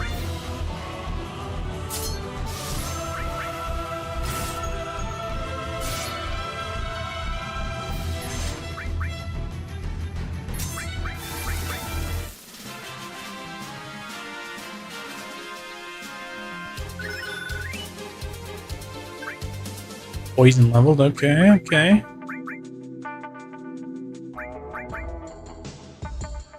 Try so hard to make my F14 character look like Yuffie. Couldn't get the thing on her arm though. Yeah, that's where the whatever you want to call it in that game, the transmogging or whatever, the glamour plating or whatever. I've done a lot of that with my Dragoon, dude, just trying to make really cool looking sets and stuff. I have one that I'm really proud of. I got inspiration from. They have a website where people share their the limit for Vincent. They share their like glamours, and I created this one where my Dragoon just looks like a fucking angel, and I love it so much. Oh wow, even Galleon Beast got redesigned. It is sucky how you can't control him. You know, my response to this is that maybe they'll make his limit breaks controllable in Rebirth, well, in Reunion or whatever the third game's going to be, just because they already broke that barrier with controlling Sephiroth. Like, you didn't used to be able to control Sephiroth in the OG, and now you can in Rebirth. So maybe his limit breaks will allow him to be controlled in when we can actually play as him. I'm still so bummed you can't play as him, dude. Or Sid. I'm a Dragoon guy, dude. Like, not being able to play as Sid is really painful for me. I really want to play as Sid. I know that almost nobody on Earth is excited about Sid in FF7 Remake. I think people are definitely more excited about Vincent than Sid, but god damn it, do I want to play as Sid. If you're telling me I'm going to be able to get Dragoon fucking gameplay in that combat system on Remake, dude, I'm all in on that. Give me Sid right now.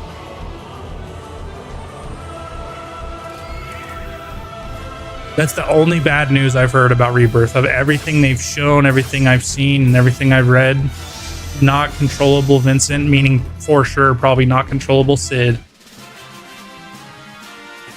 That sucks, dude. It's the only thing I was disappointed in.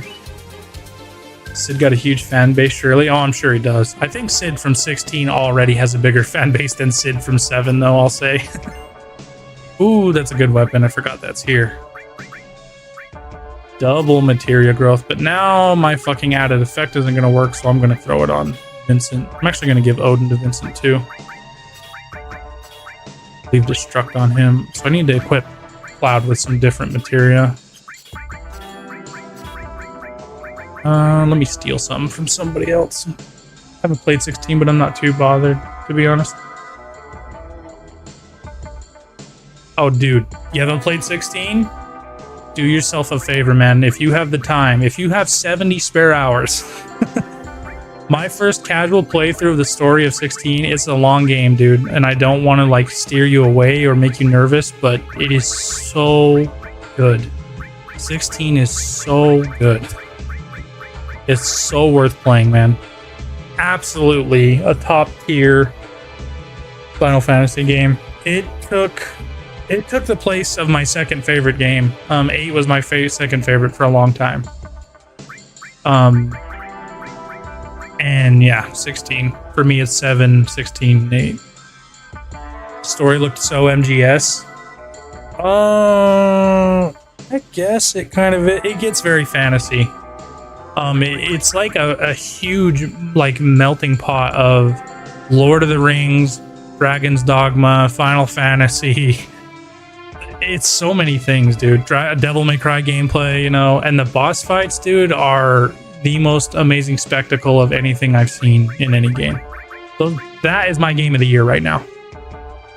You prefer a story over gameplay? It's worth it to me. Even then, if that's what you're after, it's got it. It can get a little boring with some long dialogue stuff. If you don't want to do any of the side quest stuff, I think you'll probably have a better time with it because that shit gets pretty drawn out. But I love the hell out of that game. Amazing wasn't worth it. But my mate kind of talked me out of it. Really? Damn. Yeah, man. I really feel like you're missing out. I say give it a try. If you dare. I absolutely loved it. This game of the year for me. I haven't played Tears of the Kingdom, which I'm sure probably will win game of the year because Zelda is always such a big deal. And undoubtedly, Tears of the Kingdom is a fantastic game, but 16 for me, right? I haven't played Spider-Man 2 yet, keep in mind. That's next month, but I knew as soon as I finished that game, I was like, this is fucking game of the year, dude.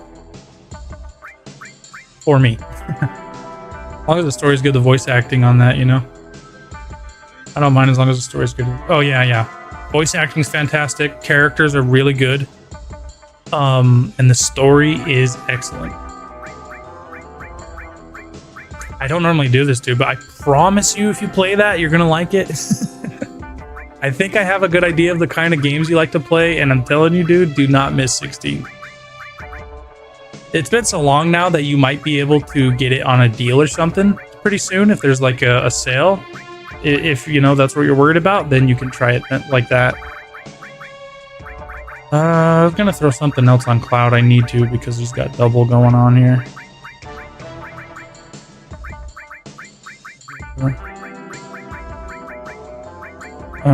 Who has? Yeah, I'll just take Titan for now. As soon as it goes on sale, I'll buy it. You'll like it, dude. It's a work of art, that game. It's beautiful. When the guy is screaming, stop, it was so awesome. I was so hyped. Oh yeah, dude. Oh yeah, so the game's dark as fuck. It does not play around with the M rating at all. That was the first Final Fantasy to ever be M rated, and it's not fucking pulling any strings, dude. That game, it gets dark, dude. I was shocked sometimes. Yeah, that's exactly what I said. I was like, thank God they didn't go the crybaby, sissy, kitty baby whiner route of playing with this M rating. They didn't try to keep it too like Final Fantasy. They get pretty fucking dark in that game. And it's all the better for it. What they pushed into the Game of Thrones aspect. Oh, dude, if you liked Game of Thrones, fuck. I've never even seen Game of Thrones, and I can just feel it oozing out of that fucking game. Oh, yeah, me too. I haven't seen it either. It's very Game of Thrones with all of the politics shit going on and the betrayal and everything. It's good, though. I like it a lot. One of my second favorite Final Fantasy of all time right now, dude. So, I mean, If that means anything to you. It took the place of 8 for me, so.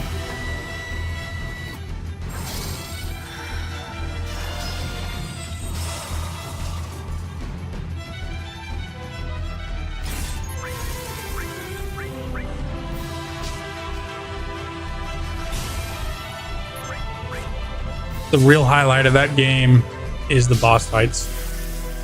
Some of those boss fights, dude, there's one boss fight in particular that is just like it's the most epic thing I've ever seen in a movie, in a game. It is fucking awesome.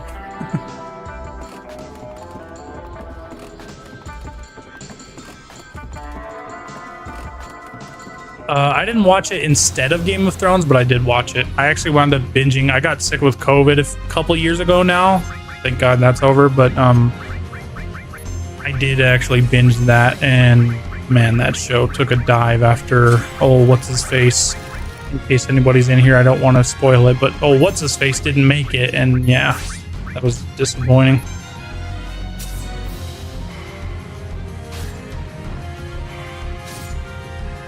Vamp versus Raiden?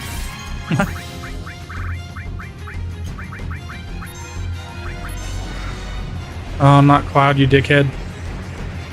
All of us, shit. I just realized I don't have fucking healing on again. Kill this bird.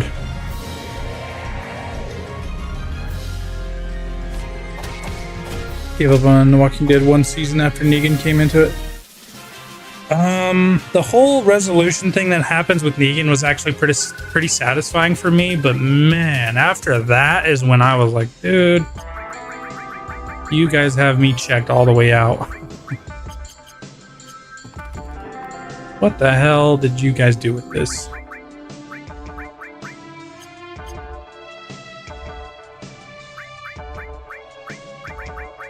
After like the Negan thing happened, and you know, that was a huge build-up for all of that, and then what happens with him and everything, and then fucking God, certain character leaves the show, and it's like, what the fuck? Apparently, they're doing a new series with Rick and Michonne now, so that could be interesting, I guess. I need to put healing on somebody. We go restore. I'm gonna steal this from Aerith for right now. Okay, I hate this room because you have to hit the right pipe and you can't even tell what pipe you're in. Like right here, which pipe am I going in? 4 or 5? Who knows? Get the... Oh my god. Oh fuck, I didn't set the ladder down. I'm an idiot, dude. Fuck, we have to go all the way back around if I can. Shit. I don't remember if there's anything down here. We're gonna have to go all the way through the mountain now to get back up there. Watch all of that in one take. No cam cuts behind the scenes. Oh my god. What scene do you mean? Holy shit, Cloud, please kill these fucking assholes. The Negan scene? Oh dude, yeah. That was one of the biggest highlights of that whole show, I think. The fact that Rick was able to forgive something like that was like, whoa.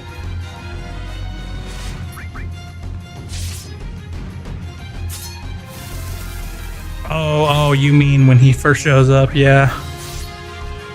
Yeah, his entrance on that show was like television history, man. Yep, Jeffrey Dean Morgan, I think is his name. Jeffrey Dean Morgan. He's a great actor. I've actually been seeing him in a few things here and there, like older movies he was in. He's actually great his whole career in a lot of stuff.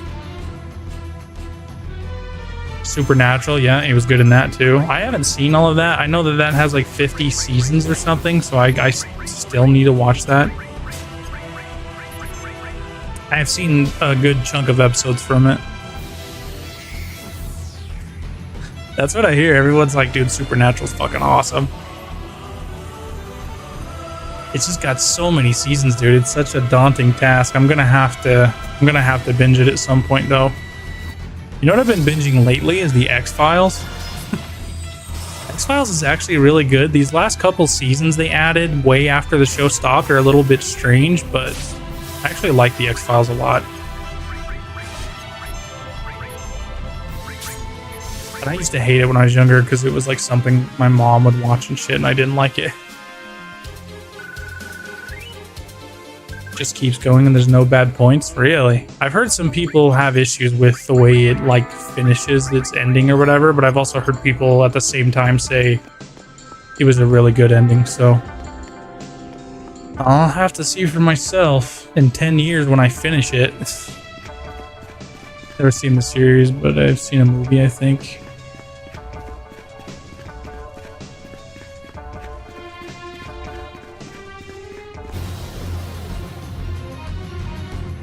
Ending is difficult. Yeah, that's kind of what I've heard from a lot of people. Still one of the best endings I've seen. Okay. I really like the ending to what was I watching? What's the name of that show? Lucifer. I don't know if you've seen that. The ending to that was pretty good. Holy shit, that does a lot of damage. I gotta remember not to use Galleon Beast against the Green Dragon in here. I remember getting stuck against the Green Dragon one time because I used Galleon Beast and the Green Dragon absorbs fire damage. That wasn't fun. I think I actually need to steal some gold armlets from him so I don't have to buy him in Rocket Town. Another elemental, baby. Dude, it's crazy. Like, I don't remember if there's another elemental between this and Midgar, but the one we took in Midgar from doing the minigame with the mayor, like, that's how long it would take to get another elemental, or your first elementals all the way till here. Pretty goddamn crazy. Oh, also, because, like, time materia is time related, if you did added effect time on your attack, you would slow or stop enemies if you hit them with that. Also a really cool combination.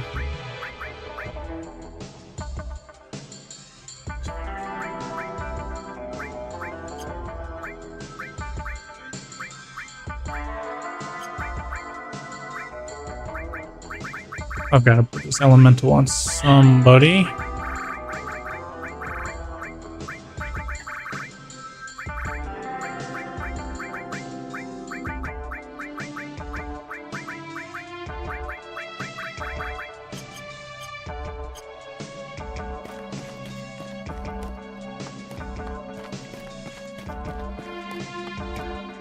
Lucifer, though, it's a good show. You know, the ending of it was really cool.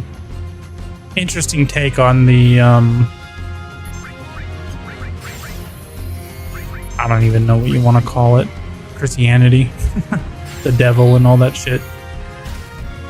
God damn it, I hate these fucking enemies, man. Every enemy in Nibelheim just stuns you, paralyzes you, confuses you. God, they're annoying.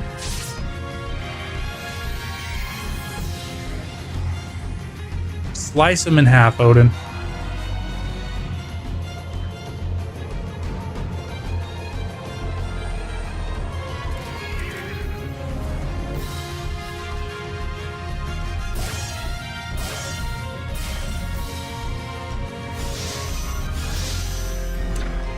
I hate how that attack doesn't hit like 100% of the time.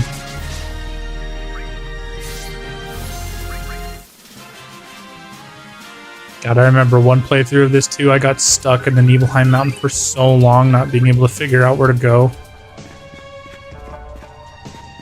Pretty sure this is Vincent's weapon I was talking about up here. Fuck me, the encounter rate, dude. Oh, here's the dragon.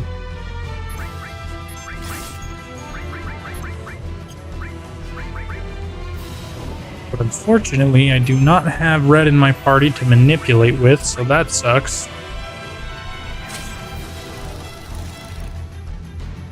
Definitely did not come in here with my best team.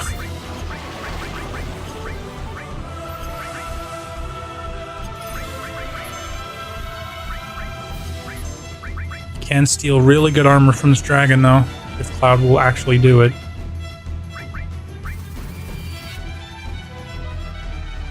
$2,800 HP. Okay.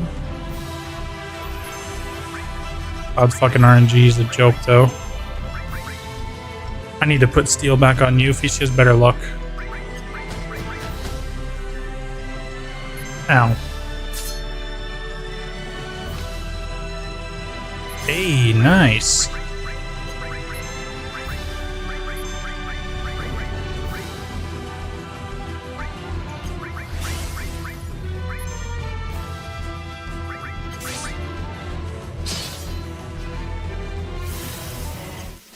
Fucking one-shotted him. Alright, Cloud with the crit. And HP plus leveled up. Damn, dude. Cloud just got a lot stronger really fast.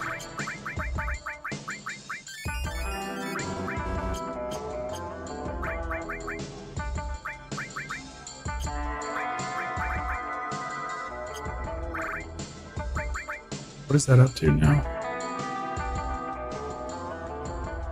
Wow, HP plus levels up quick. It only needs 9,800 to level up again. Damn. And we got gold armlet, which I kind of want to put on Cloud now because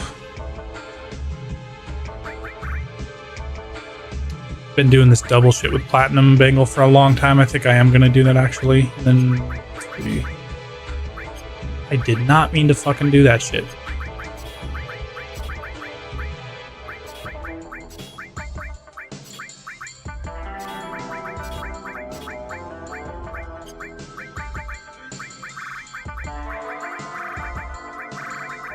Put this elemental on Cloud.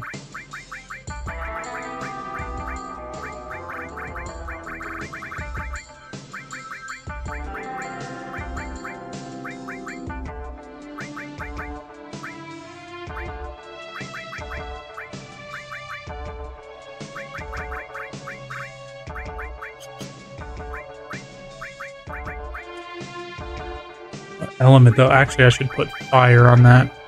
What was that other fire you do? That way if we bump into that dragon again, he ain't gonna be able to do shit.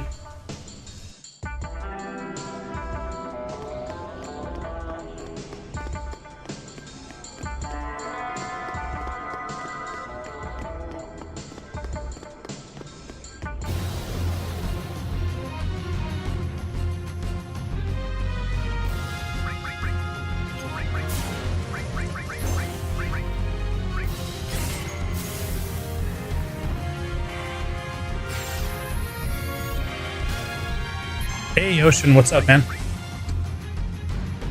Still making my way through Nibelheim right now.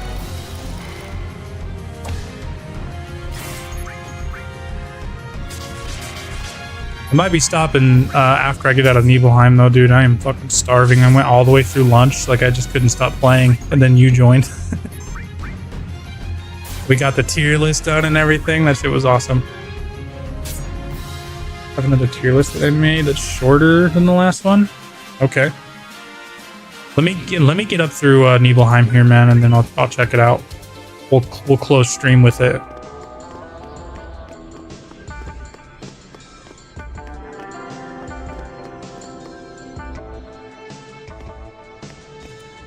I don't remember there's any reason to go inside the reactor right here.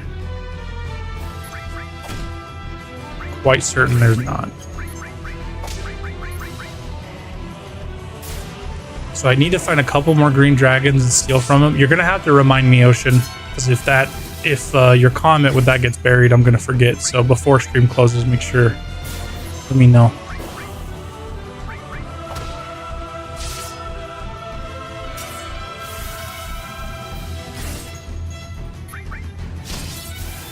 I'm really good at forgetting.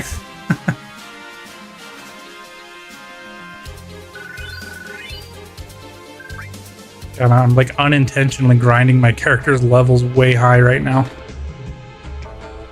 Okay, kick the ladder down first. I always fuck this part up when I get in here, man.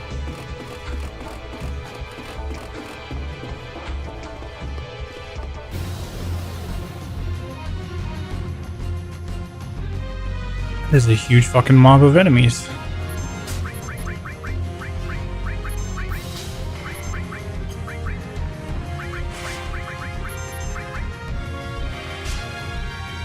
Oh my god, Vincent, please attack. I hate the huge mobs of enemies, dude. They just go insane. And I'm not playing on wait mode for this playthrough because I wanted it to be more of a challenge, and Jesus, dude. This game does not fuck around on active mode.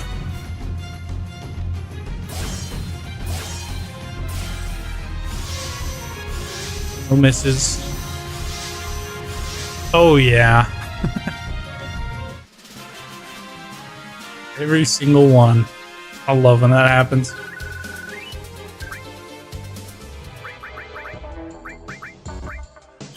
Oh shit. Vincent's out of MP. Actually, I'll just use items.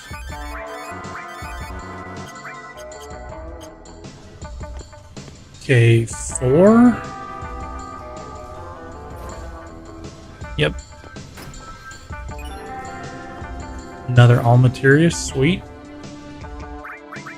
Always useful.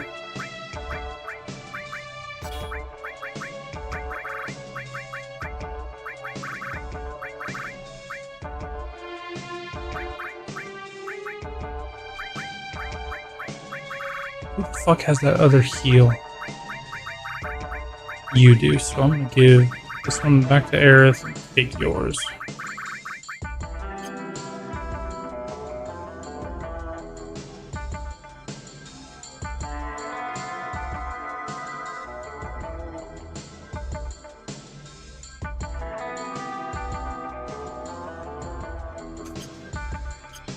That's awesome. How old is he?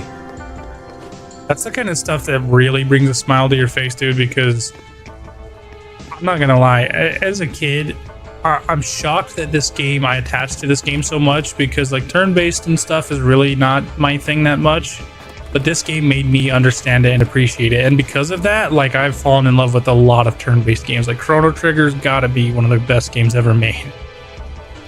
He's 14, holy shit, man. That's even more impressive because a young kid doesn't know any better, but a kid that's 14 is probably playing like, you know, Fortnite or what. I mean, I don't know your cousin, but you know, there's so much better looking stuff to play, if we're being honest. And for him to pick up old ass 1997 PS1 game and actually like it is super awesome. Okay, yeah, I cannot use Vincent's limit break here, or we are going to be stuck here forever.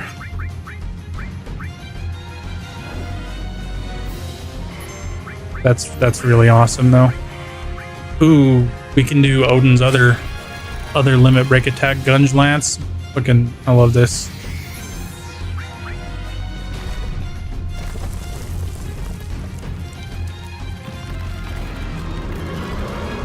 Titan looks so... He's like a big native dude in 7. Maybe he just throws the earth over on this fucking thing. Gungeoneer.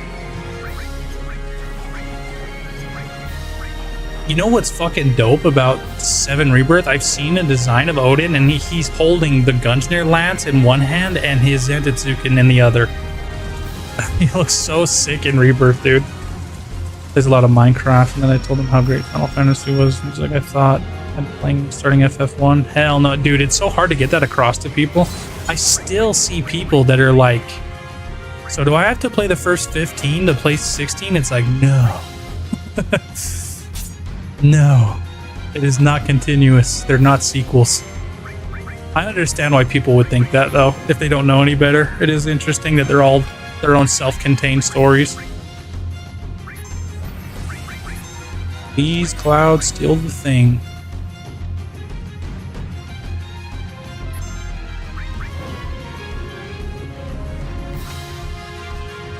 Yes, dude, okay. Not bad RNG.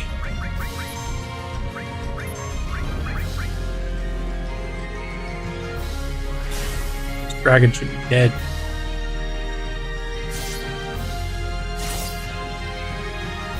Yeah, I still see people, man, that they don't know what hurts is there might be people missing out on it because they're like, I'm not playing 15 games just because people say 16 is good. It's like, no. Just play 16, it's good. Then you have, it's confusing though, dude. Like, God help any poor bastard that tries to understand the entire Kingdom Hearts franchise. God help their souls. Because they are fucked.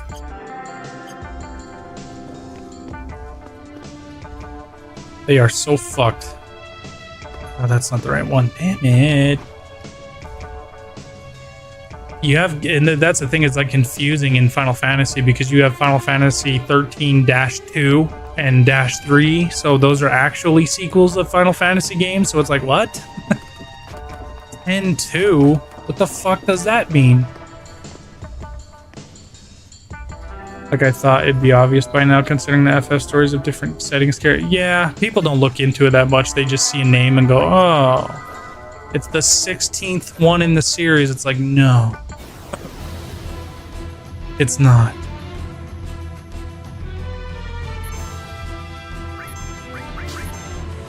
Have Vincent blow everyone up.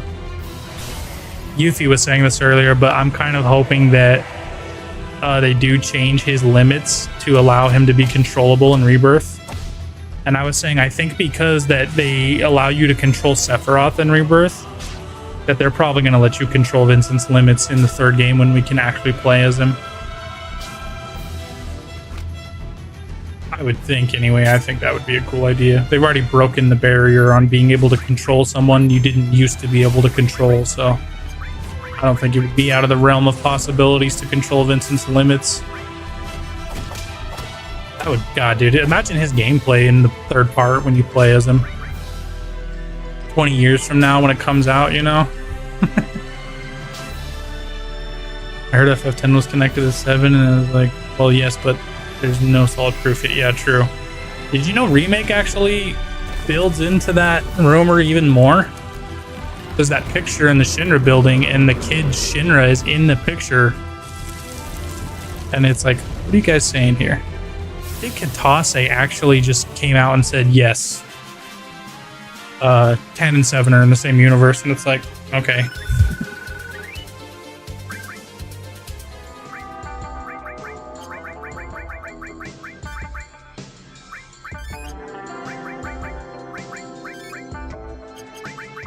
I'm running out of turbo ethers over here, man. I don't know why I used that. I could have just used my tent. God damn it.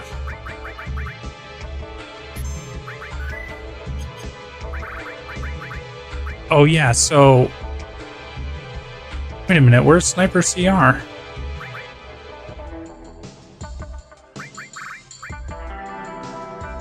Wait, what? Did I go past that fucking box, dude? Are you kidding me? Alright, we've got to go get Vincent's weapon, dude. And doesn't that kid Shinra in 10-2 talk about harnessing some kind of power and spirit? I think he does actually mention word of that shit. I mean, they make it a pretty strong reference.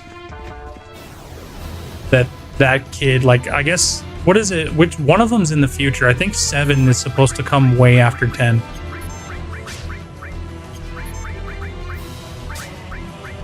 If you're asking me, it's just a reference, not really like a true in-world thing, because it doesn't make any difference to the stories of each game anyway, if that's true, but I just always view that as like a really cool reference.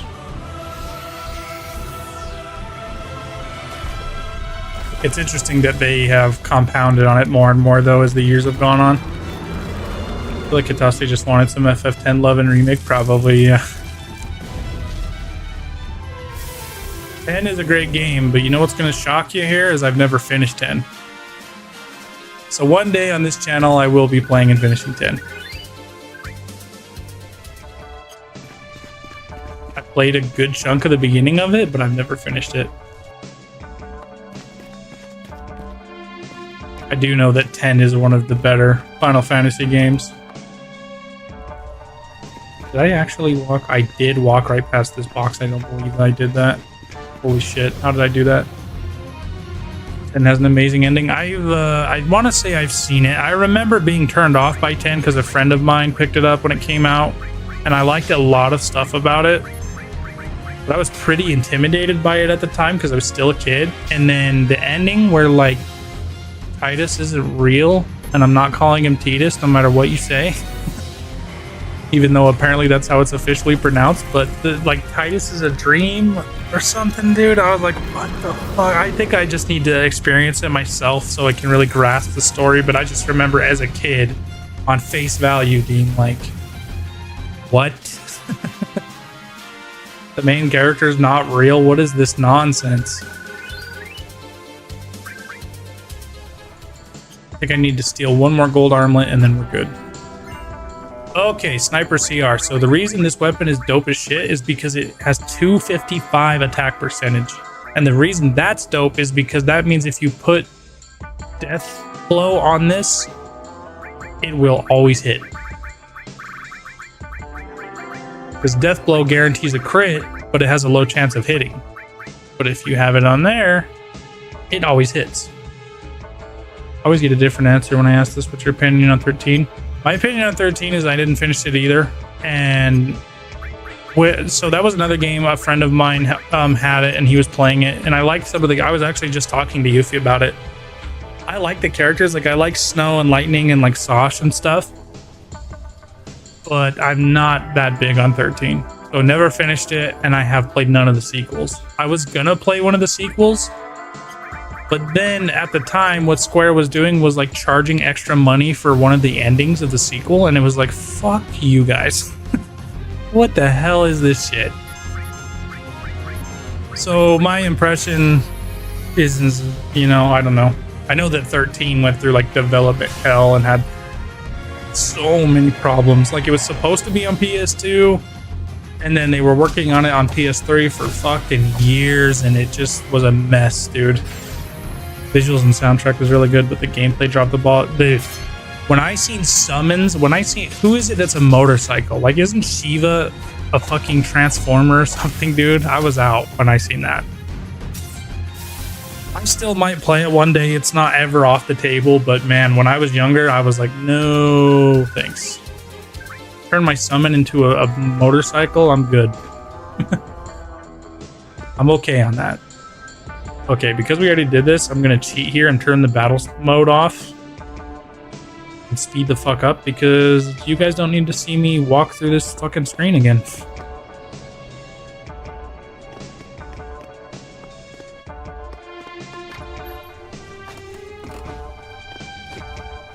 Okay, back to normal. That's so nice to do, especially if you fuck up. I love that. Futuristic advanced technology summons, no thank you. Yeah, they lost me with that. It's not like that. It's not even that they're futuristic technology. It's that like they're fucking GoBots or whatever, dude. Out of Sonic, yeah, dude. Turn that engine boost on and you just go. One of the great things about the mod, they do this on they have like the cheat code things you can activate on the PS4 re-release of this game. Obviously it doesn't look this good because it's not modded or anything and there's no voice acting, but you can actually speed up the engine in that too. But just a wonderful feature to have, especially if we have to sit and grind a bunch of fights for any reason. I can just zoom it. Cloud put flash materia on. Nah, man, flash materia hits everybody.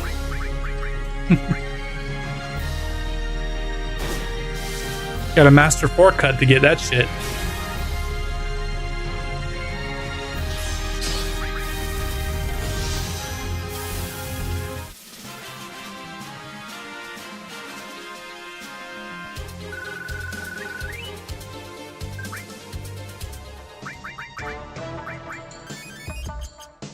I don't know why I'm wasting resources when I know I can just tent.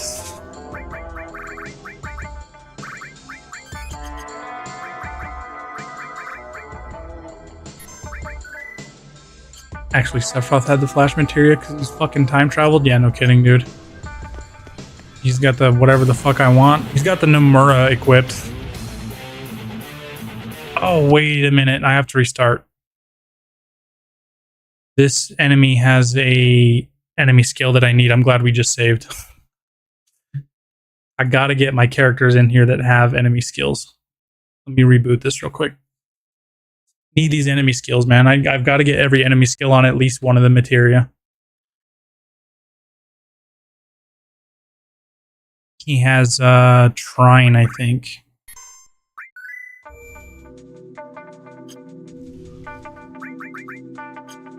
Maybe I should just grab... Let's just grab Red and Aerith. We have, yeah, enemy skill. Okay.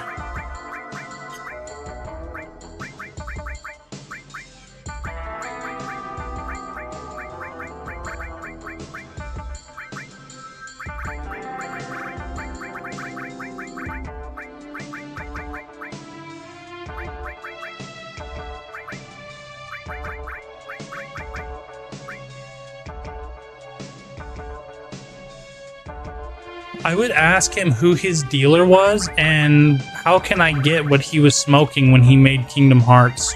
Any of them. That's what I would ask. What the fuck were you on, dude?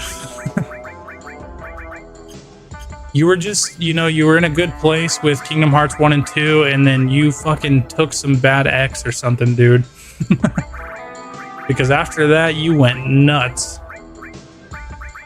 Actually, what I would ask him is, why did you guys say that FF7 Remake was going to be a remake? There's one article somewhere, and I've tried to find it. Somebody asked him about why it's specifically titled Remake, or I don't even know if he was asked. But they said something to the effect of, like, we wanted to call it Remake because we didn't want people to think it was a movie or a sequel. And it is a fucking sequel.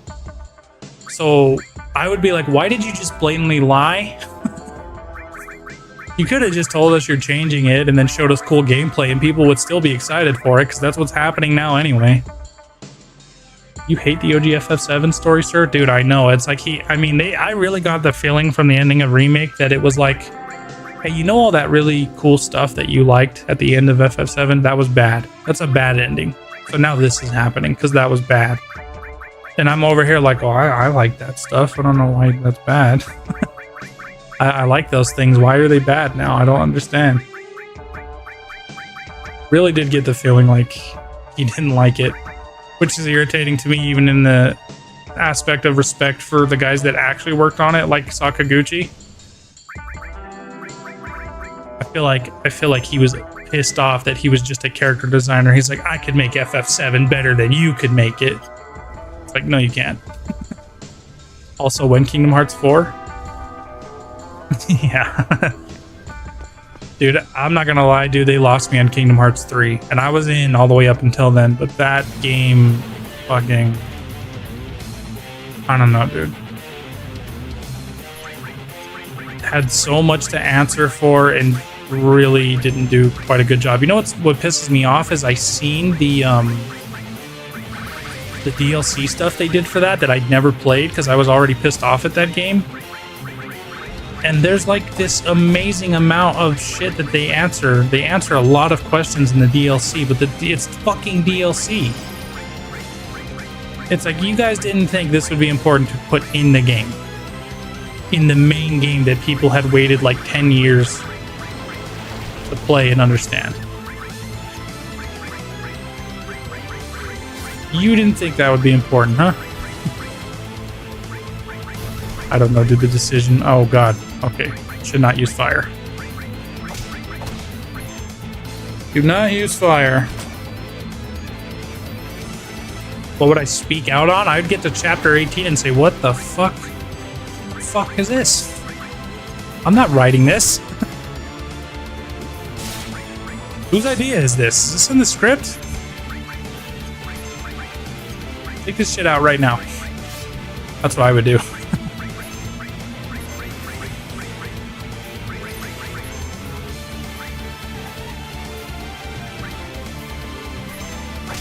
Yeah, chapter 18, dude. If you're an old school fan, it is hard to reconcile what happens there. Come on, dude, trying, you big idiot.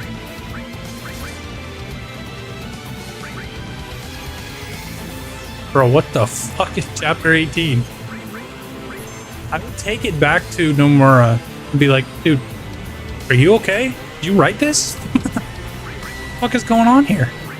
I guess it probably would have been earlier than that, because I remember when we seen the goddamn plot ghost in that one trailer for a remake before it came out, and I was like, oh no. The fuck is this? And I would be okay with all the remake stuff if they didn't go out of their way to say, we're calling it a remake because it's not a sequel and it's not a movie. It's like, dude, you can subvert expectations and like do things differently by just admitting it. Or if you don't want to do that, don't outright lie and say that your game is something it's not. You know, that's not clever.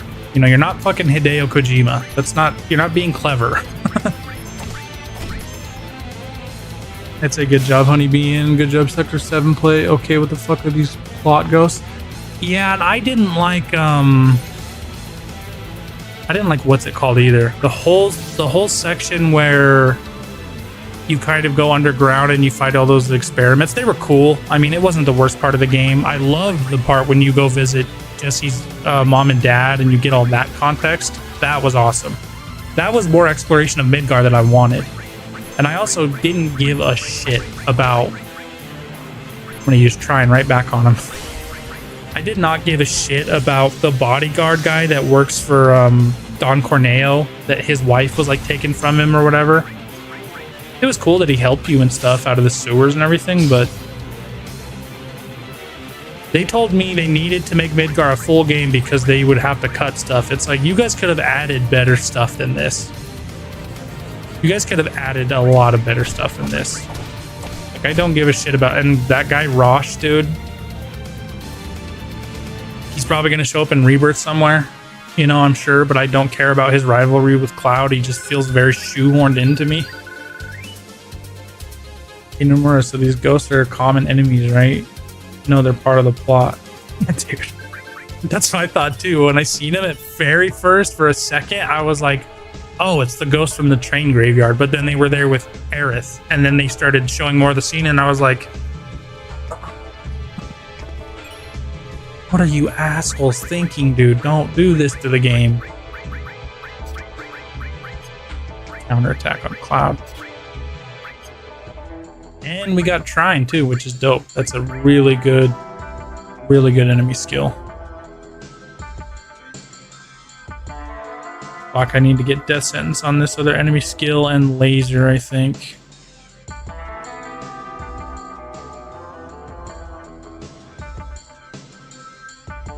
Yeah, I need Laser.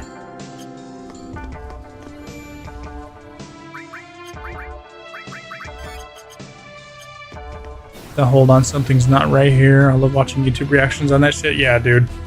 I remember watching Maximilian, dude, trying his fucking damnedest to just, like, not start saying what the fuck, you know? Because he had a really cool connection with, like, the development and them saying they used his videos to stay inspired to keep making it and stuff, which was awesome. But any fan of this original game, dude, when chapter 18 hits, there's no way you're like, oh my gosh, it's so exciting. So, because when I seen people playing that and they were all hyped about what was happening, you know what I got excited for, even though it didn't make any sense there? The fight with Sephiroth. I was like, it also felt like they kind of crammed everything into that game because they knew it wasn't the whole game, and they didn't have to do that. Like, they didn't have to have a Sephiroth fight at the end of the game just because it's the end. You know what I mean? That's what it felt like to me. It felt like, oh, we're having a Sephiroth fight at the end, because normally in a full remake you would be doing that by now, but you're not getting to. So here's Sephiroth just because. I didn't like that, but I was also like, holy shit, dude, and the music kicks in and everything. I got a love-hate thing going on with a couple games and remakes of shit that I love. Like, for instance, Konami is coming back with Metal Gear, and I love Metal Gear, but I fucking hate Konami, and I don't think they deserve anybody's money after what they did to Kojima. So I'm conflicted. I'm hypocritical with that because I'm gonna buy that fucking re-release, I'm gonna buy the Metal Gear Solid 3 remake, but I know I shouldn't. Maximilian, dude, eating all, dude, he's so awesome. He's my favorite streamer of all time. I love that dude. If they added one more location like Calm, I think that would have been better. I think that would have been better. Or oh yeah, to get out of Midgar a little bit. Yeah, I agree. I agree with that. And Midgar, dude, what's crazy though is I think I'm gonna love it even more because you think of how kind of boring Midgar appears now, just because we know what's in Rebirth. Dude, we know how we're getting a good idea of how big Rebirth is gonna be. And I'm telling you, man, it is going to be impossible to go back and play Remake for any reason other than the story, considering what's going to be possible in Rebirth and how much bigger and more stuff you get to see and do. It is an astronomical jump in shit you get to do in Rebirth compared to Remake. I love to get drunk with Kojima. Oh man, that guy too. I'd love to ask him what the fuck he's smoking when he made Death Stranding, bro. I'm a big fan of Metal Gear games though too, so that remake, that Metal Gear Solid 3 remake, I had a reaction on my YouTube channel. Me and my buddy Bloodcell absolutely fucking lost it when that happened. Sounds like it's going to be 5 times bigger than remake. I think it's going to be 10 times bigger than remake, dude. They're saying that all of that is to scale. I'm not going to spoil things for you, but it seems to me like what they did is it is to scale. They said you're going to be able to get on the tiny Bronco, go across the ocean. You can go to, like they said, all 3 of these continents, the Eastern, Western, and Northern, are to scale. They even used the verbiage 1-to-1 scale. And I used to always say that no matter how they do this remake, they're not going to be able to do that. There's no way in those fucking PS5 graphics they're going to be able to make that map to scale, but that's what they said they're doing. And from what I've seen, it looks like that's what they are doing. I just don't know how they're doing it. It's like technologically impossible even on a PS5, even on 2 PS5 discs. That's like turning FF7 into fucking Elden Ring. And I'm here for it because I love fucking Elden Ring, dude. If they can do it, that's fine. But from what I've seen of the stuff I've seen, you haven't. I'm not going to spoil anything, but it looks like they took a lot of the empty space where there's nothing and they move shit closer together. So like Chocobo Farm is closer to Calm than it is in this game by a lot. But it's okay because the whole empty ass field that's between Calm and Chocobo Farm is like, okay, I don't need that to be remade. I don't know, man. I'm so, like, it's going to be hard. I'm glad Spider-Man, this huge game, is coming out soon because my thoughts are all on Final Fantasy VII right now. I'm going to try to be focusing on Spider-Man 2 when I'm playing that next month, but yeah. Oh, by the way, dude. Anywhere you go, it doesn't feel useless. Yeah. By the way, because you're now a sub, or hopefully you're going to be a regular, I would assume, I don't know. Hint, no. But anyway, what I plan on doing is a giveaway for Spider-Man actually in October, because as you can tell, I love physical games. I want to own my games on my shelf, so if that's not a problem for you, I'm going to be doing a giveaway of the digital version of Spider-Man 2. So, but I am going to call it on FF7 for today. I've been streaming for 8 hours. This fucking stream crashed on me a little ways through, but we made it all the way to Rocket Town. I'm excited to keep going, dude. Oh yeah, tier list. Let's do the tier list real quick. Hang on. Let me pull it up. Actually, let me close this game. And we'll pull this shit up. My gamer brain says I need to save one more time. Okay. If you grew up in the 90s, you know, save and then save again. Yeah, I mean, for a small streamer, it's something I'm trying to make the most of, but oh, you got me fucked up with this FF16 fucking shit. Dude, this is awesome. Okay, hold on. Let me pull it up for you. There you go. Damn, dude, this is why are you doing this to me right now? Fuck. Okay, so let's get the easy one out of the way. Adolphus. Yeah, the art style is really cool. Is that just that just looks like the original art from the game, right?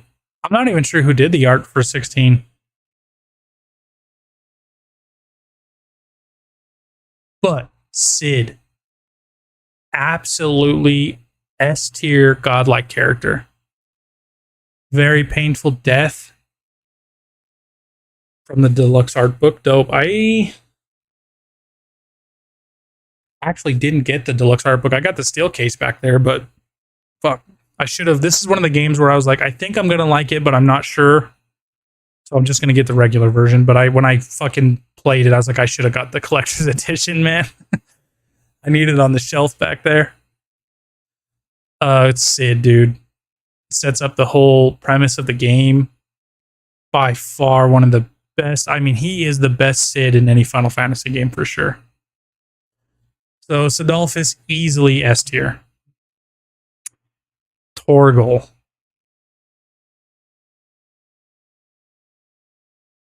Torgal's S tier. Because he basically is Fenrir. The one side quest towards the end of the game where you get that basically information about him having like saved all of Clive's stuff and he was always waiting for Clive was so awesome, dude. Those side quests at the end of the game where you get full resolution with Jill and with Torgal are god. They're so awesome.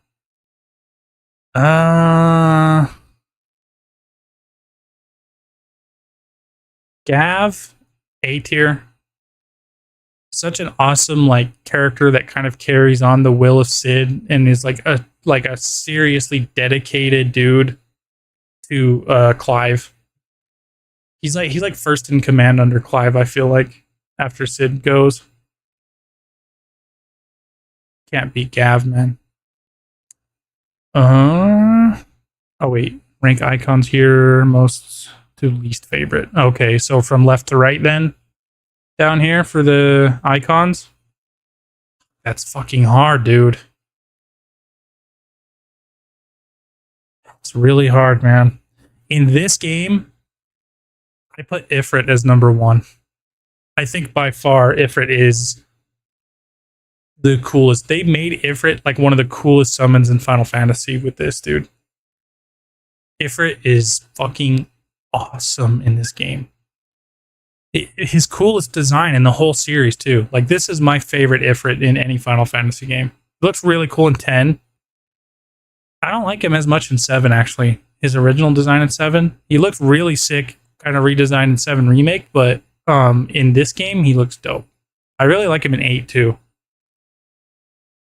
Phoenix, oh yeah, Ifrit Risen.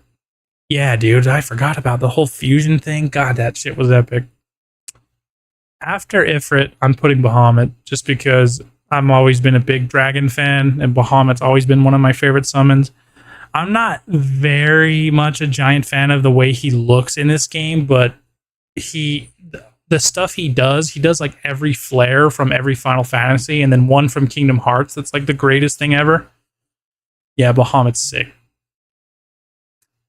Yeah, one of my all-time favorite summons in Final Fantasy games, period. You could do a tier list of just summons, you know? There's an idea, Ocean. If you wanted to do a tier list of like Final Fantasy summons, that would be fucking hard, dude. That would be really hard for me. I'm gonna keep doing icons.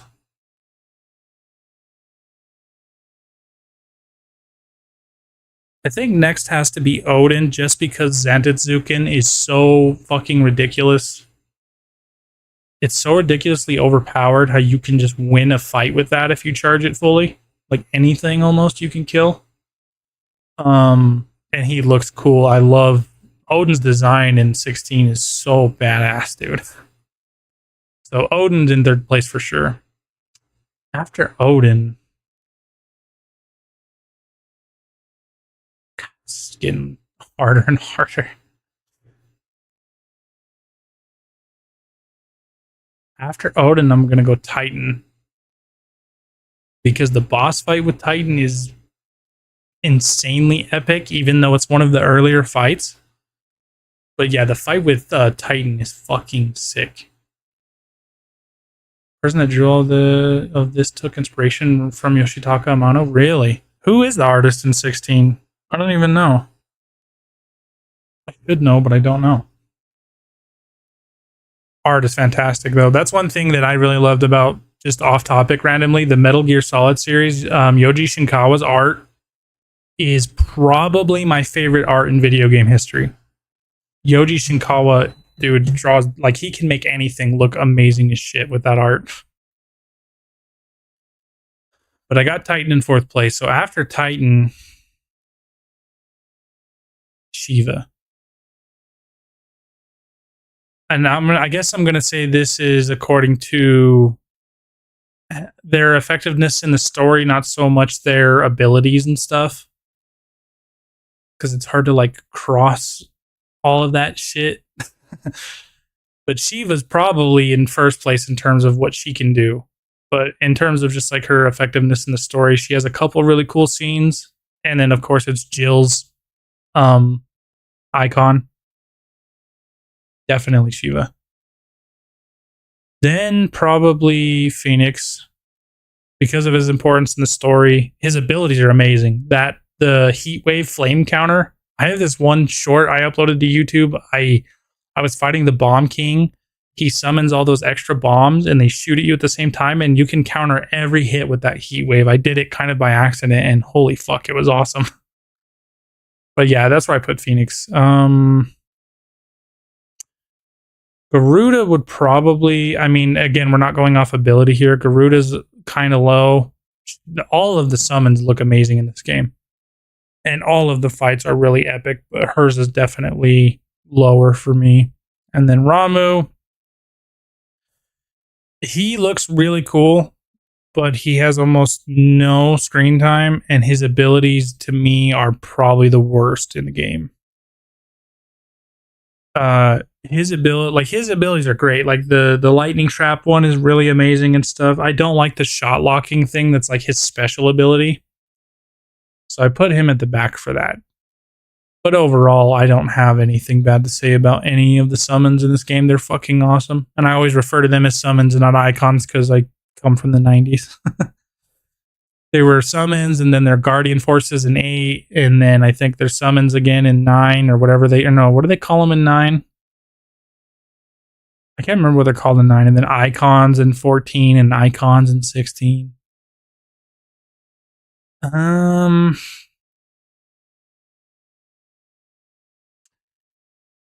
don't want to go with the most obvious stuff first, but I put Dion up here in A rank.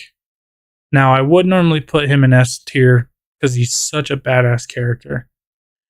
The whole thing, that the tragedy that happens with him and he loses his father because of the manipulation of Ultima.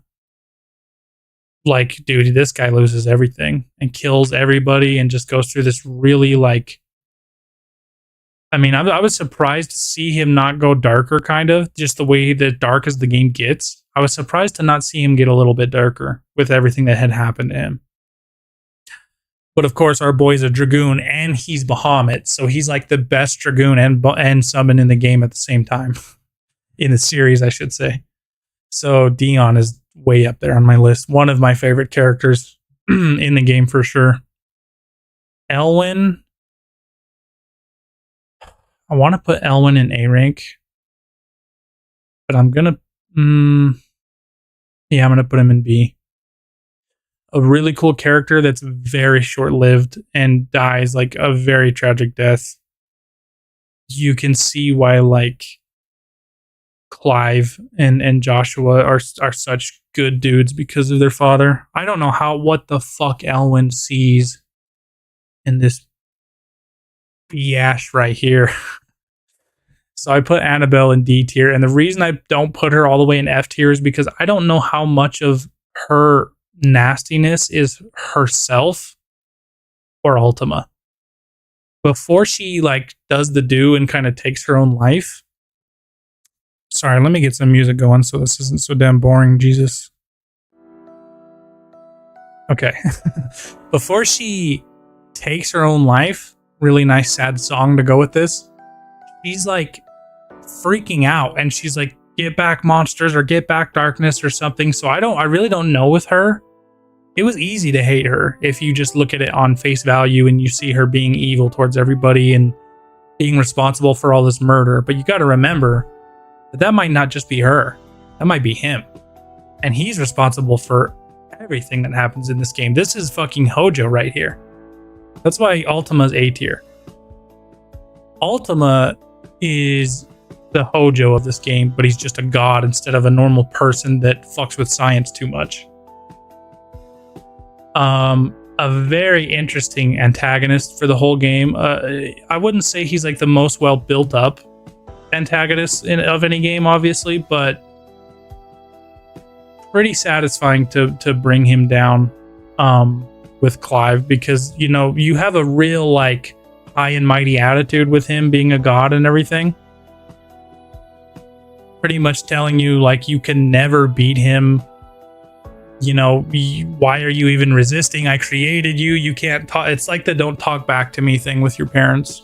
When you finally are able to talk back, it's like, shut up. If Hojo was a godlike being, pretty much, dude. I mean, totally crazy. And the thing with him, though, is like Hojo is maniacally evil. He's just selfish. Like everything he does with all of these creations of his is just so that he can be more powerful or more respected or more loved by force. Even Clive tells him, like, you know, if you loved us the way you should have, we would have risen you higher than you've ever been, but, you know, you're selfish.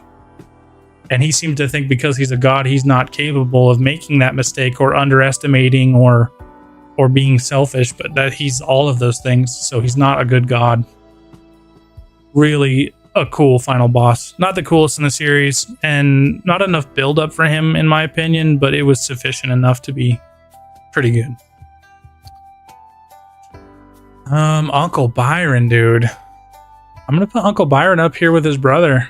Byron was awesome. The scene in the bar where shit hits the fan and he starts hurrying, scrambling, and eating all the food and stuff real quick was like, God, that's S tier for me. I almost would put him up there, dude. Comic relief and very enjoyable. Yeah, and also like pretty loyal to Clive. His emotional parts where he learned that his nephews were alive were like really powerful to me too. So I really did like Byron. I thought Byron was cool.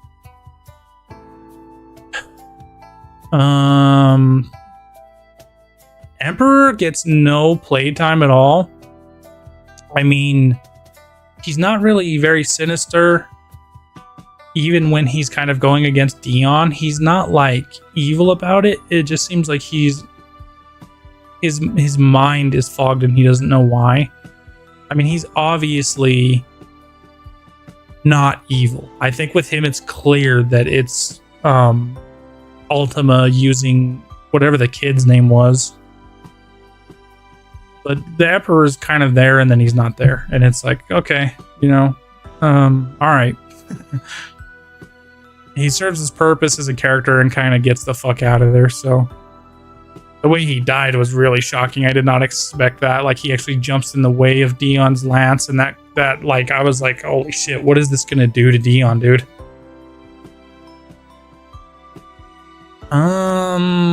Mid is pretty quality character. She does have a lot of important dialogue and stuff. Being Sid's daughter, I think I put her in B tier. Maybe C tier. She's kind of right down the middle, you know? Good character. She's a little bit like quirky and funny sometimes. She talks about how maybe us having like airship capabilities isn't a good idea. I thought that was interesting how they went that route. I really wish there was an airship though. I love that there was the little toy airship from the old Final Fantasy games and you could get from doing all of her quests as like a knick-knack or whatever. So Mid's a pretty good character. I don't think she's better than these two though, so that's why she's at C. Vivian for lore reasons is insanely important. Oh dude, and the active time lore in this game is fucking dope, dude. Every game should have that going forward. Like every game that's like, even every Final Fantasy game should have active time lore. It is so awesome to be able to just pull up a lore wheel and see the connections between everybody and shit. Like, God, man, that was a wonderful system. Sleipnir's got to be D tier. Cool as fuck boss fight. Makes fans actually care about the lore for once. I know, it's because they don't have to go way out of their way to find some weird NPC in order to learn shit. They can just pull it up real quick and be like, okay. They don't have to pull up their own phone and look on Google for what the fuck. Sleipnir is a really cool fight, and this is actually the physical embodiment of Odin's horse, because that's what Sleipnir is Odin's horse. I actually learned this while I was playing, because I didn't know too much about the lore of Norse mythology and shit like that. So yeah, I put him down here. Cool fucking boss fight though. When he started duplicating himself, that got crazy. You had to kill the duplicates in him, and not like a great character actor or whatever. But yeah, the dominance. So dominance, I'm gonna have to start with Hugo. Hugo went on this fucking tirade after what happened with Benedicta, and I am shocked at what they did to Benedicta, dude. So I totally understand Hugo's rage. A pretty cool dominant for Titan, like a pretty fitting character. So I'm gonna put him at C, because he's good, but he's not great. And he doesn't stick around very long either. It's not even that he needs a lot of screen time, but he didn't leave like this amazing impression or anything. But he was cool. It was a cool fight. Both of them, especially the fight with Titan, dude. Fight with Titan was crazy. Crazy awesome. I just seen you said mid is mid. Mid is very mid. She's not too good and she's not too bad.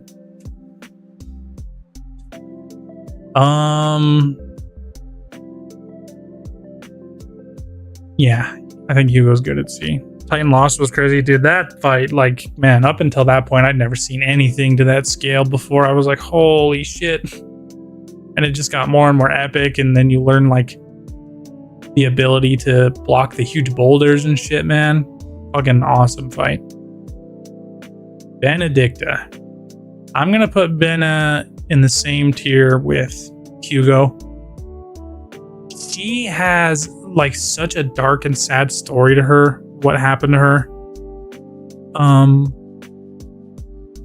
growing up and stuff. Pretty safe to assume what had happened to her when she was younger, and she just doesn't stick around too long. And I feel like I thought she was going to come back in some way, dude, but the way she dies, you know, she loses the fight to Clive. I thought like she was just knocked out, but she was just dead. And then this sick fuck or somebody comes and puts her head in a goddamn box and sends it to Hugo to piss him off and get him pissed off at Sid. That was demented as fuck, dude. Benedicta, pretty solid right down the middle character. And a really great dominant for Garuda. The characters really embody their icons, I think. Barnabas, dude. He's another tale of like, he completely gave in to Ultima's influence and like totally sold out to be a servant for Ultima. But we don't like get to hear too much about him in his early days, like when he won the war to win whatever the continent is that he's on. He pretty much conquested that shit and took it over. So a cool character, but he gets very like Kefka vibey towards the end when you finally do defeat him, and it's kind of like, I don't know, man. I'm not too big on Barnabas. He's kind of just nuts. So I gotta put him down here.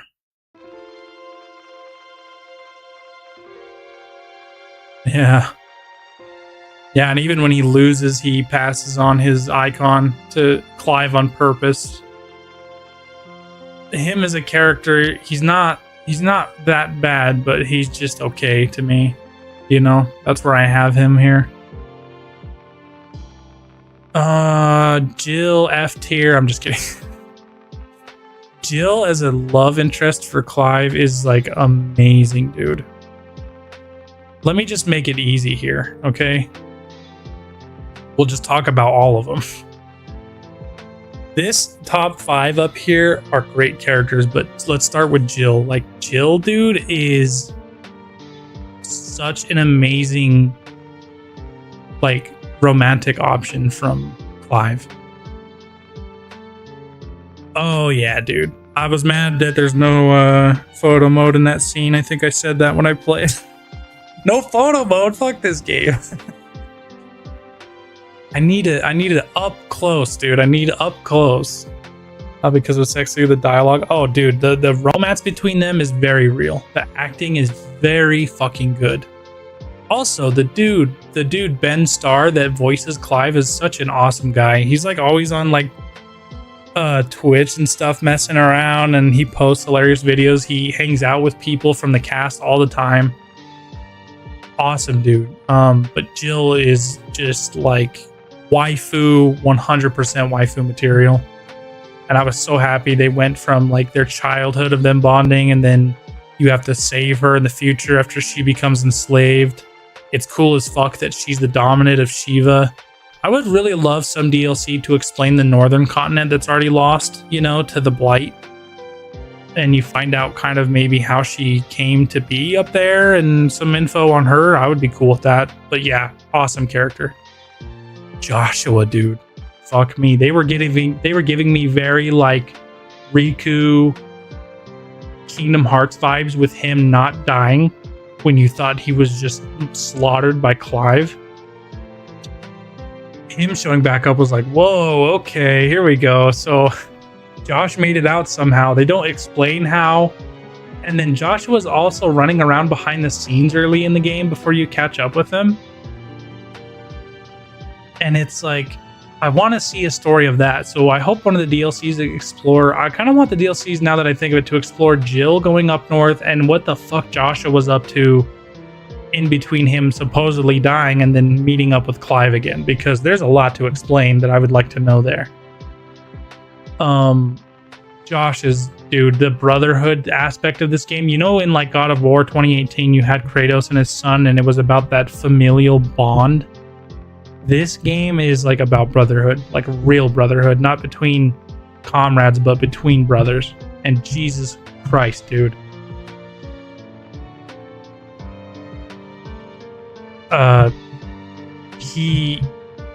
They embody, and when fucking Josh dies at the end, man, it's so sad, dude.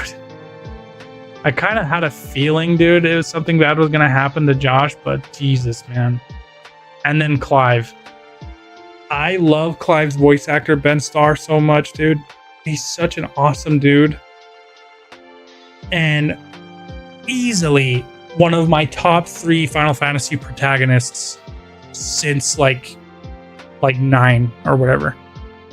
For me, Cloud, Squall, and Clive are the top 3. Those are my favorite main characters. Clive is fucking awesome. Not in that order. Cloud, Squall, or Cloud, Clive, Squall.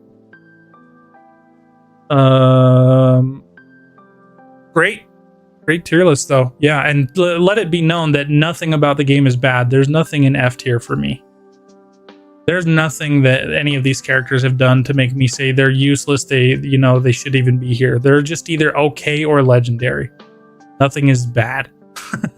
Nothing in the game is bad. So let that be known. What do we got? Oh, you would do this. Oh, let me pause my music.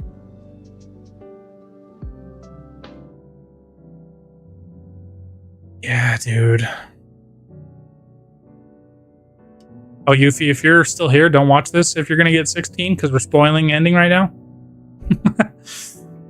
Look away, look away, look away.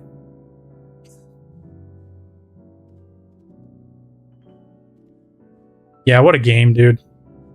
Easily my game of the year right now. I haven't played Spider-Man yet, but I think when I beat this, I said not even Spider-Man can do this, dude. I'm very much a Spider-Man fan though. I'm super excited for Spider-Man 2, but dude, fucking game was so good.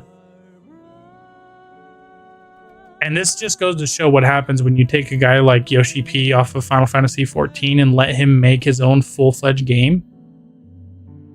I mean, this is what you get. I hope they let him make another game. They're letting him do DLC.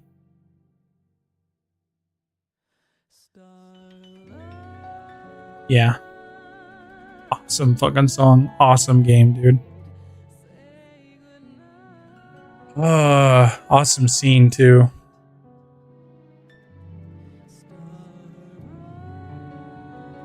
It is interesting that it kind of ends in such a finality, but also like a you want to know what happens because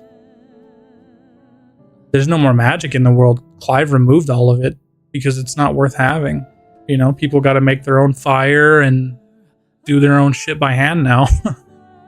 No more magic to help humanity out anymore.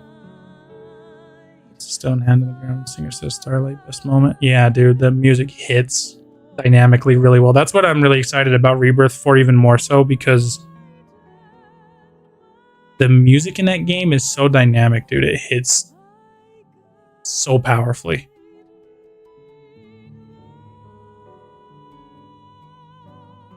Do you play FF14 at all, Ocean? You play the MMO? Because if you like this, dude, if you like the stories of this, some of those expansions in fucking FF14 are immaculate, dude. My favorite is Heaven's Ward, the second one they did. Let's just say the final boss is very near and dear to my heart.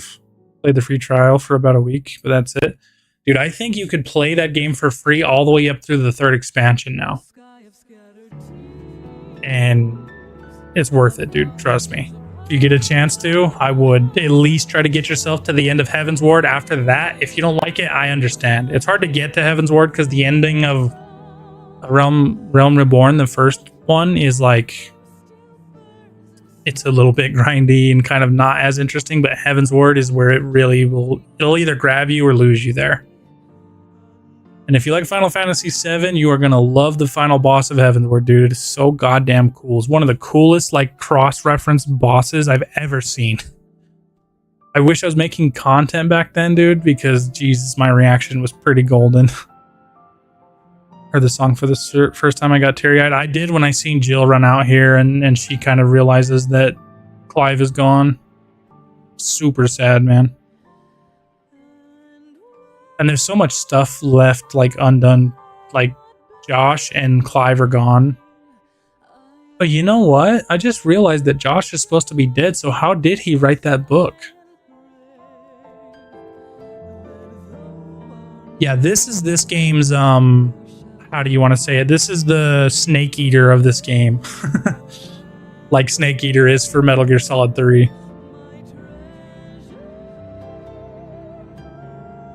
Also, another thing I'll say about Ultima is that I know that he's supposed to be a weird alien who's kind of unemotive because he's a god, but his acting is like... This is the magnum opus of the ending? Yes, dude. The sun coming up. See, the sun coming up is kind of a hopeful thing, too.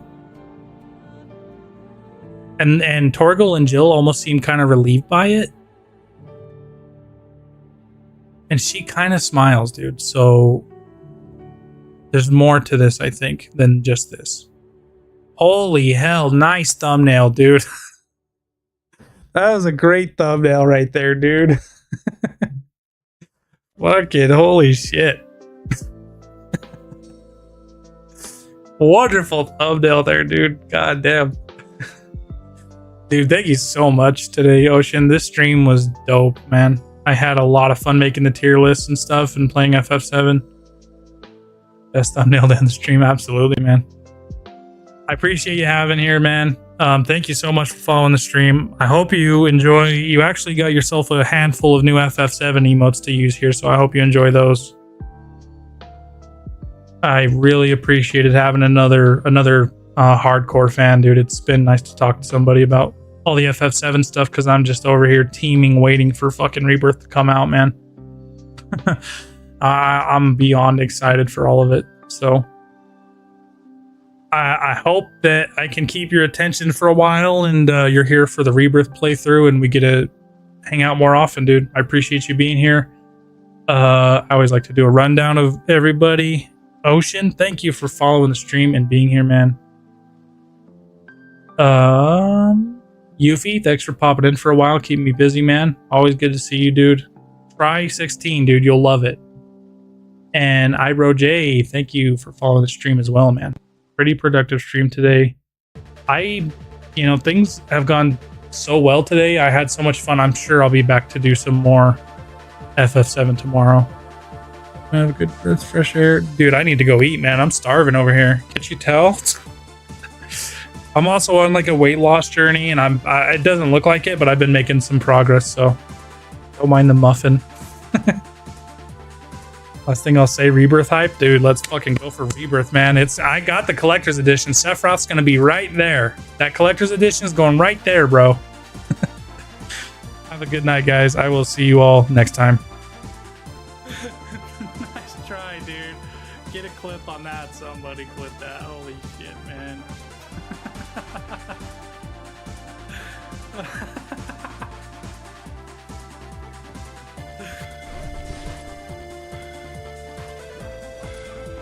I wanted to, but Aerith has it and she is like a frog right now.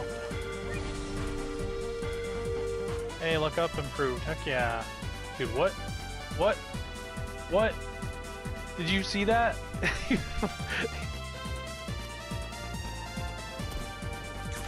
Get headshot, boy! Did you see that, Ben? From fucking all the way across the map, dude.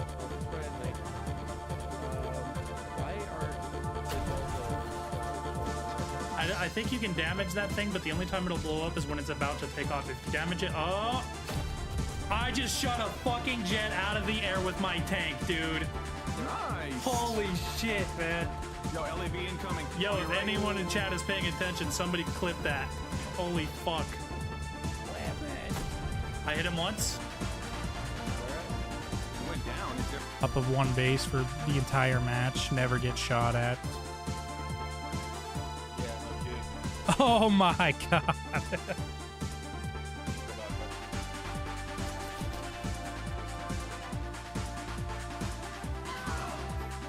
Nice. You knocked one of them.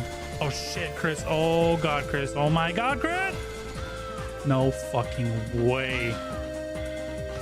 No fucking way, dude! Oh my fucking god, dude. That might be the greatest drum clip ever, dude. Please clip it. Please clip it. Oh, hell yeah. Oh my god, dude. I'm scaring him, Devin. Thank you. I can't see a thing and I'm getting close. Oh shit, he's fucking all over me. Wow, I just fucking obliterated this dude. Where did this tank come from? Where is this fucking jet, dude? I got him. Nah, it's fine. I don't want to fight my teammate.